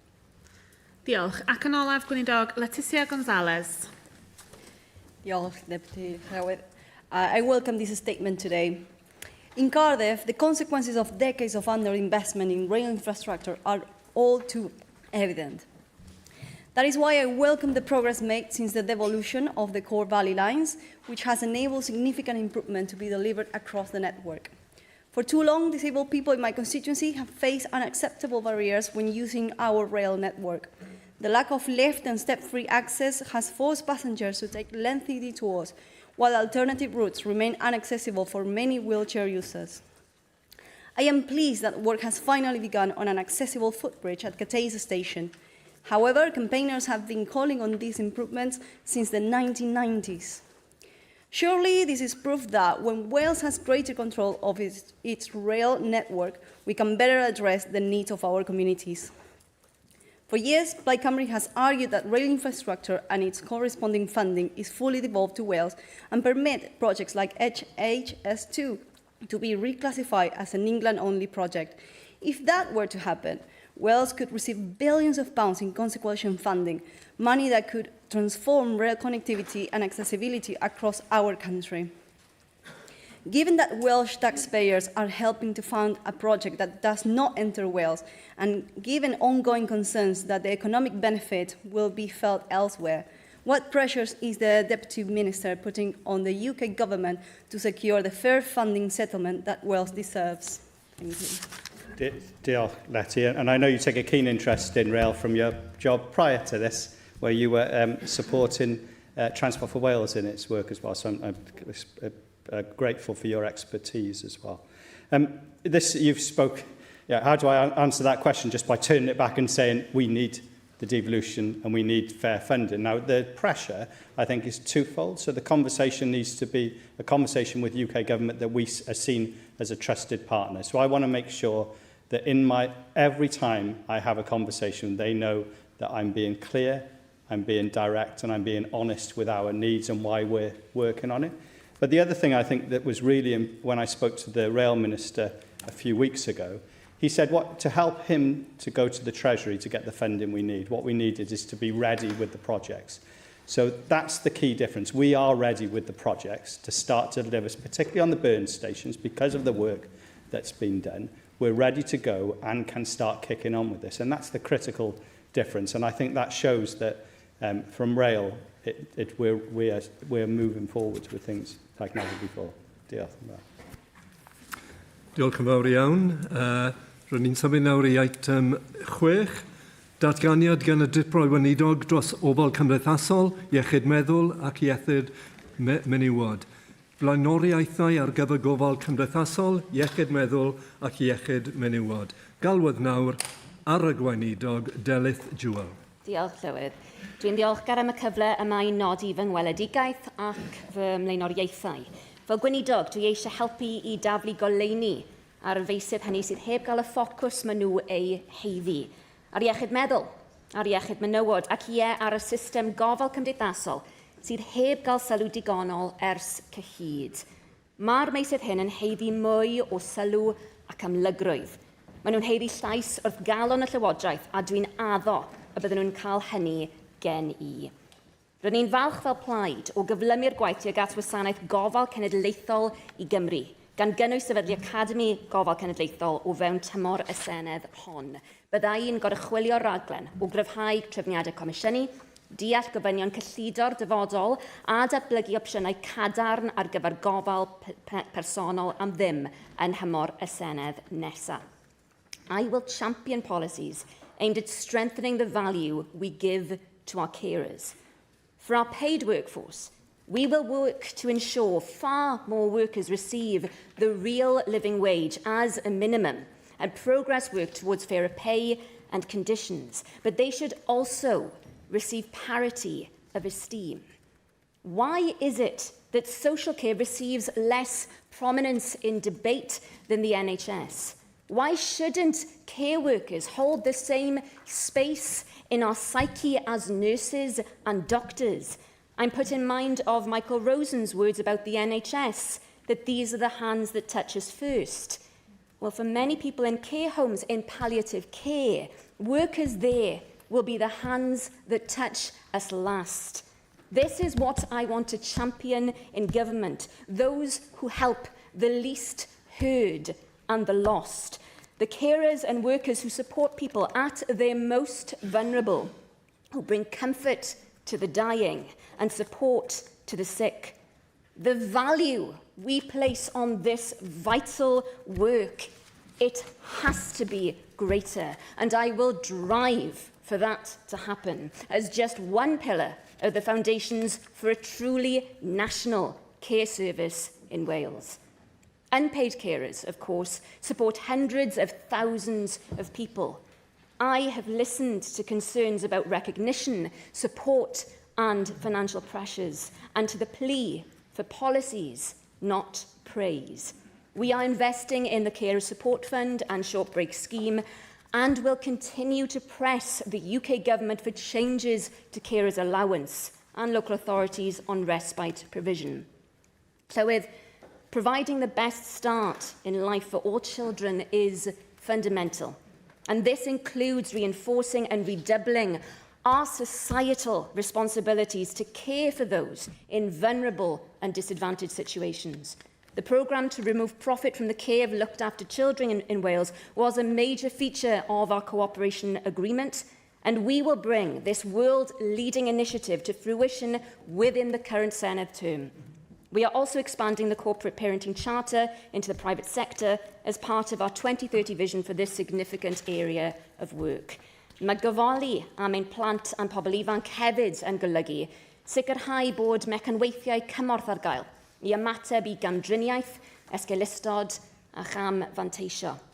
Rydyn ni gyd yn ymwybodol o'r etifeddiaeth gywilyddus o fethiannau sefydliadol yn y maes hwn, ac rydyn ni'n ymrwymo I union i'r diffygion hanesyddol hyn. Mae'r Llywodraeth hon yn cynnal cysylltiad agos ag ymchwiliad y Deyrnas Unedig I gamfanteisio'n rywiol ar blant ar sail grwpiau, mwyn sicrhau bod y cyd-destun Cymreig unigryw yn cael ystyriaeth briodol, gan hefyd gryfhau fframweithiau y mae'r Llywodraeth hon yn gyfrifol amdanyn nhw yn uniongyrchol. Rydyn ni'n gweithio'n gyflym I weithredu ar adolygiad cryfhau llywodraethiant diogelu a'n hymrwymiadau manifesto ein hunain, mwyn dod â gwahanol elfennau o'r gwaith yma o ddiwygio'r maes diogelu at ei gilydd mewn raglen genedlaethol gydlynol. Bydd hyn yn cynnwys gweithio gyda phartneriaid ar draws meysydd iechyd, gofal cymdeithasol, addysg, plismona a'r trydydd sector I wella camau atal ac ymyrryd cynnar. Gryfhau'r broses o adnabod niwed yn gynnar trwy well ddefnydd o ddata a gwybodaeth ac yn bwysicaf oll. Sicrhau fod pryderon plant a phobl ifanc yn cael eu trin yn hollol o ddifrif a diamod bob amser. On mental health, I aim to oversee a fundamental change in how our services are delivered, moving towards open access, same-day mental health support, a fundamental shift from a traditional model to one focused on recovery and prevention. NHS Performance and Improvement has been commissioned to develop a new mental health clinical plan covering same-day access, modernisation of community mental health services, and action to prevent escalation to inpatient care. I will review progress in September. On the vital area of suicide prevention, I have met Professor Anne John, National Advisor for Suicide Prevention and Self-Harm, and I'll provide a written statement imminently, setting out this government's early priorities in this area with a particular focus on male suicide. Fel yr un sy'n arwain ar dementia yn y Llywodraeth, dwi wedi ymrwymo I ddatblygu strategaeth dementia newydd sy'n canolbwyntio ar iechyd yr ymenydd, gwella diagnosis a chryfhau cymorth. Dwi'n benderfynol o helpu pobl ag anableddau dysgu yn well trwy gryfhau cymorth cymunedol, lleihau dderbyniadau'r ysbyty a byrhau arosiadau yn yr ysbyty. Trwy ein gwaith I sefydlu safon gofal cyson ar draws meysydd iechyd, gofal cymdeithasol a thai, fe fyddwn ni'n gweithredu yn unol a'n manifesto ar yr ymrwymiadau sy'n deillio o'r ymgyrch bywydau wedi dwyn ar y droddiad o ysbytau I gartrefi. A dwi wedi ymrwymo I sicrhau bod pobl niwrowahanol yn gallu cael mynediad at gymorth amserol o safon uchel, ble bynnag maen nhw yn byw, trwy leihau'r amseroedd aros am asesiadau I blant, a chael gwared ar y cyfnodau aros hiraf. Fe fyddwn ni hefyd yn gwella gwasanaethau awtistiaeth ac ADHD I oedolion yn buddsoddi I ddatblygu'r gweithlu ac yn sicrhau bod gwasanaethau yn cael eu siapio ar y cyd gyda phobl niwro wahanol a'u teuluoedd. and turning last, but by no means least, to women's health. I am proud to be Wales's first Women's Health Minister, and it is long overdue. For too long, women's health has been treated as an afterthought, as optional, a should, not a must. I want that to change. I will expect that it must change. My first focus will be on tackling women's pain in healthcare. I'll be hosting a ministerial summit on the 16th of July that will focus on women's voices and tackling this normalisation of pain in health, hearing directly from women with lived experience alongside clinicians. How many women have been told this might hurt? Have been afraid to speak up and say that they are in pain? Women's voices should be heard. Their pain should not simply be endured. I am determined to change this. We will be refreshing elements of the NHS Wales's Women's Health Plan with action this year focused on improving endometriosis and abortion services. I will want to hear from women directly. We'll be commissioning work to gather women's feedback, and we're also carefully considering the Women's Health Hub model to improve consistency. I'm determined to see improvement in maternity and neonatal care through implementing the recommendations of Path to Safer Beginnings. We'll strengthen data collection of stillbirths and neonatal deaths and ensure bereavement and mental health support are there for families who experience the devastating loss of a baby. Work has begun on a national cancer plan, which will address cancers that disproportionately affect women, and a written statement will set out more detail on the 15th of July. Llywydd, I want women to take up space, be it through women's health hubs, through theatre space, or for more women to take up the space they need in their GP appointments. How many women listening today have been belittled or ignored? We've all had fantastic doctors who get it, and we've all had doctors who don't. No woman should be afraid or embarrassed to ask about pain or things that don't feel right. We have to see improvements in training, but I also want to empower women to take up that space, to give voice to their worries, to feel certain they'll be believed and listened to, because women should be believed about their bodies. As Minister for Women's Health, I am determined to see change. Women must see change. These, Llywydd, are just some of my priorities for this role, and I will work with members across this chamber, with committees to make things better, because that is what my work will be about, making things better for people's lives. I want to pinpoint where the gaps exist in our policies. I mentioned earlier how I want to shine a light. Well, Leonard Cohen reminded us that there is a crack in everything. That is how the light gets in. I want to shine that light and to remember always the debt we owe to all those other souls alive at this same moment, in this same place, people in crisis, people who've been as good as forgotten, people struggling to get appointments, patients whose needs have not been met, families waiting too long for diagnoses, women not being believed. I want to bring hope, to bring change, and most of all to be a voice for those who have not been heard. I promise I am listening. James Evans. Diolch, Llywydd. And can I thank the Deputy Minister for her statement today and congratulate her on her appointment. There's a lot in this statement that members across this chamber, I'm sure, will welcome: the recognition of unpaid carers, the commitment to improving mental health support, and the focus on men's suicide, the focus on women's health also, and the acknowledgement that social care has been undervalued for too long, as it is key if we are to solve some of the problems in our NHS. But warm words also need to be matched by delivery, deadlines and accountability. On social care, the Deputy Minister spoke about a national care service, something I have long opposed as an unnecessary additional level of bureaucracy and a drain on vital public money. A national care academy, fair pay and conditions and better support for unpaid carers, there's something we all want. And those significant commitments that you've made also need to be matched by funding. So I would like to know from you today, what is the practical timetable for all this work to be developed? When will the National Care Academy be coming online? And how will that link with the workforce planning, training and problems we have with recruitment and retention in this sector? And critically, how will the Welsh Government ensure that the National Care Service does not become another layer of bureaucracy when what the sector actually needs is people, better support and proper pay? On unpaid carers, the Deputy Minister rightly said that carers want praise, policies, not praise, and I agree.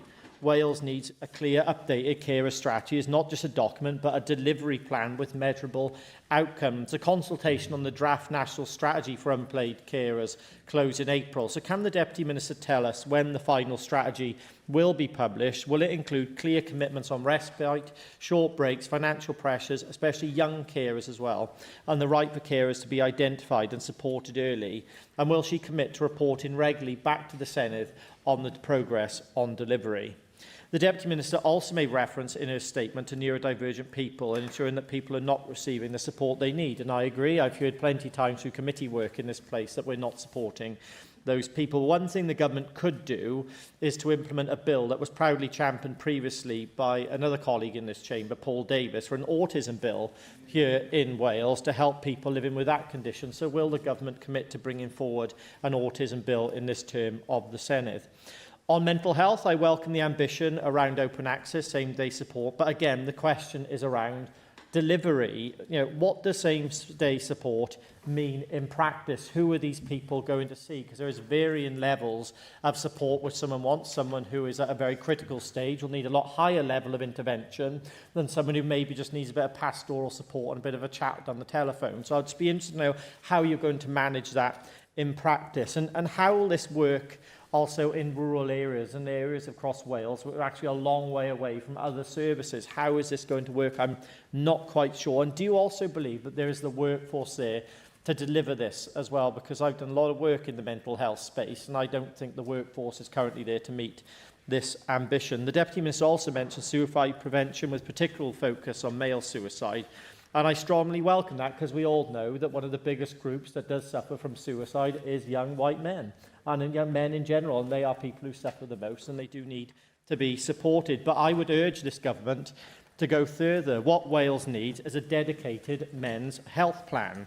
England now has a published male health strategy. Ireland has a national men's health action plan, and I do not think that Wales can be behind the curve.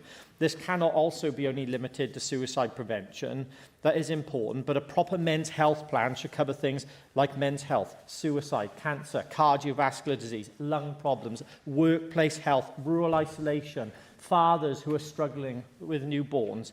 And that's why a lot of men do not come forward, is because they struggle with these issues and we don't debate them openly in this chamber. And I think something I'd like to see from this government is a proper men's health strategy. So I'd love to know today if you can commit to developing that men's health strategy for Wales. And if you won't commit today, will you at least commit to considering it and setting out a timetable of how this government may address men's health in a structured and measurable way? And on women's health, I do welcome the Deputy Minister's focus on pain, endometriosis, maternity care, and the need for women to be listened to. Of course, everybody across our society needs to be listened to. That is important. But I would ask how the refreshed women's health plan will be delivered consistently across Wales. Will the women's health hubs be piloted or rolled out nationally, or are they just being simply considered? And what funding will sit behind this piece of work? Because if we are going to have them delivered, the funding does need to follow. And how will you also ensure that women in rural Wales do not suffer as a result of this as well, and make sure they've got access to major centres and women's hubs? And finally, Llywodraeth, I think everyone will welcome the tone of the statement. I would expect no less from the Deputy Minister. But the test for you will not be whether the aspirations are good. The test will be whether people actually across Wales feel the difference. Will carers get their respite? Will care workers stay in the profession for longer? Will people with mental health in crisis get the support they need? And will men and boys in Wales finally see a dedicated plan to address their health needs too? And I will close here, Llywodraeth, that I do hope the Deputy Minister will work constructively with all members across this chamber, and I look forward to seeing those clear timetables and funding commitments from the government to deliver the ambitions which you set out today. Diolch. James, lots of really welcome questions there. Really thank you for those. Firstly, I mean, there are lots of areas of agreement here. I mean, you said that social care has been undervalued, but that you personally do not see the need for a national care service. Some of the other things I'm going to be talking about in response to what you had talked about in terms of the social care element of this brief, we want to make sure that that what we have for people is greater than the sum of those parts. That there is parity of esteem for people in the workforce, and without being the same status. I mean, it's bizarre, isn't it, that there's never been a founding moment for the care service in the way that we've had with the NHS. You know, we've celebrated the NHS's birthday a few days ago. We should have, when I was talking about the same space in our psyche, we should be celebrating this work. With most people, we will come into contact with the NHS, with other areas of public service throughout the course of our lives. Most people only come into contact with the care service when something has either gone wrong with them or someone else they love. And so the invisibility of it for lots of people, I think that we need to increase that status. But again, there are lots of individual elements where I think that we do agree, but that enveloping principle and status and platform for it is why I want it to be greater than the sum of the parts. I'm glad that you agree about the National Care Academy. In terms of the timescales, it will take a lot of this will take the course of the Senedd. There are some things in terms of the Academy that I would want to bring forward far earlier, linked in with the workforce review that we will be conducting very shortly as well. I'm really glad that you mentioned unpaid carers. As you know, this is something that I feel really strongly about as well. I know this is something really close to your heart. Yes, we will certainly be making the commitments that you have set out. You know, because unpaid carers, they save our society and government, but our society more generally, billions of pounds. But too often, the work they do falls through the gaps in graphs. I'm put in mind of the words of Bobby Kennedy when he was talking about the gross domestic product and how it measures everything in society, except for all those things that make life worth living. And this is one of those examples where we need to give greater esteem to the work that they do so that it doesn't go as unnoticed. Because we owe unpaid carers more than words or recognition. We owe them a better life. And lots of the things that you've set out are just some of those things. I'm aware that prior to the election, the Health and Social Care Committee's report on unpaid carers made lots of really valuable recommendations. I'll be responding formally in September. And the national strategy for unpaid care that you had asked about, that will be published in the autumn, and it will be covering a lot of the areas that you raised. So thank you for that. Yeah, on neurodivergence and the idea of an autism bill, I'm happy to have further conversations about that. I know that there was an awful lot of really valuable work that Paul and others put into that. On same-day access, well, the focus would be on the person's biggest concern at that moment and prioritising strengths and recovery. Evidently, this would have to work in a holistic way. In terms of how that's going to be working, I think there are 21 demonstrated sites already testing over Wales. In the longer term, we would expect to see a shift, of course, in funding from specialist inpatient care to community support. And that brings me to the point that you made about making sure that this is that people from rural areas won't be disadvantaged. We want to focus more on community prevention where that's the most appropriate. Of course, there will still be need for inpatient care as well. On the Women's Health Plan, you talked about the hub model. Well, yeah, I think we need to look at this. There are some examples where it's going well, other examples where we just have websites. That's not always possibly working well. We are going to be evaluating that. In terms of how a lot of this will be funded, health boards should be funding a lot of this already, of course, because women's health should not be an optional extra. Women are half of the population. This is something which should be in core funding anyway, but we obviously want to make sure that this is done in a way that's going to be sustainable. And on your point about a men's health strategy, I welcome you raising this issue. I acknowledge the passion that you and other members, of course, have brought to this idea. I am prepared to engage with you and other members on this as a concept. Because, of course, you're right that certain health issues are either only apparent in men or have a disproportionate effect on men. And, there's lots of work, including what I've said about male suicides. The upcoming cancer plan will look at improving rates of diagnosis in areas like prostate cancer. Whether we need to bring that together in one men's health plan, I am open to the idea, and let's have further conversations. But, diolch, forgive me if I've missed out any questions, then please let me know.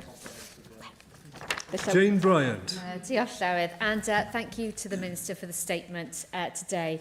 I'd like to start with a topic that I know many other members are passionate about, and that's women's health. For far too long, women's voices and experiences in the healthcare system have not been given their due weight. And in the last Senedd, the Welsh Labour Government's Women's Health Plan was a significant step and ensured that there is a focus on women's health in our NHS. I'm personally proud of what we achieved in government to put more focus on women's health, from free period products to menopause support to creating Women's Health Hub in every health board. But there is, of course, much more to do, and Plaid Cymru must keep up the momentum. It was disappointing to see that there was no dedicated action for women's health in the Plaid Cymru's pledges for their first 100 days in government. We will hold the government to account to ensure that women across Wales get the care that they deserve and that the goals of Women's Health Plan are funded and delivered in full. I'd specifically like to ask about endometriosis, which, as the Minister will know, affects 1 in 10 women in Wales and can be truly debilitating. I know from constituents that too many women find themselves being dismissed with symptoms not taken seriously, and the impact on women's well-being and careers can be absolutely devastating. In government, we had committed to developing accredited regional centres for endometriosis care across Wales to improve access to specialist support. This was alongside a network of community and primary care endometriosis clinics to be based in the new women's health hubs. I note that the Minister said she's carefully considering the women's health model. I'm just disappointed that you can't commit today to continuing that important work, and I'm really keen that we have clarity as soon as possible. Advances are being made in diagnosis, and we must make sure we're ready to adapt to these new developments. Rapid endometriosis tests have just been given the go-ahead by NICE, which will help to significantly reduce the time it takes for women to be told whether they have the condition. One test, I believe, provides that result in 45 minutes. Currently, getting a diagnosis can take years. So when does the Minister expect women in Wales to be able to access those new tests? On social care, I was pleased to see the government's long-term commitment to developing a national care service, and this is an ambition that we share. One of the key opportunities for strengthening our social care system is by improving integration with local authorities. So what concrete steps will the Minister take to bring these systems closer together and ensure that people receive more seamless care at the time they need it most? And I'm proud of how the Welsh Labour Government fought to properly reward our social care workforce, including through legally enforcement fair pay agreements. And of course, our social care system across Wales would not work without the huge contribution of unpaid carers, people who look after their loved ones, often in the most difficult of circumstances, to help them live as well as possible. Earlier this year, the Welsh Labour Government consulted on a new strategy for unpaid carers, and we need to see progress on this. Minister, you said today that the government is investing in the short break scheme, but we do need some more detail on that. So will you commit to providing the funding needed to provide 16,000 short breaks for unpaid carers each year for the rest of this Senedd term? And lastly, I'm just going to turn to mental health. Again, this is an area where I was disappointed not to see a dedicated action from this Plaid Cymru government for its first 100 days. You've referred today to a fundamental shift in service delivery, but it is unclear what that actually means for people in need of support. So can the Minister set out today for us what changes will people see in mental health services in Wales this Senedd term, and how many more people will be set to benefit? Diolch, Jane, for those questions. Okay, so to take them in turn, in terms of women's health, I would pay tribute to the work that Sarah Murphy did and Dilynwch in the last Senedd, and we are really keen to build on foundations of this, but to make sure that we are giving it the prominence of having a named minister so that I can be tracking that progress. But I would pay tribute. I look forward to welcoming Sarah back when she's back from maternity. And I promise I will keep up the momentum. This is something which I hope it's coming across. I care very passionately about. In terms of 100-day commitments, well, without it even having to be in the actual plan, I'm hosting a summit on the 16th of July, which will be well within the 100 days, looking at that normalisation of pain in women's healthcare. It was the first thing that I talked about with officials, and I promise that that's something which is going to be key to the work that we are doing. In terms of endometriosis, yes, well, that's one of the reasons why I wanted to convene this summit. And it's going to be a summit which is going to be hearing directly from women who have gone through too much pain before their symptoms are recognised, as well as clinicians. And I know probably everyone in this chamber will know someone or might themselves have gone through something like this themselves. It should not be normal for women to have to go for so many appointments before they get the symptom diagnosis that they deserve. So I want to look at this in terms of, yes, how it is working in hubs, how it's working in primary care, all the way through to tertiary services as well. It's going to be a focus of the Women's Health Plan. In terms of the hubs, some of them are working well. I think that because of the tight timescales that was surrounding their development, maybe they hadn't been developed as holistically as might have been the case. We want to make sure we're learning from the best examples and improving where we need to. But it is something I'm really keen to keep. In terms of the new guidance on endometriosis, I welcome that new guidance, and we'll be considering the implementation of those tests as part of the priority work that we're undertaking with that. I know that it's going to be part of the primary care pathway development following final recommendations from NICE. I think they're due in October. On social care, I agree entirely about what you say about seamless care. One of the things that we are going to be creating in the first 100 days, or we're going to be opening the recruitment for in the first 100 days, is the Director of Out-of-Hospital Care. And that role is being scoped at the moment. I am hoping that that role will have quite a fundamental role in overseeing this. And you mentioned fair pay agreements. Those are to be welcomed because we are we've said that we will be following the same timescales as they will have in England on this, but obviously that's something being brought forward by the UK government. We want to make sure that in the meantime, as we wait for all of that to happen, that as many carers as possible are receiving the real living wage as a minimum. I think latest figures suggest that 84% of the workforce are getting that. That is still not enough. So I give you my commitment that we'll do everything we can with that. And as I say, the strategy for unpaid carers will be reporting in the autumn. We have committed to continuing to support the short breaks scheme and making sure that we are providing wraparound support for unpaid carers. As I say, policies, not praise. And then finally, you asked about mental health and what these changes are going to mean for patients and for families. It would mean that people can access a variety of services without having to have a referral. That support will be based on need, not having to wait a long time to get that referral and to be seen. The focus would be on the person's biggest concern at that moment.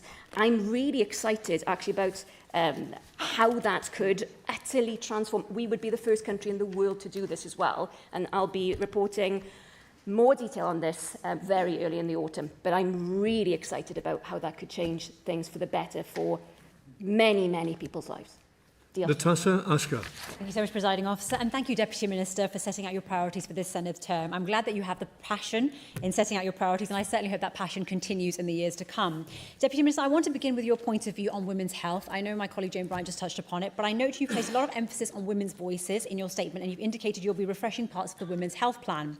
Last week, NICE published new draft guidelines on polyendocrine metabolic ovarian syndrome, formerly known as PCOS, recommending faster diagnosis and an annual review of women and girls aged 10 and over to include symptoms and signs of PMOS and any concerns they have about period regularity, fertility, weight, mood, and sleep apnea, alongside medicine use and long-term risks of developing related health conditions such as diabetes and cardiovascular disease. I note that the guidelines are currently out to consultation, but given that women and girls are often waiting years for diagnosis and treatment, what consideration has the Deputy Minister given to annual reviews of the condition, alongside the training of doctors and health professionals across Wales to spot the signs of PMOS? This takes me to my second point, education. All too often, women and girls cope with endometriosis and PMOS because they believe that heavy and painful periods are a normal part of their menstrual journey. In February, I asked the previous Education Minister about empowering women and girls through awareness and ensuring universal menstrual health education within the curriculum. Because while some schools provide great advice, sadly others do not. Deputy Minister, I'd like to know what efforts will you be making to ensure that quality menstrual health education is delivered across Wales, and will you be willing to meet with organisations such as the Menstrual Health Project to support this delivery? On women's health hubs, I have raised consistent concerns about the delivery of advice and support for menopause alongside menstrual health. I note that Cardiff and Vale University Health Board have launched a menopause hub in Ely, but I'd like to know, Deputy Minister, how will you help roll out hubs like these across Wales so all women will be able to have access to support? The Sened's Health and Social Care Committee in the last term found that women in Wales were being let down by the previous government's inaction on gynecological cancer. The previous Labour government sadly failed to deliver on many of the committee's recommendations, and I appreciate a written statement is coming soon on the cancer plan. But can you please touch upon some of the work this government will be doing to improve gynecological cancer care here in Wales? I'm pleased, Presiding Officer, that the Deputy Minister has set out her aims for social care. All too often, and I know we've heard this from many members, social care, despite its significance within the health system, has been relegated to being the Cinderella service. Like the Deputy Minister, I'm keen to ensure that social care is indeed given more prominence. However, I am genuinely concerned that there's still a lack of joined-up thinking within the health and healthcare system, specifically with regard to delayed discharges and sharing of patient records. In April, Community Housing Cymru estimated that discharge delays due to housing issues had risen from an average of 63 days in 2023 to 76 days in 2025, and that last December, more than 1,400 people were in hospital beds despite being well enough to leave. Last month, nearly 150 delays were counted as a result of waiting for social care assessments, with a total of 4,165 days delayed. A further 300 days were due to care home placement arrangements and nearly 21,000 days delayed. And the Salvation Army estimates that last year patients were discharged on 318 occasions with no fixed abode from Welsh hospitals. There are also deep concerns about the lack of information sharing between hospitals and social care, given that they run on a multitude of different IT systems, leading to patients who are vulnerable and have complex conditions being discharged without the relevant information to help care for them after they have left hospital. And as a local government committee highlighted last year, the Welsh care workforce is chronically understaffed. We're all well aware of this, Deputy Minister. This is unfortunately unsustainable going forward and uncaring. I note your manifesto has mentioned more joined-up planning between health and social care. So how are you delivering this in relation to delayed discharges and housing? And how will the new connected care programme for integrated health and care records be monitored by your government? And what efforts are you making to address the significant shortages in the social care workforce?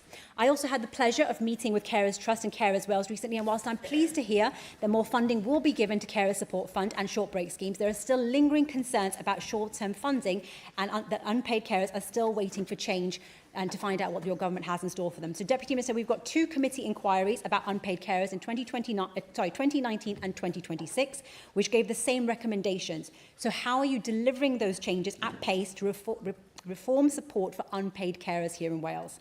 Finally, Presiding Officer, I thank the Deputy Minister for updating the Chamber on her aims for mental health. Whilst in a perfect world we see parity of treatment for mental and physical health, we are still not at a stage where mental health is treated with the same urgency. According to the Mental Health Foundation, around 720,000 adults in Wales had poor mental health, with Wales reporting higher levels of poor mental health than the rest of the UK in 13 out of the last 15 years. While I note that much of the emphasis has been given to prevention, the Mental Health Foundation has further expressed concern about the lack of information on how much is spent on prevention by the Welsh Government, where investment is directed, and what impact it has in the long term. The Foundation says, and I quote, "To ensure future policy efforts are effective, Wales must improve the collection and publication of data on prevention at both Health Board and national level," unquote. So I therefore ask, Deputy Minister, whether you will be open and transparent on both mental health data and your policies on prevention going forward. Thank you so much. Diolch, Natasha, for those questions. In terms of the women's health strategy and supporting or strengthening women's voices. That is precisely why I want, when we are reviewing the Women's Health Plan, we're commissioning a survey work to make sure that we're hearing directly from women, and I want that not to be a one-off. I want to make sure that we keep, and that I keep hearing from women, and please, everyone, take this as a plea. I want to hear when things are not going well. I want to make things better. So thank you very much for raising that. On PMOS specifically, you asked, I know that the draft guidance has been published by NICE. The final recommendations won't be available until December, so in the meantime, I'd urge as many people as possible to contribute to that to make sure it's evidence-based. I like your idea about education because, yes, exactly, empowering women, what I was talking about, women taking up space. However we can do that, working in education through public awareness campaigns, there are so many different components. And again, I'm willing and eager to work with members across the chamber to make sure that we get this message out to women and that we empower them to use their voice and to know that they will be heard. And the two things have to work together, and I will certainly be willing to meet with organisations to discuss how we can do that better. I won't repeat what I've said because I know I'm probably not in the Llywodraeth's good books at the moment in terms of timing. I won't repeat what I've said on the hubs, but we are evaluating how well they're working. That detail on the gynecological cancers, that will be available in the written statement later in July. I think it's the 15th of July. I agree social care should not be a Cinderella service in terms of how we can improve integration and also making sure that we are improving, making sure we're not having so many people waiting in hospital who are well enough to be discharged.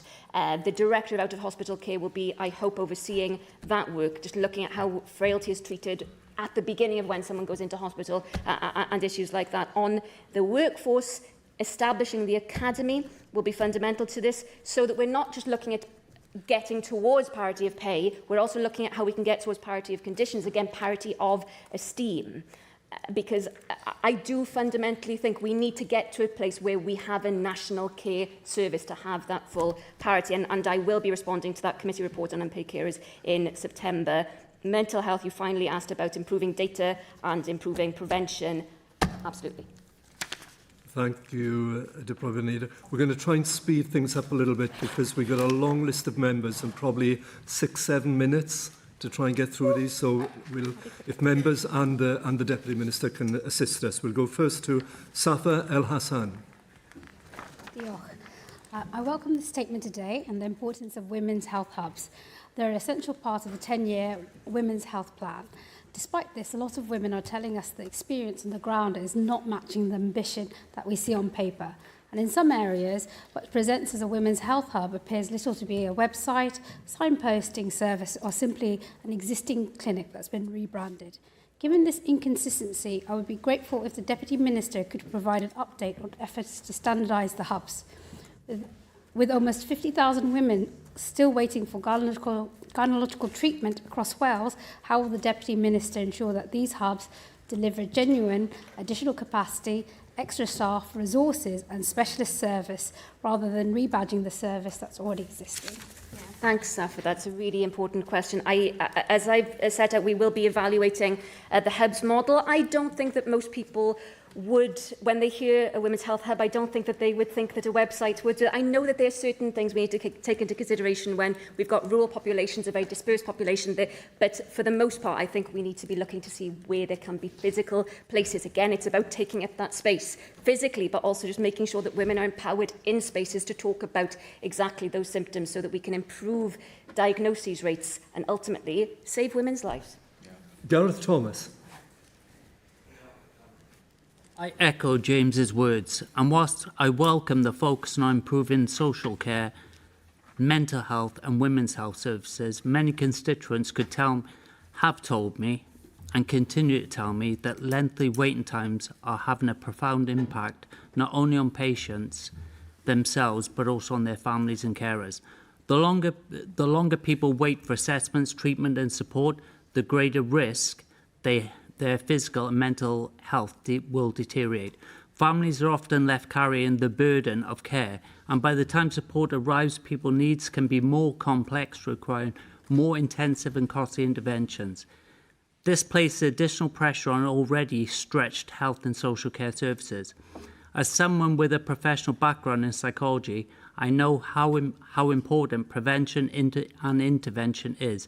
Delays can mean the difference between managing a condition effectively and a person becoming depressed and possibly suicidal. Given these consequences, can the Deputy Minister outline how the Welsh Government will prioritise reducing waiting lists that can be up to 7 years across social care, mental health and women's health services? And what specific measures will be taken to ensure that people receive timely assessment, treatment and support before their conditions worsen, placing further pressure on families, carers and the wider system? Gareth, that's a really, really important question. I mean, in terms of waiting times, we have to tackle this. We have to make this better. In terms of psychological therapies, I know in particular we are not where we need to be, to say the least. And in terms of the experience, the expertise that you have, I would be really pleased to work with you to look at how we might be able to improve that. In terms of how generally we need to make this better, this is why I want to oversee that fundamental transformation so that we move to same-day access of mental health services so that people are not waiting all that time. Because, as you say, people can only get worse while they are waiting. It can get incredibly serious. And so, yes, I promise you that this is something that we will be prioritising. I'd be very keen to have a conversation with you about it. Rebecca Phillips. Diolch Llywydd, and I'm grateful to my colleagues for already mentioning the important issue of endometriosis. We know that delays in diagnosis and treatment can span years, whilst women are left in pain, struggling to work and facing long-term health consequences. Women are being failed by the gender pain gap, where they are more likely to experience chronic pain, but are statistically more likely to have their symptoms dismissed. The Deputy Minister will be aware that I have recently written to her raising concerns regarding the future of Wales's only specialist endometriosis centre. The Women's Health Plan recognises the need for improved pathways, specialist expertise and timely access to surgery. How will this government support women across Wales, ensuring that patients across all health boards can access the level of care that they need to get their lives back? Really, again, so vitally important as a question. In terms of the delays of diagnosis, as you say, women can sometimes wait years. They are being failed. And yes, as you say, the gender pain gap indeed. I am concerned, I'm aware of the concern about the risk of loss of BSG accreditation for one of those centres. Officials are engaging with the Health Board urgently on this. I've made clear I expect these services should continue to be available. Of course, there is another accredited centre in Swansea Bay. They are surgical procedures are carried out in an area in Bevan, but still, we need to make sure that the space, again, in theatre is allowed to be taken up by these procedures. Women wait in pain for far too long. But this is something that we are going to be looking from primary care. Again, women being believed, women taking up space in GP appointments, right through to those, if someone has deep infiltrating endometriosis, where there will be far fewer women, of course, but my goodness me, they need that support. So yeah, I promise you everything we can do, I will be doing it. Jane Dodds. I want to start with some really good news. On June the 18th, we heard the most awesome news that children vaccinated aged 12 to 13 are now close to zero risk of dying from cervical cancer before the age of 30. Between 2020 and 2024, there were no cervical cancer deaths. That is in England, but that is something we need to celebrate in terms of the medical advancements. And I'd just like to hear from you, maybe in a letter, what is the situation in Wales? Because it's something we need to celebrate, it really is. To hear that news is amazing. I just want to talk about social care, going back to a point I raised this afternoon, about Powys losing 146 social care beds. We could see hospitals going in Powys in Bilth, Knight and Estrogynolais, Machynlleth, Llanidloes, Welsh Parliament. That is not going to help our challenge with social care in a rural area. So please can I ask you what you are doing in order to stop the closure of those rural beds in Powys? Diolch Marianne. Jane, thank you for sharing that good news. It is really important to celebrate that, and I will write to you in terms of what that means for us in Wales, but where they are things to celebrate where things are going well, we need to do that as well. So thank you. And in terms of, and I know that the situation in Powys, which is concerning, of course, I know the Health Board will be looking at that. But again, just looking at how across the nation we can make sure that services are sustainable for the future. Again, that directive out of hospital care is going to be essential for this. In terms of the specific situation in Powys, again, it's something for the Health Board, but if there's anything that we can do, I will write to you. Of Ian McIntosh. Statement. I'm a little bit surprised and disappointed that there's nothing in there that recognises the challenges that local authorities have at the moment in delivering social services. For years, local authorities across Wales have been warning about the escalating costs of social care, with hundreds of taxpayer-funded care packages now actually costing up to £10,000 a day for single individuals. So my question to you is, have you worked out why the system has allowed to reach this point? And after informing me in a previous response to a written question that the cost of publicly funded care or support packages and placements is not held by the Welsh Government, is finding out why these costs keep rising one of your priorities? And if so, what do you think you're going to do about it? Diolch. No, a really important question. Obviously, it's quite cyclical that we are in some ways ending where we began, where we were talking about the fundamentals of the social care system that we have. And whether we go back to privatisation, whether we go back to Thatcher, look, we can't look just at where we've come from. We have to be focusing on where we go from here. Obviously, no one looking and trying to design a service from scratch would want to design it as it is. There's too much variation. One of the things we're going to be doing is improving data to see which local authorities are spending how much on social care, because it isn't something, it's unhypothecated. We need to make sure that there is, again, as much consistency as possible, as much consistency in commissioning. I want to support local authorities in doing that. They are going to be fundamental partners for us. So we want to work towards a national service with local underpinning, because the people closest to those people who need that support are the people who know the local services, working with regional partnership boards, working with, again, local health boards. We need to be bringing services together, but again, not just for the sake of services, it's about improving people's lives and making sure that people get that better quality of service. So yes, that is something fundamental. It's not just important, it underpins where we need to get to. So thank you. Diolch i'r Prydlewydd. Item 7 nawr, dadl ariannu teg. Galwodd ar y prif weinidog i wneud y cynnig trin ap Iorwerth. Diolch yn fawr iawn, Llywydd. Dwi'n falch iawn o gyflwyno y cynnig yma i'r Senedd, a mae'r Llywodraeth wedi cyflwyno'r ddadl yma heddiw yn yr ysbryd o adeiladu consensws yn y siambr yma. Mae cyllid teg yn fwy na gwleidyddiaeth neu rethreg bleidiol mae o'n ymwneud â Chymru sy'n ar offer yn dwylo i adeiladu dyfodol gwell i ni'n hynny. Mae trefniadau ariannol presennol y Deyrnas Unedig nid yn unig yn anheg i Gymru, maen nhw'n gwneud methiant economaidd yn fwy tebygol. A drwy ddiwygio'r system bresennol, mi fyddwn ni'n sicrhau bod gan Llywodraeth Cymru yr adnodda a'r pwera, y levers hynny sydd ei hangen i fuddsoddi mewn gwasanaethau cyhoeddus, mewn seilwaith a thwf economaidd. I want to work constructively with the UK government within a respect agenda. Should Andy Burnham, as it looks likely, become the next Prime Minister, then I'd expect his experience of working in a devolved context in Manchester to help him understand the issues we are facing. Yeah. I welcome his recognition that the current funding system is overly centralised and producing uneven outcomes across the UK. I want to work alongside him to deliver for people here in Wales. And if I could say, the clearer we speak as a Senedd united on that particular issue, the more likely it is that our voice as a nation is heard in Downing Streets. Mae'n manifesto diweddar dros Gymru yn amlinellu amrediad o ymrwymiadau ar ddiwygio cyllidol. Wrth galon yr rhain, mae'r amcan o wella trefniadau cyllidol, mae Llywodraeth Cymru'n gweithredu oddi mewn iddyn nhw, a diwygio fformula Barnet hefyd i sicrhau cyllido tecach i Gymru. Mi fyddwn ni'n croesawu yn fawr cefnogaeth y siambr wrth geisio gwireddu yr gwelliannau pwysig iawn yma. Ac mae'r cynnig heddiw yn syml yn gosod yr gwahoddiad hwnnw am gefnogaeth y Senedd iddo fo.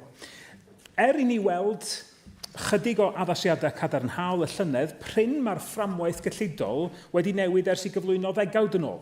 Dydy'r fframwaith ddim yn cynnig y lefel o hyblygrwydd sydd angen ar Lywodraeth Cymru I reoli ystod yn cyfrifoldebau cyllidebol yn effeithiol, na chwaith yn adlewyrchu uchelgais pobl Cymru. A gadwch I fi egluro pam. The Wales Reserve, our savings account, if you like, as a nation, has a limit of how much we can put in it, set at 1.4% of our budget. This prevents us saving for future investments to support economic growth and boost productivity. Treasury will simply claw back any money where there is not enough space in our reserve to store it. And whilst we have no limits on how much we can access from the reserve for this year, this is temporary, unlike Scotland, which has permanent, unlimited access. So next year, we will only be able to draw down less than 200 million, well under 1% of our budget. Now, these constraints and rules are holding Wales back. It might surprise some members, and I mentioned this earlier today, to know that as a national government, we have less generous borrowing powers than local councils, who can undertake prudential borrowing to support infrastructure investments. If we were not impeded by these kinds of restrictions, we could have gone further last month in our supplementary budget, for example, to invest in key priorities on childcare, free school meals for secondary school pupils, even ALN.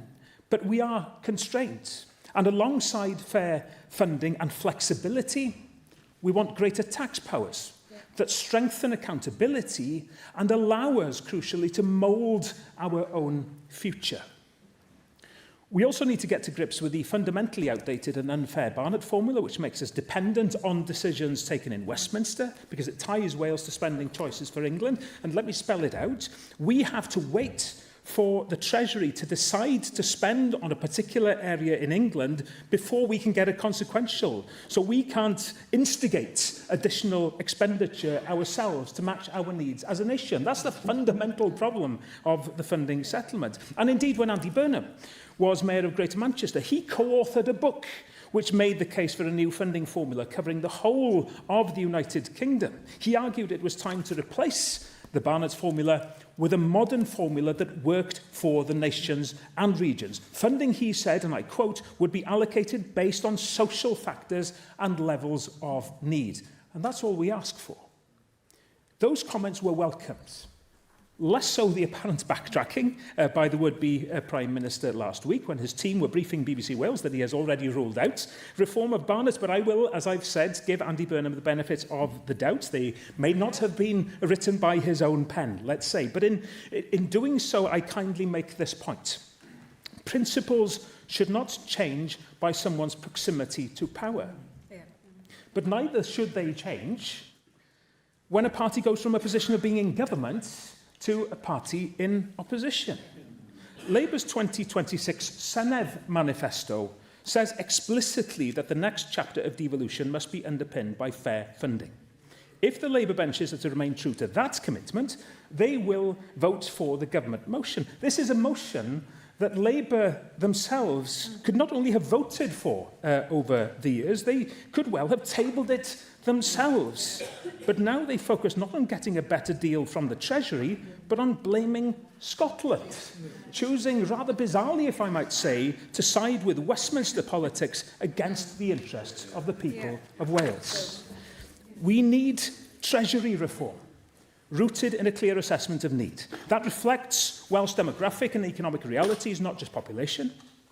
Wales requires a higher level of funding per person than equivalent programmes in England, just to provide the same level of service. But plainly, there's a range of issues that play into that. We have an ageing population, higher rates of long-term illness, and a more dispersed population, which means higher costs for delivering public services. We have significantly more roads to maintain than they do in England. I think it's twice as much as England in terms of the population. The rurality, the sparsity of population costs money. It needs to be reflected. Now, all governments across the UK share an interest in funding arrangements that are fair, consistent and trusted. No one country should be disadvantaged by the current system, and all governments should have the same opportunity to deliver for its people. And so it's right to explore alternatives to the existing Barnett system. We also want to continue work with the other devolved governments and the Treasury to pursue improvements to transparency, to fairness and greater scrutiny of the existing system. There should be independent oversight of the operation of the Barnett formula. It can't be right that the Treasury makes the rules, decides if they've been broken and determine any remedial action. The Treasury's instinct will always be to resist any transfer of fiscal powers, and I'm not underestimating the challenge of negotiating for these improvements. But we must move away from viewing this and accepting this as a zero-sum game. There's an opportunity to make improvements in the way our framework operates, adding crucial transparency to fiscal matters and removing constraints that prevent us from taking action that will benefit Welsh public services. Wales must receive its fair share of public investment, and that also includes UK government funding for reserved functions in Wales. Analysis by the Wales Governance Centre shows relative spending per person in non-devolved areas in Wales is at 91% of England's level. Wales has been denied billions of pounds that could have transformed infrastructure and economic productivity. We heard that message clearly earlier this afternoon when the Deputy Minister for Transport made his statement on rail investment. On HS2, because rail isn't devolved, on spending, when spending on HS2 in England goes up, the clearer the injustice for Wales becomes. It has to be addressed. Meanwhile, the profits from our natural resources within the Crown Estate in Wales go to Westminster. Only last month, we heard those profits have increased from £8.7 million in 2021 to £210 million in 25-26. Fair funding and further devolution, as we see, are inseparable. And that's why we're seeking devolution over rail and the Crown Estates. Llywydd, mae rhaid I ni fynd at wraidd gwendida y trefniadau presennol. Mi fydd yn comisiwn cenedlaethol ni, y comisiwn newydd yn ymgysylltu efo'r cyhoedd mewn sgwrs genedlaethol am ddyfodol cyfansoddiadol Cymru ac yn cryfhau'r dystiolaeth ar gyfer diwygio pellach. Mae hynny yn golygu ac yn gorfod golygu diwygio y cyllid. Mi fydd yn edrych ymhellach ar y pwerar, adnodda a'r offer sydd ei hangen arno ni fel Llywodraeth i lywodraethu yn fwy effeithiol yma yng Nghymru, i greu twf economaidd a diogelu dyfodol yn gwasanaethau cyhoeddus. So in conclusion, the more, as I say, Wales speaks with one voice in favour of what's best for our nation, the harder it will be for Westminster to ignore us, just in time. Many of these debates have been tabled over the years, and there's been a consensus in this chamber because people genuinely want to see resource spent wisely in Wales, and if we can get more resource. What I'm baffled at is, from the three parties in this chamber, you have delete all amendments down. Did your government reach out and try and find a consensus that the chamber could get behind a motion? It's my understanding that there were no discussions to reach a consensual motion that could put a united front on in those discussions.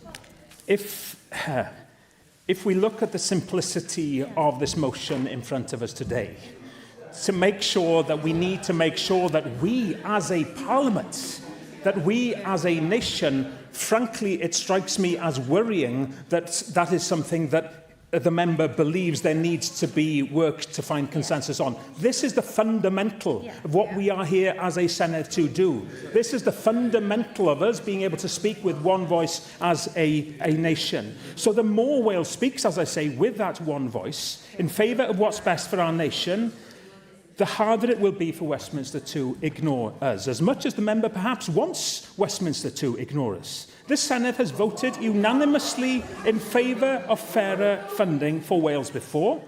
It's my sincere hope that we can do once more today in the interest of the well-being and prosperity of our people. And this is bringing to the Senedd that pursuit of consensus right here in our national parliament today. Diolch Prif Weinidog. Roedd wedi dethol y 3 gwelliant i'r cynnig. Os derbynnu gwelliant 1, caiff gwelliannau 2 a 3 a'i dad dethol. Os derbynnu gwelliant 2, caiff gwelliant 3 a'i ddad dethol. Galwaf nawr ar Hugh Thomas I gynnig gwelliant 1 a gyflwynwyd yn enw unigol. Diolch Llywydd, dwi'n codi I symud y gwelliant yn enw Lyn Eagle.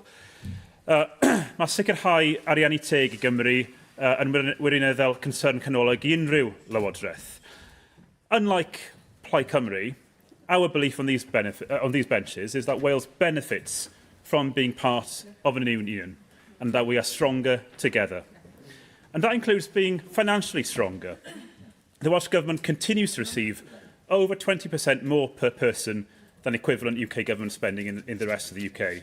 That means that for every £1 spent by the UK Government in devolved policy areas, the Welsh Government is able to spend at least £1.20 on devolved priorities like health and education. On the most basic level, this is redistributive. It brings a material benefit to public services and communities in Wales. And I would urge those members who cheerfully advocate leaving such an arrangement by exiting the United Kingdom to consider those impacts extremely carefully. And of course, after over a decade of Tory chaos, cuts and austerity, Wales funding has now reached new heights under a UK Labour government. The last spending review securing the biggest Welsh Government budget in the history of devolution, with nearly £6.5 billion in additional spending powers assigned over the next few years.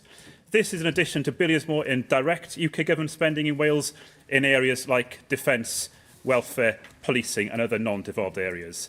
And because of close working between 2 Labour governments, the Welsh Government now has greater access to its financial reserves as a result of updates to the fiscal framework. Now, all of this is not to say that the Barnett formula is perfect or that it doesn't need to be changed. Successive Welsh governments have pushed for Barnett reform, as the First Minister alluded to, and have succeeded in making some meaningful improvements along the way. However, fundamentally reforming the Barnett formula in favour of a needs-based system will require negotiation and ultimately agreement between all 4 nations. No single nation can do this alone, and yet that agreement between nations is not forthcoming. Despite numerous independent reports over numerous years calling for Barnett reform, including reports commissioned by the Welsh Government, the Scottish Government continues to stop short of calling for a needs-based system. That is, of course, because the current system benefits Scotland further. As the IFS have put it, and I quote, "No needs-based factor has been introduced for Scotland, likely reflecting the fact that it currently receives more funding per person than Wales, despite assessments suggesting it has lower needs." And that is why the Welsh Labour... Sorry, Reen? Well, go on, you've had 10 minutes, but...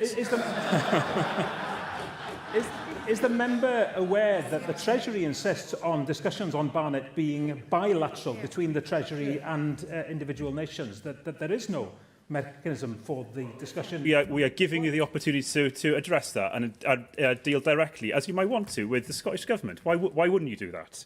Why wouldn't you do that? That's the focus of Labour's amendment, focusing on a crucial relationship and identifying that overcoming the Scottish Government's resistance to reforming the Barnett formula should be the primary focus of engagement between the 2 governments.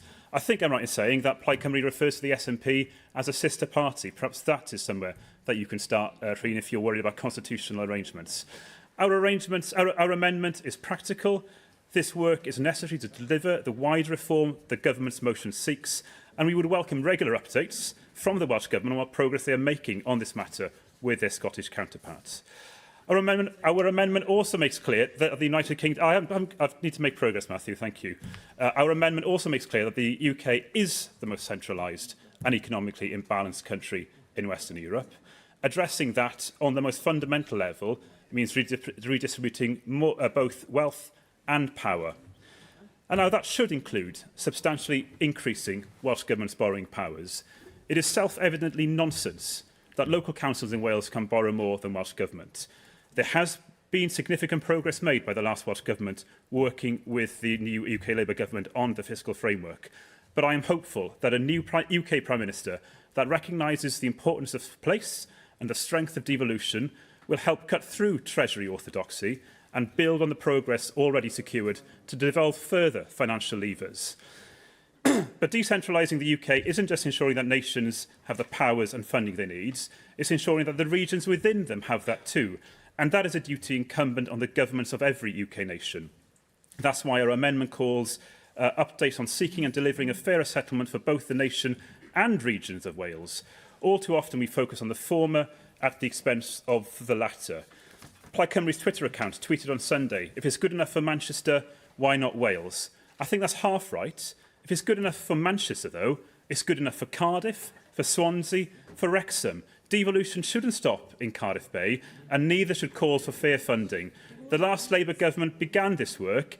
It didn't go far enough, in my view, and those of us on the Labour benches today are clear. We want to see more powers shared from this place to regions and communities of Wales, where people know what challenges they face and know what solutions will work. By delivering an extended vision of fair funding beyond the confines of Westminster or the Senedd to include communities right across Wales, we could shape a fairer nation where more people can have more of a say on the decisions that shape their everyday lives. Thank you. Galwaf yn awr ar Dan Thomas I gynnig gwelliant 2 a gyflwynwyd yn enw Llyr Powell. Thank you, Llawn. This debate isn't really about fair funding for Wales. It's about Plaid's unfunded manifesto during the Senedd election. And the First Minister has taken his begging bowl to London, not because Wales doesn't get enough funding, but because Plaid, in my opinion, misled voters when they said that their manifesto was fully costed. And during the Senedd election campaign, I said that a Plaid Cymru government would try and duck its responsibility to balance the books by asking London for more money.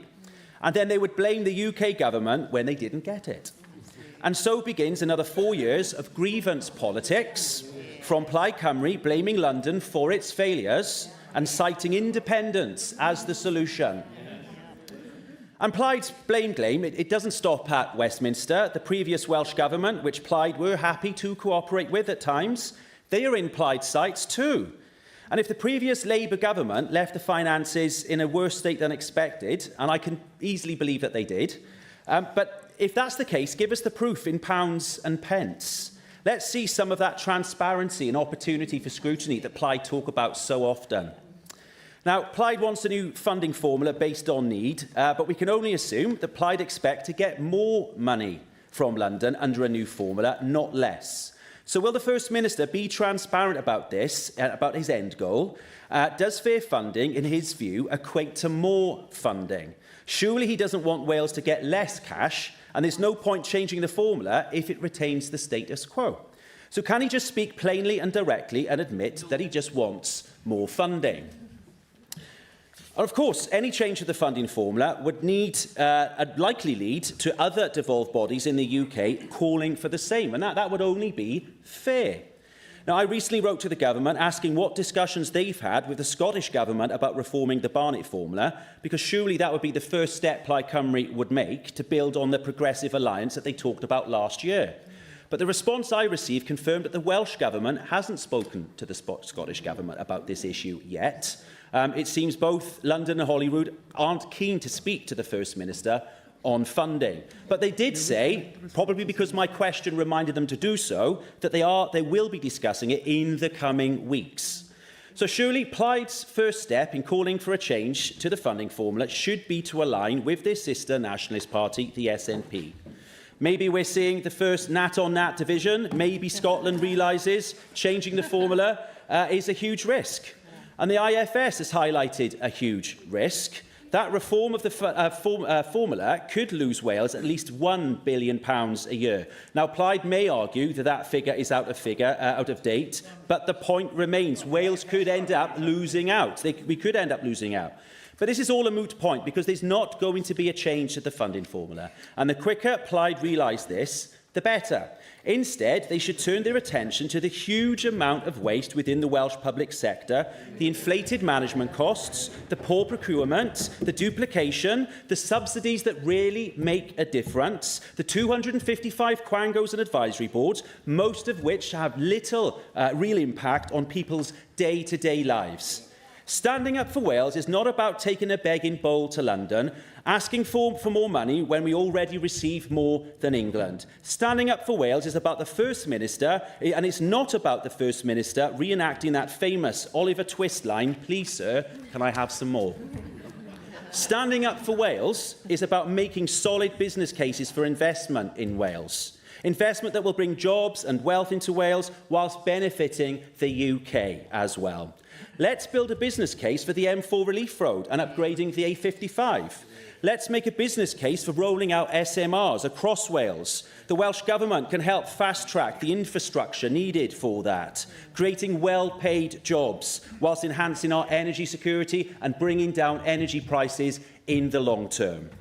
Let's leverage funding from the private sector and the UK Government with a real plan to fast-track house building in Wales. The £20 million that Plaid has pledged for social homes is a drop in the ocean. Your ambition for 20,000 new social homes by 2030 should cost billions of pounds, and you don't have that money, and neither do social housing associations. We need government to help leverage the private funding that's so badly needed. And this doesn't mean the Welsh Government borrowing money itself. There are so many non-borrowing levers the government can pull, and local councils, to leverage that funding. No, make no mistake, reform is in favour of making the case for capital investment above and beyond our block grant. But we need to do some of the heavy lifting ourselves, and we need to be much more ambitious. So it's time to end the blame, the excuses, the platitudes, the begging. Let's stand up for Wales by taking action and taking our ambition to another level. Thank you. Galwaf ar Darren Miller I gynnig gwelliant 3 a gyflwynwyd yn enw Paul Davies. Diolch, Llywydd, and I move the amendment tabled in the name of Paul Davies. I'd like to make one thing absolutely clear at the outset of this debate, and that is that the Welsh Conservatives believe that Wales should get its fair share of funding. We believe that the Barnett formula is beyond its shelf life. It is out of date, and we need a new funding mechanism for the United Kingdom. We've consistently argued that Wales should get consequentials as a result of HS2 investment, and we stand by that position, and we stood by that position even when there was a UK government in Westminster. We maintain that position. And I find it, frankly, extraordinary that the Labour Party that was in government just 2 months ago has now jumped and abandoned ship from making some of those calls. Now, it's for them to be able to defend their volte pass and their completely different position, but our position is consistent.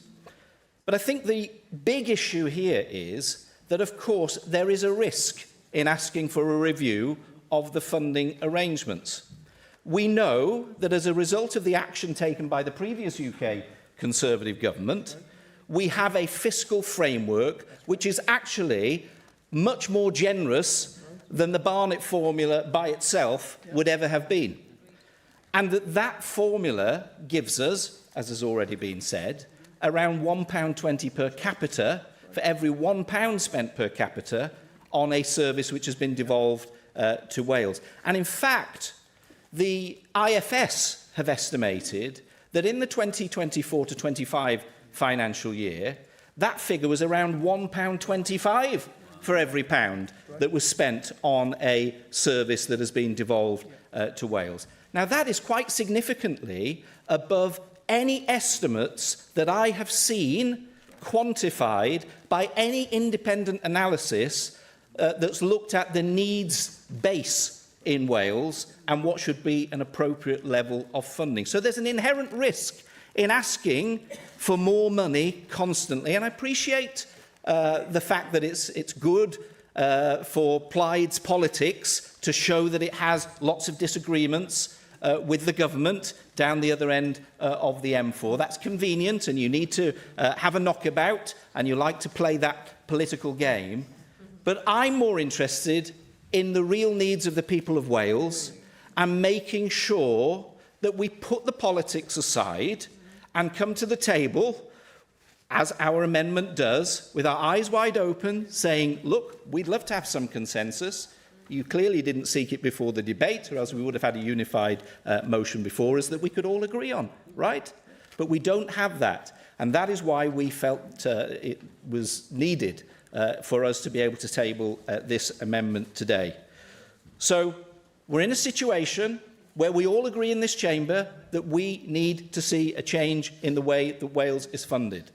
But we have to do that in a way that doesn't disadvantage Wales. And in not having these conversations prior to today's debate, you will not then get the unified voice to Westminster that you need in order to take this agenda forward. And as has also been said, we do know that one of the big problems is that some parts of the United Kingdom do far better under the arrangements from the Barnett formula than Wales does. Your friends in Scotland absolutely have a great deal as a result of the Barnett formula, which enhances over and above their level of need the investment that they receive in terms of the Scottish block grant. So I'm more than prepared to work with all parties in this chamber to try and get the best possible deal for Wales. But let's do so in a way that brings people together and that doesn't unnecessarily divide, which I'm afraid is what your party is seeking to do, to create this artificial, significant row with the UK government in order to play your party politics. And we're just not prepared to do that. So I urge everybody to support our amendment on the order paper today. Kai Parry-Jones. Diolch, Llywydd. This debate about funding is full of grand pronouncements from Plaid Cymru. It's full of heady rhetoric and misty-eyed platitudes. Let's talk about facts and what we know to be true. Firstly, let's be clear on what fair funding means. We know that Plaid Cymru want needs-based funding for Wales. We know that from their general election manifesto and recent Welsh Government press releases. So fair funding means needs-based funding. Secondly, we know that the Institute for Fiscal Studies said in February this year that based on the latest assessment, Wales is £1.5 billion a year better off under the current funding system than it would be if we had a needs-based funding. Yeah. Announcement or the statement made by the AFS in March this year saying that available needs assessments are nearly 20 years old and need updating, which is exactly what we're calling for. I'll come back to that in a bit. The question is, though, and we have to use that as a baseline, right? There's no point saying, well, we don't know what the answer is, therefore let's just ignore the data we have available to us because it isn't perfect. Right? The question Plaid Cymru have to answer before the Senedd can reasonably support their calls for needs-based funding is why should the Senedd vote to risk making Wales poorer? And of course, we need to know what Plaid Cymru will cut. If we are poorer, £1.5 billion poorer, according to the most up-to-date estimate. Snatching support from disabled children, as they have proposed in their supplementary budget, won't be enough to cover it anymore. Now, some will argue, like Rhian, that the latest assessment of Wales's relative needs, which was based on the Holtham Commission report of 2010, is out of date. That may be true, Llywydd, but that takes us to the next issue of this motion. Plaid is asking us to support needs-based funding without knowing exactly what a needs-based calculation would result in for the Welsh budget. Will we lose out on £1.5 billion, £2 billion, or will we be lucky and only lose out on £1 billion? We don't know. But on the basis of the Holtham Commission, the most up-to-date and credible estimate is a loss of £1.5 billion, and that's a fact. Remember, Plaid aren't asking members of this Senedd to support them in commissioning research into Wales's relative spending need. They are asking us to give them the go-ahead to push for needs-based funding. It's a leap of faith, Llywydd, that could have dire consequences for Welsh public services. £1.5 billion is around 5% of the final Welsh Government budget. It's 1 in every £20 spent in Wales by the Welsh Government, potentially gone in an instant. It's a massive sum. It's more than the entire transport budget or the rural affairs budget. It's the kind of cash that could change lives here in Wales. It could change industries. It could change communities. And here we are being asked to gamble that away. Llywyd, Plaid are styled as the party of Wales, but no party with Wales's best interests at heart would willingly vote to risk cutting our public services budget by 5%. And that's why we will oppose this motion this evening, because Reform is the real party for Wales. Carrie Harper. Diolch, Llywyd. I grew up believing in a simple principle. If you put in, you deserve a fair share out. That's not asking for special treatment or a begging bowl, as Reform seem to like to describe it. It's called chwarae teg, and it's a value that people across Wales instinctively understand. We work hard, we pay our taxes, and whilst we're part of this union, we expect Wales to be treated fairly. And that's why this debate matters. Because when I look at the way Wales is funded, I don't just see individual injustices, I see a pattern stretching back generations. Cymru creates wealth, but the benefits flow somewhere else. And perhaps nowhere is that clearer than our rail network. Our railways weren't built to connect Wales to itself. They were built to extract Welsh wealth, coal, steel and slate, to English industrial centres and ports. Wales helped fuel the Industrial Revolution, yet when those industries declined, many of our communities were left with the scars, while much of the wealth had already flowed elsewhere. And 2 centuries later, we're still living with that legacy. We're one of the very few countries in Europe where travelling from the north to the south of our own nation often means leaving Wales altogether. This isn't just inconvenient, it's an economic disadvantage, because infrastructure doesn't just move people, it builds economies, shaping where businesses invest, where jobs are created and where opportunity exists.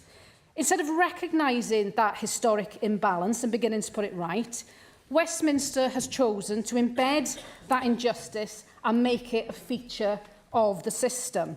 And nowhere is this clearer than HS2.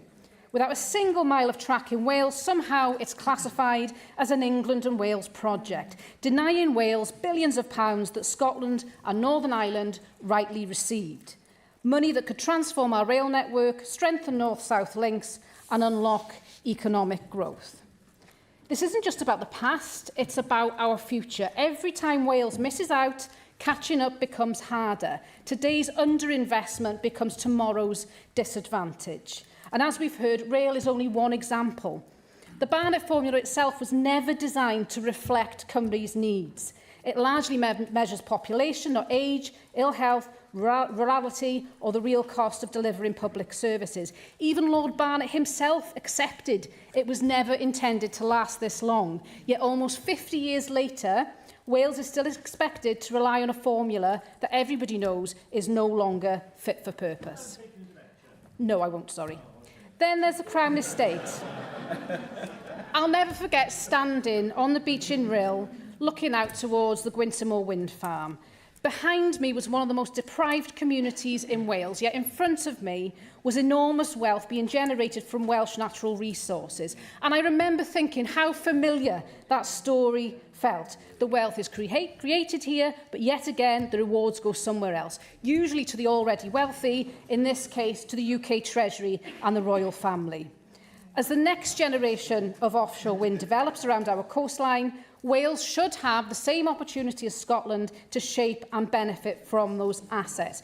Treating Wales as a second-class nation, whether it's fair funding or equality on powers, has to end. These are not separate issues, they all stem from a lack of fairness. They stem from decisions about Wales being made elsewhere by people whose priorities conflict with Welsh interests. That fact has to be acknowledged and it has to change. Not because Wales is asking for favours or has a begging bowl, not because Cymru wants special treatment, but because our nation deserves respect. We deserve the well-earned opportunity to build our own prosperity, and we deserve the tools to shape our future. Fair funding isn't about accounting, it's about opportunity, it's about prosperity, it's about building a Wales where the wealth we create finally stays here to benefit our communities. If you put in, you deserve a fair share out. That's not a radical idea, it's simply chwarae teg. And going forward, Cymru will settle for no less. Mike Hedges.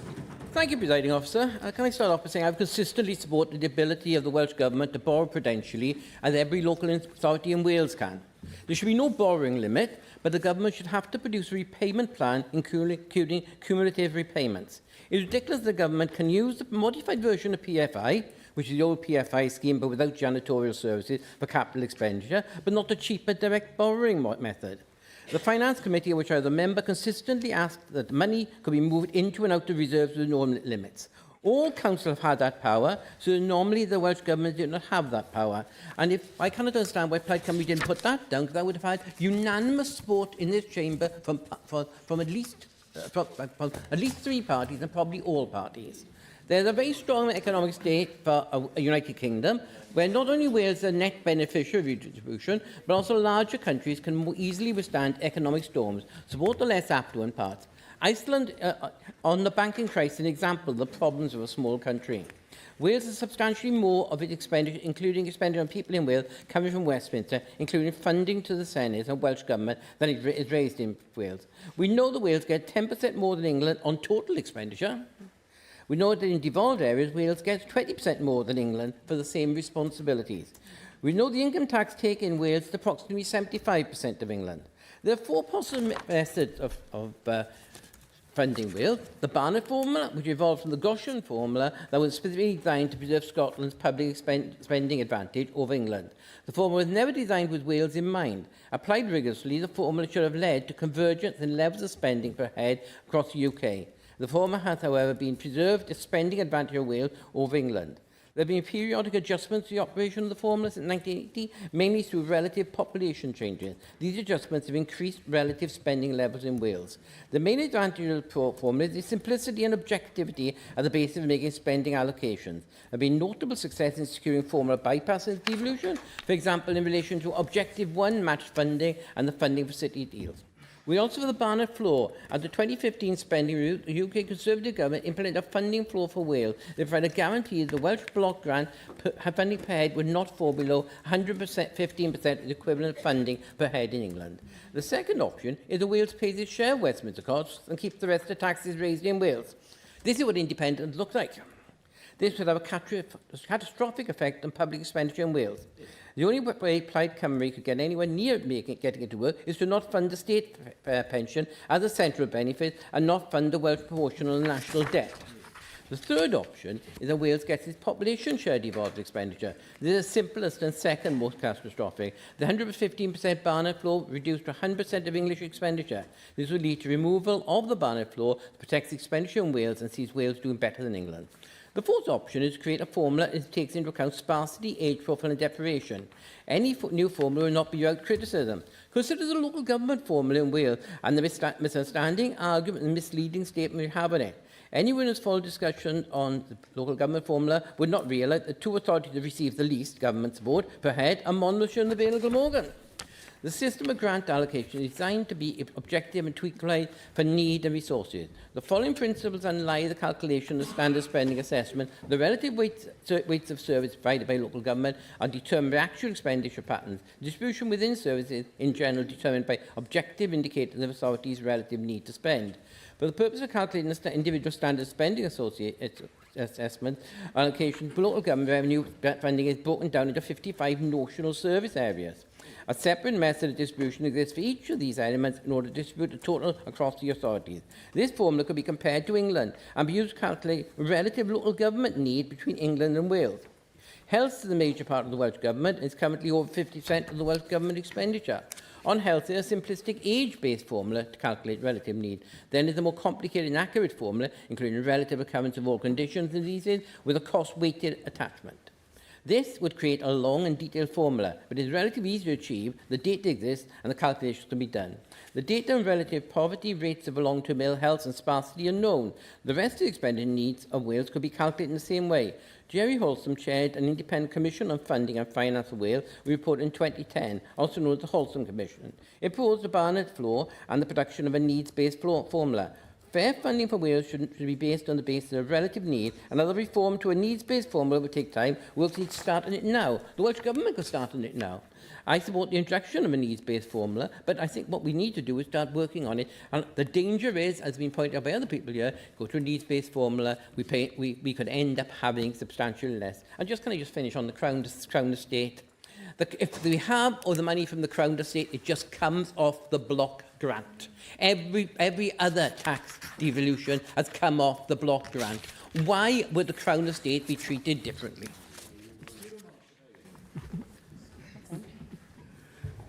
Diolch, Llywydd. It's interesting to see the Labour amendment today claims that redistribution of wealth is a major benefit of being part of the UK, given their history of supporting reforms to the funding formula. Given their own manifesto stated, the next chapter of devolution must be underpinned by fair funding. Yet today, they refuse to stand up for fair funding. We will be forgiven to believe that their amendment is political posturing. Perhaps support for fair funding was the policy of the Welsh Labour of the last Senedd, Mike, and they have new ideas now? This might make sense if the current leader of Welsh Labour didn't say that a fair funding settlement remains their longer-term ambition in only October 2025, but maybe longer-term means only 9 months to the leader of Welsh Labour. We need to fix the funding formula, and we know that a majority of the parties in the Senedd agree and have agreed for years. We know that Wales gets a worse deal out of the current model compared to Scotland and Northern Ireland, who said it himself earlier. We're all too aware of the vagaries of the existing Barnett system. Another quote from the leader of Welsh Labour, like HS2 or the Oxford to Cambridge lines. But of course, with another new boss in London, Labour can't rock the boat. We're once again seeing where their priorities lie, and it shows that Plaid Cymru is the only party wholly answerable to the people of Wales, and not bosses in London or Manchester. The obvious contradiction in their amendment is the pointing out of the supposed benefit of economic redistribution, while in the very next line pointing out the intense centralisation of the United Kingdom and its regional economic inequality. And this was only highlighted in Hugh's speech as well, the same contradiction. Which one is it? Do we have economic redistribution or do we have intense economic inequality? The Welsh Labour amendment also reads like they're trying to cause a rift between Wales and Scotland instead of standing up for their own country with serious policies.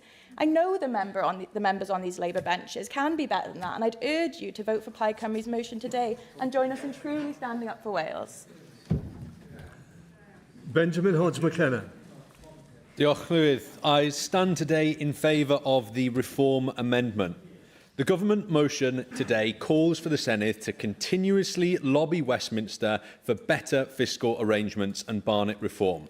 This is the same old grievance politics from Plaid Cymru that distracts this chamber from what really matters, delivering for the people of Wales with the billions of pounds we already receive.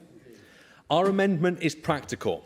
It heeds warnings from the Institute of Fiscal Studies regarding the risk to Welsh funding if the current settlement changes.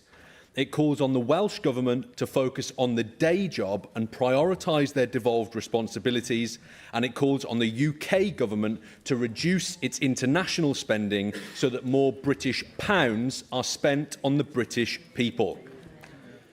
We all know that the Barnett formula adjusts the block grant based on population and spending changes in England.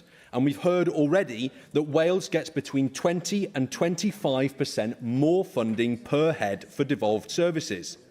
The Institute for Fiscal Studies has said that rewriting the formula risks instability, endless negotiation with no guarantee for financial gain for Wales. Instead of going to Westminster and looking for a handout, we should be making the most of what we already have. We already benefit from the 115% funding floor, as well as needs-based adjustments. The real issue here is not that Wales doesn't get enough money. The issue is how that money is spent. We need to look no further than the hundreds of millions of pounds recently given to Wales to support children with additional learning needs that this government chose not to allocate to ease the pressure on our ALN system. We are calling on the Welsh Government to focus on its devolved areas.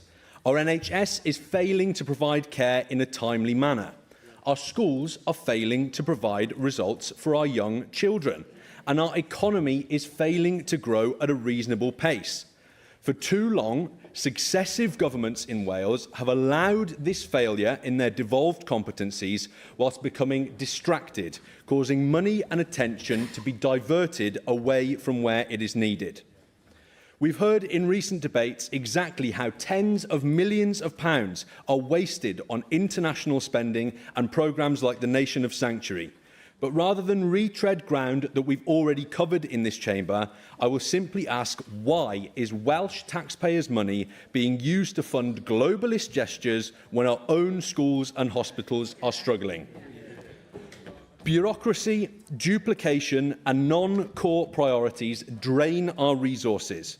Efficiency, productivity and reform of our services must be the priority, not handouts or constitutional lobbying.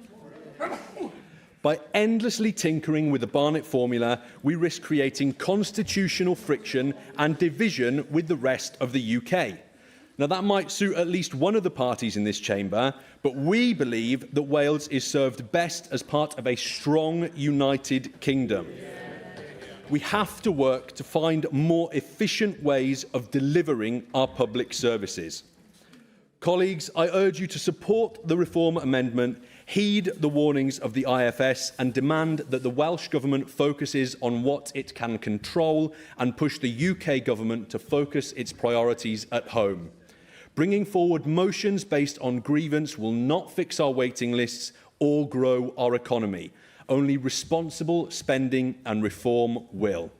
Wales deserves better than perpetually asking for handouts. Wales deserves results. Diolch yn fawr.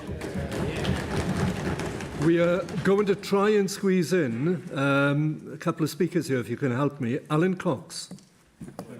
Diolch.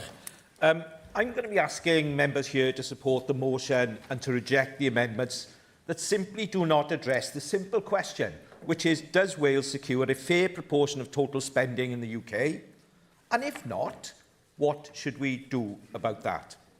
I'm not overly surprised that both Reform and the Conservative group, as committed unionist parties with no track record of supporting fair funding, parties that put the interest of the UK before Wales, are not supporting this motion. Well, you could have supported the motion. But to see similar position from Labour is disappointing. I've only been here for a few weeks, but I've never been disappointed as I was with the contribution from the Labour spokesperson. I'm struck, like Kira was, by the cognitive dissonance of Labour's position. To talk about redistribution of wealth as a benefit of being part of the United Kingdom, immediately followed by a recognition that the UK is the most centralised and imbalanced state in Western Europe, is quite frankly a danger to the unwary reader, with a high chance of whiplash. If you read the amendment, you would have to deal with the jarring reverse gear that Labour throws on its ambition for Wales. Labour's amendment implies that Scotland is central to achieving fair funding for Wales, but that argument is fundamentally misunderstands the way our fiscal framework works. The Scottish Government might not want the same reforms to the Barnett formula as Wales, but we were elected to stand up for Wales, not Scotland. Our fiscal framework is unrelated to Scotland and requires no decision. I will take an intervention as long as the Llywydd doesn't tell me off later. Thank you. One thing take the romantic arguments out of it. Let's get down to the pure facts of the matter. Any change to Barnett requires all nations of the United Kingdom to agree to it. Scotland, Northern Ireland and England all need to agree. And I've not heard anybody from Plaid Cymru yet outline how they intend to sort of persuade other countries in the United Kingdom who might lose money to go along with this argument. And I've actually not heard a single person from Plaid yet saying what they would like to change in the formula. So if you could please outline how you intend to change I will. And what you want to change. I will go on to outline how they are not related. Changes to how the Welsh budget operates does not necessitate changes to the Scottish budget. The 2014 and 2017 Wales Acts did not change Scotland's framework, nor did the Scotland's Act 2016 change ours. The Welsh needs-based factor in Barnet is also separate to and unrelated to Scotland. Wales's comparability factors in Barnet and the classification of expenditure is separate to and unrelated to Scotland. Wales's borrowing limits are separate to and unrelated to Scotland. Wales's reserves drawdown rules are separate to and unrelated to Scotland. Any argument based on the needs to discuss with Scotland for any changes to Wales's funding model is wholly disingenuous and is a way to keep us in a worse settlement. And it's the first time that I've heard of the Scooby-Doo principle being invoked here. The Scooby-Doo principle being, if it wasn't for those pesky Scots, we would be allowed to do what we can. The UK government is the most centralised organisation we can. If they wanted to do this, they could do that. We know that the Scottish Government also has issues. I'm going to not take more interventions because I'm wary of what the Llywydd might do. We know that the Scottish Government also has issues with the current Barnet formula, and there is considerable scope for improvement. They agree that devolved governments sit at the very tail end of UK decision-making processes, often contending with extremely late notification of substantial changes in levels of funding and to changes to UK policy that affect devolved finances, and we've seen that very recently. Labour's attempt to put off the need for a fair funding model by causing a rift between the Welsh and Scottish Government misunderstands our shared concerns and the understanding across this island that the funding formula needs to change. We will always stand up for Wales. We deserve a fairer funding formula, and a Plaid Cymru government will always fight for it. No, I'm not because of the Llywydd. Diolch yn fawr. Yn byr iawn, os bosib, Anthony Slaughter. Diolch, I shall try and be brief given the time. This debate is at its heart one about fairness for the people of Wales, which is why I support the motion for improved fiscal arrangements and increased borrowing powers. Wales Green Party has always believed that the relationship between the UK Treasury and successive Welsh governments has not been fit for purpose, in that it fails to consider the needs of the people of Wales. The Barnet formula was never intended to be a permanent solution for funding devolved nations and is inherently unfair in its design. Decisions about what funding Wales gets from the UK Treasury are made by the Treasury with no insight or consideration of Wales' unique needs. It leaves Wales with no way to adequately invest in the future. It constrains our ability to plan sustainably in line with the Wellbeing of Future Generations Act.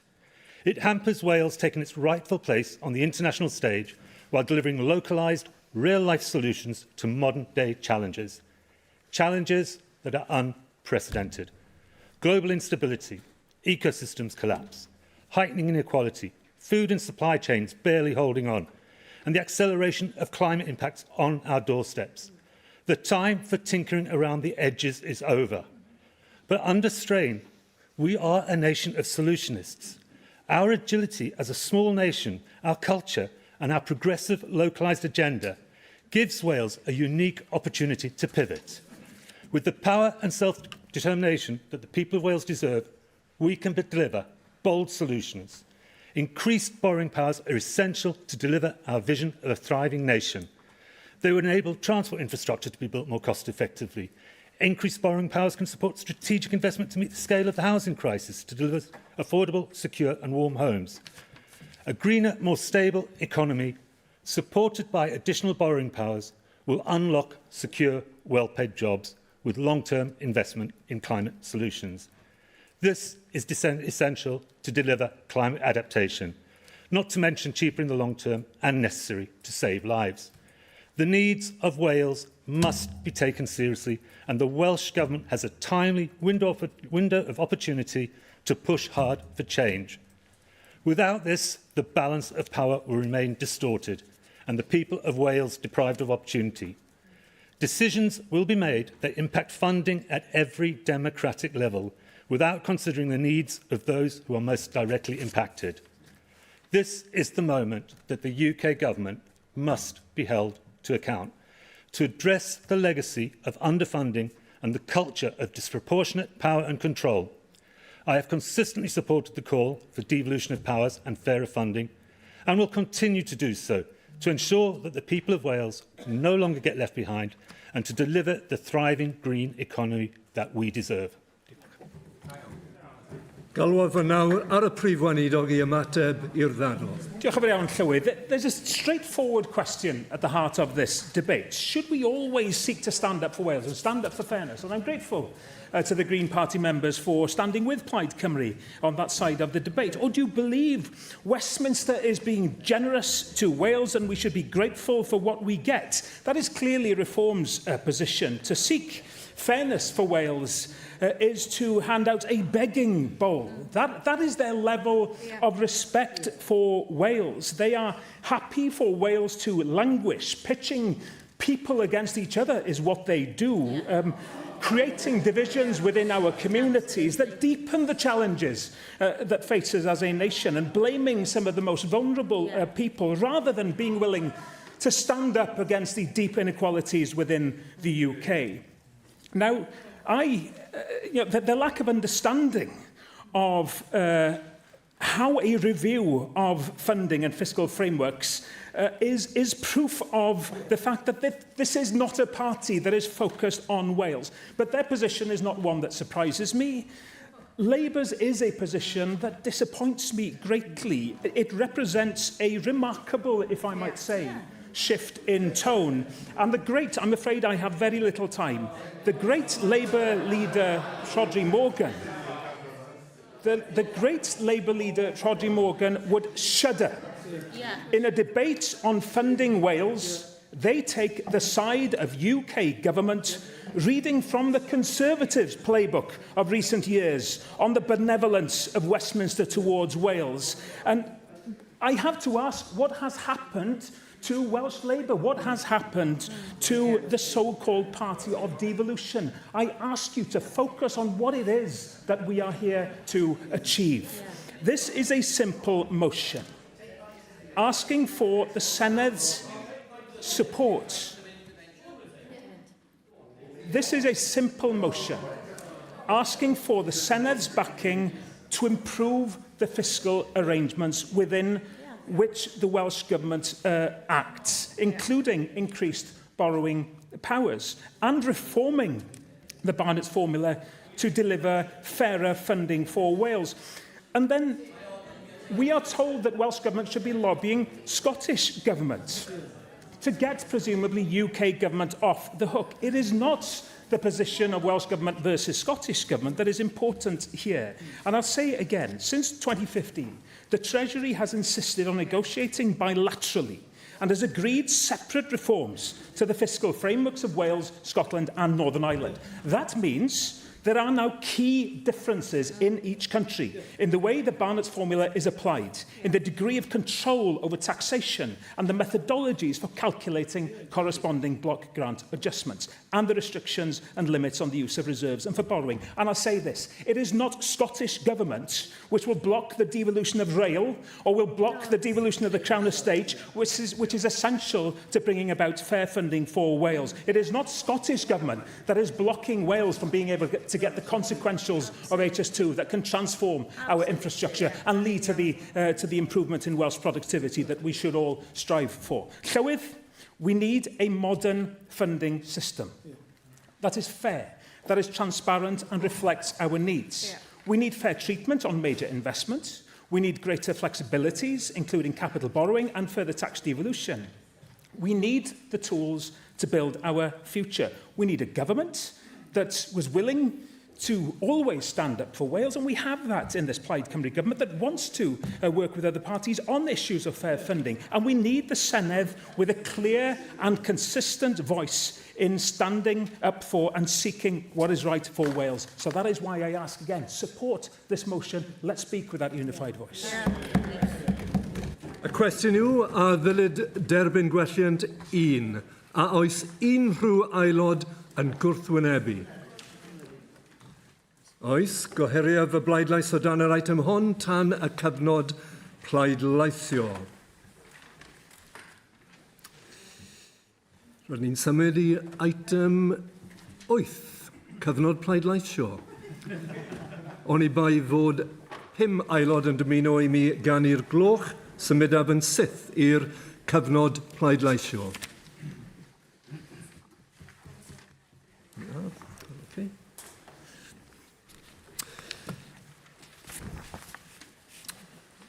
Okay, so I'm waiting for this screen to come up now.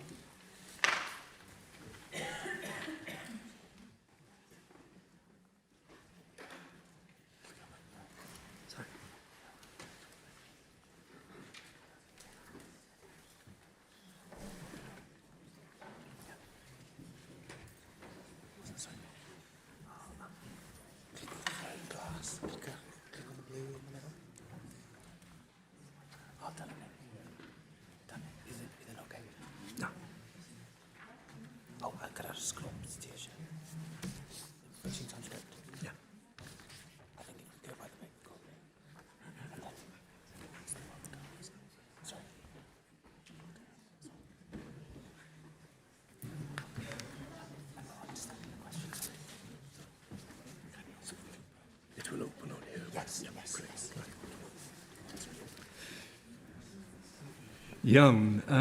I call for a vote on Amendment 1, tabled in the name of Lynn Neagle. If Amendment 1 is agreed, Amendments 2 and 3 will be deselected. Open the vote.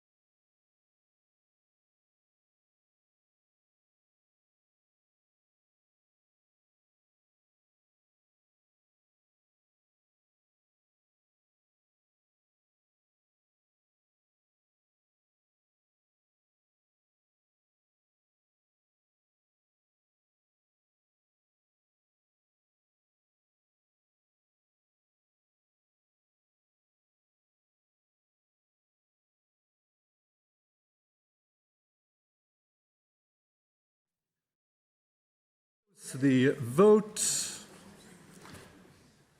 in favour 8, abstentions 0, and against 83 votes. Amendment 1 is not agreed. We go to Amendment 2. I call for a vote on Amendment 2, tabled in the name of Llawn Powell. If Amendment 2 is agreed, Amendment 3 will be deselected. Open the vote.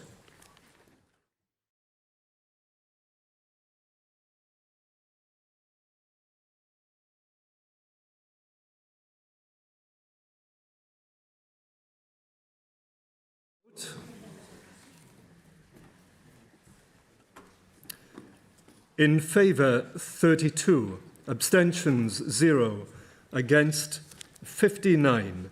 Amendment 2 is not agreed. We go to Amendment 3.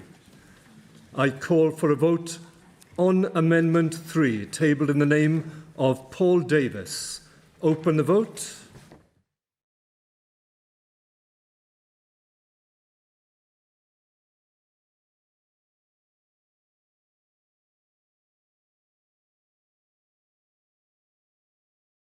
The vote. In favour 6, abstentions 0, against 85. Amendment 3 is not agreed. motion. So the motion has I call for a vote on the motion tabled in the name of Helydd Vychan. Open the vote.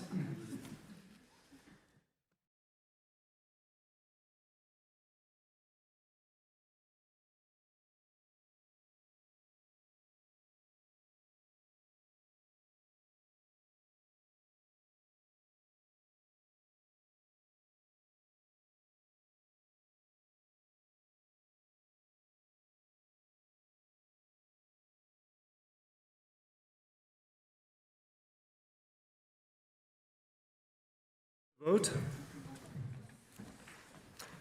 In favour 45, abstentions 0, against 46. The motion is not agreed.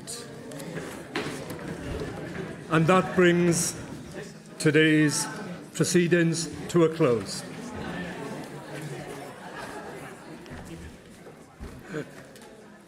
Well, I almost had to use my